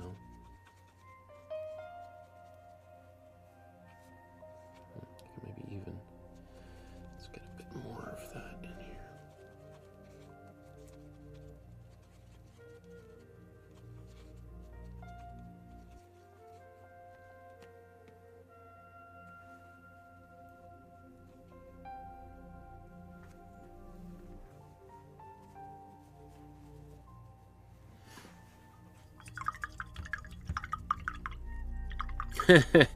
Saying this is the pyramids will fly away soon.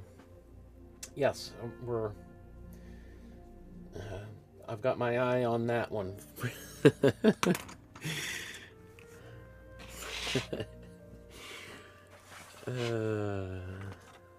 That is funny. I haven't heard that one yet, but that's a beauty. The pyramids flying away. I'm gonna blow dry this here.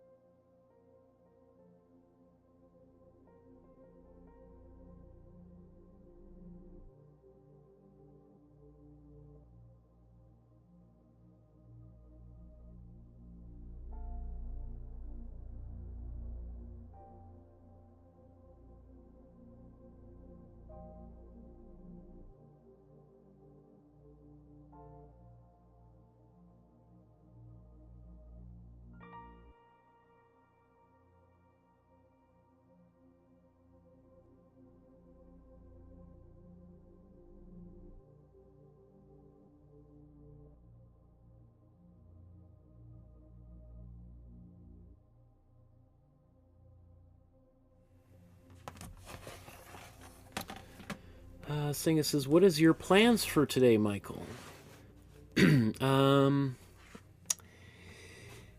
Well, in 15 minutes probably now, I gotta run and pick my daughter up from school. And then typically we go for a big long swim after school. So we'll go to a local community center with a big pool. And we usually spend about 2 hours at the pool. She's, I think, in a past life was a fish.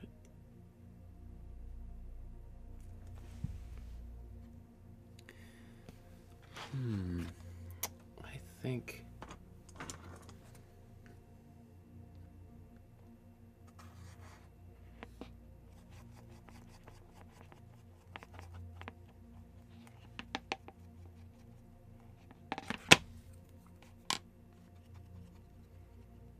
This needs to be even brighter.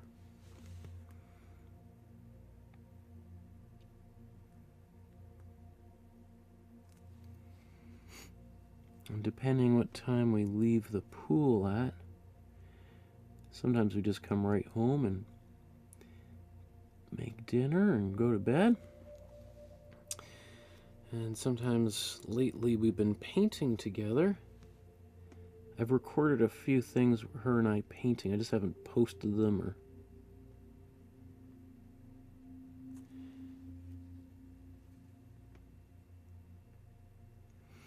Because whenever we paint, it's a bit chaotic and...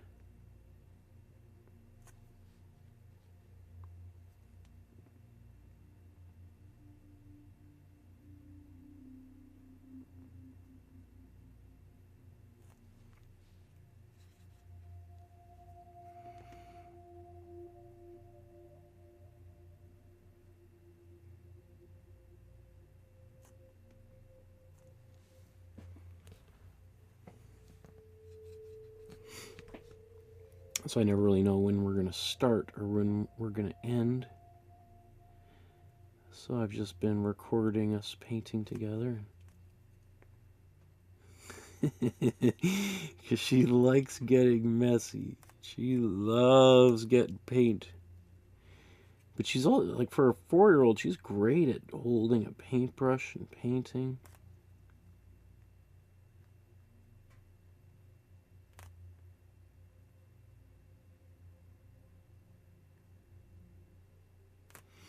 But just like any kid, after we can get about 45 minutes of painting done, and then she starts painting her hands and getting paint all on her face and in her hair. So,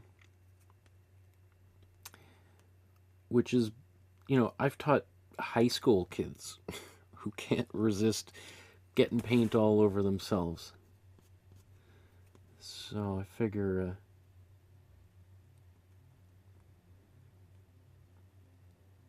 doing any painting with a 4-year-old is a bit of an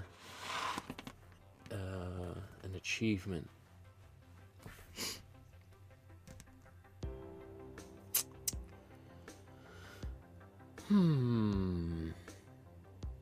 That's subtle.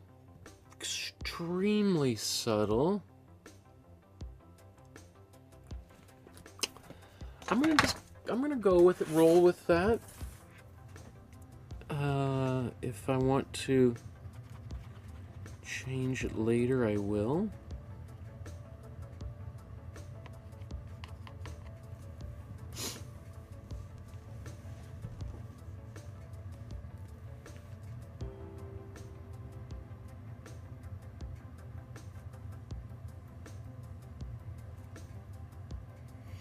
I think one of the great things with having kids is it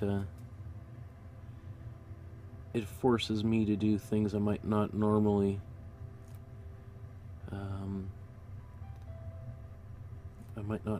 do.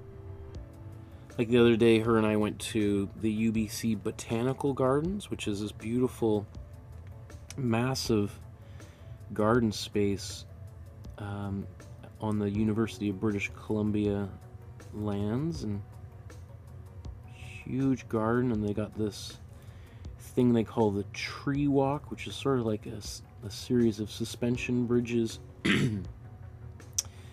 in the between, I think there's 10 bridges in between the trees,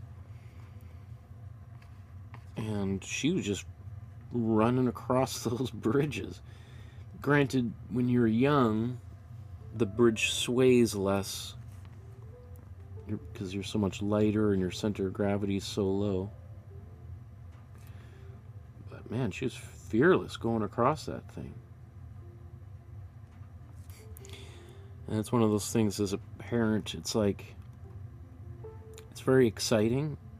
You know, you're like, wow, you're so courageous. And then you kind of like, okay, well, let's, that's great. It's also, well, let's be careful too. I don't want to, gotta make sure we're not being foolhardy.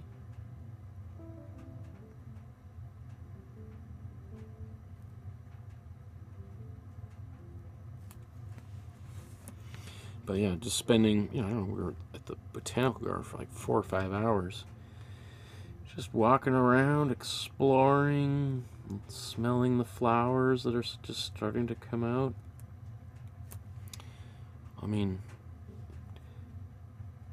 definitely not something I would probably do on my own and on a Saturday afternoon, right? I'd probably, well, I got stuff to do, people to see, and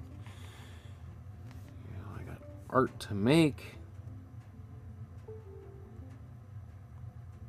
Live streams to live stream.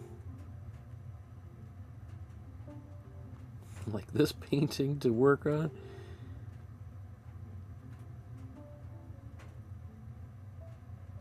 But I don't know. Whenever we're together, I just find it such a great gift.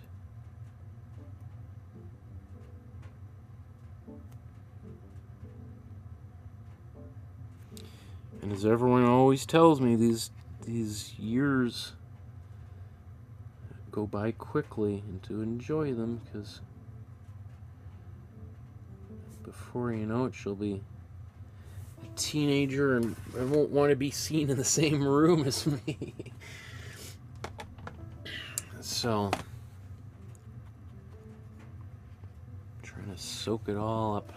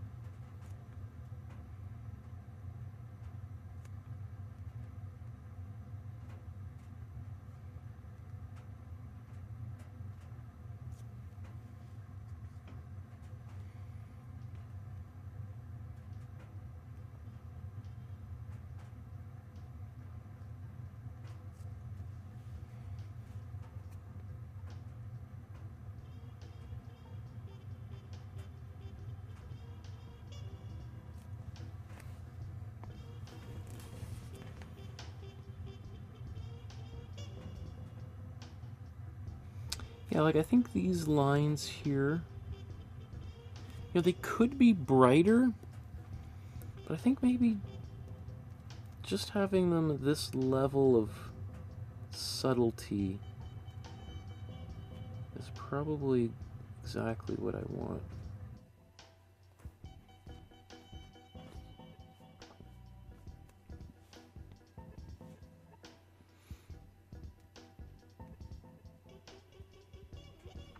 Again, as I get, closer to finishing the painting, I might decide to make them more, to brighten them up, or I might find that they're actually too bright, and I might need to tamp them down a bit.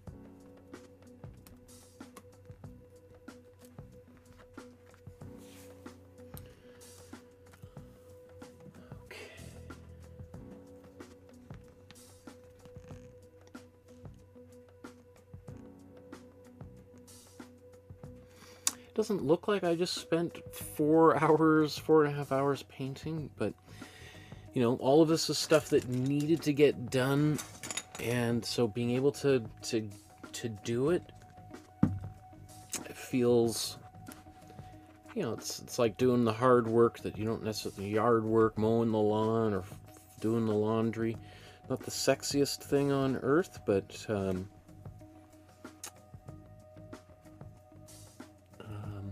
it's going to pay dividends later on. That's cool. So in the next few episodes, I'll be working on, I'll probably do the next episode just the fabric, or no. Do I do the faces or the fabric? I don't know. We'll have to think about that. Maybe I'll have to, I'll meditate on it over the next little while here. But that's good. I feel like, especially now, I'm encouraged because I feel like this painting's got a really solid foundation, and it makes me really excited to continue working on it. And I'm also very happy that I've got everything done consistent, because now, you know, unless you can, like, especially, you know, you can hardly see some of these seams, that it looks kind of seamless, right, as one large painting, as opposed to this being very distinct from the other two panels that flank it. So, very satisfying. And it's also, you know, I think exciting to, you know, spend all this time with this great artist. Nelli was, I think, you know, as I said a few times, I think one of the greatest artists of all time. And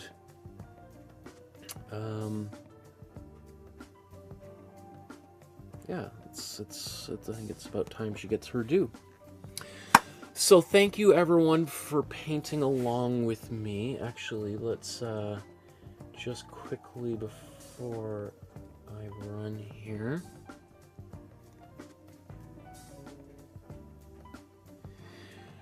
just a quick reminder to hit like, the subscribe button, and the notification bell. I'm not, I think Wednesday day, after I drop my daughter off at school, I might come back and paint. Tomorrow might not have, I got a bunch of meetings throughout the day, so I'm not sure I'll be able to, but I think on Wednesday morning I'll be here. So if you want to know when that's happening, join the Facebook group, like, subscribe, and you'll be able, so that you can know when those episodes take place. And if you want to support the channel with a small donation, as little as $1, $5, the price of a cup of coffee, you can use PayPal to send a donation, an e-transfer using my email, or send an old-fashioned letter in the mail. I'll give you my address if you send me an email. Again, my email's on my website and the Facebook group. And if you haven't joined the Facebook group already, maybe while I was painting here, you were working on something else, I would love to see what you made. So join the Facebook group. Once a month I do a free feedback episode, and since I've been away, probably be at the beginning of May as we'll do the next one. So until then, my friends, enjoy the sun wherever you are on our beautiful planet, and we'll see you again soon. Good night, everybody, or good morning, wherever you happen to be.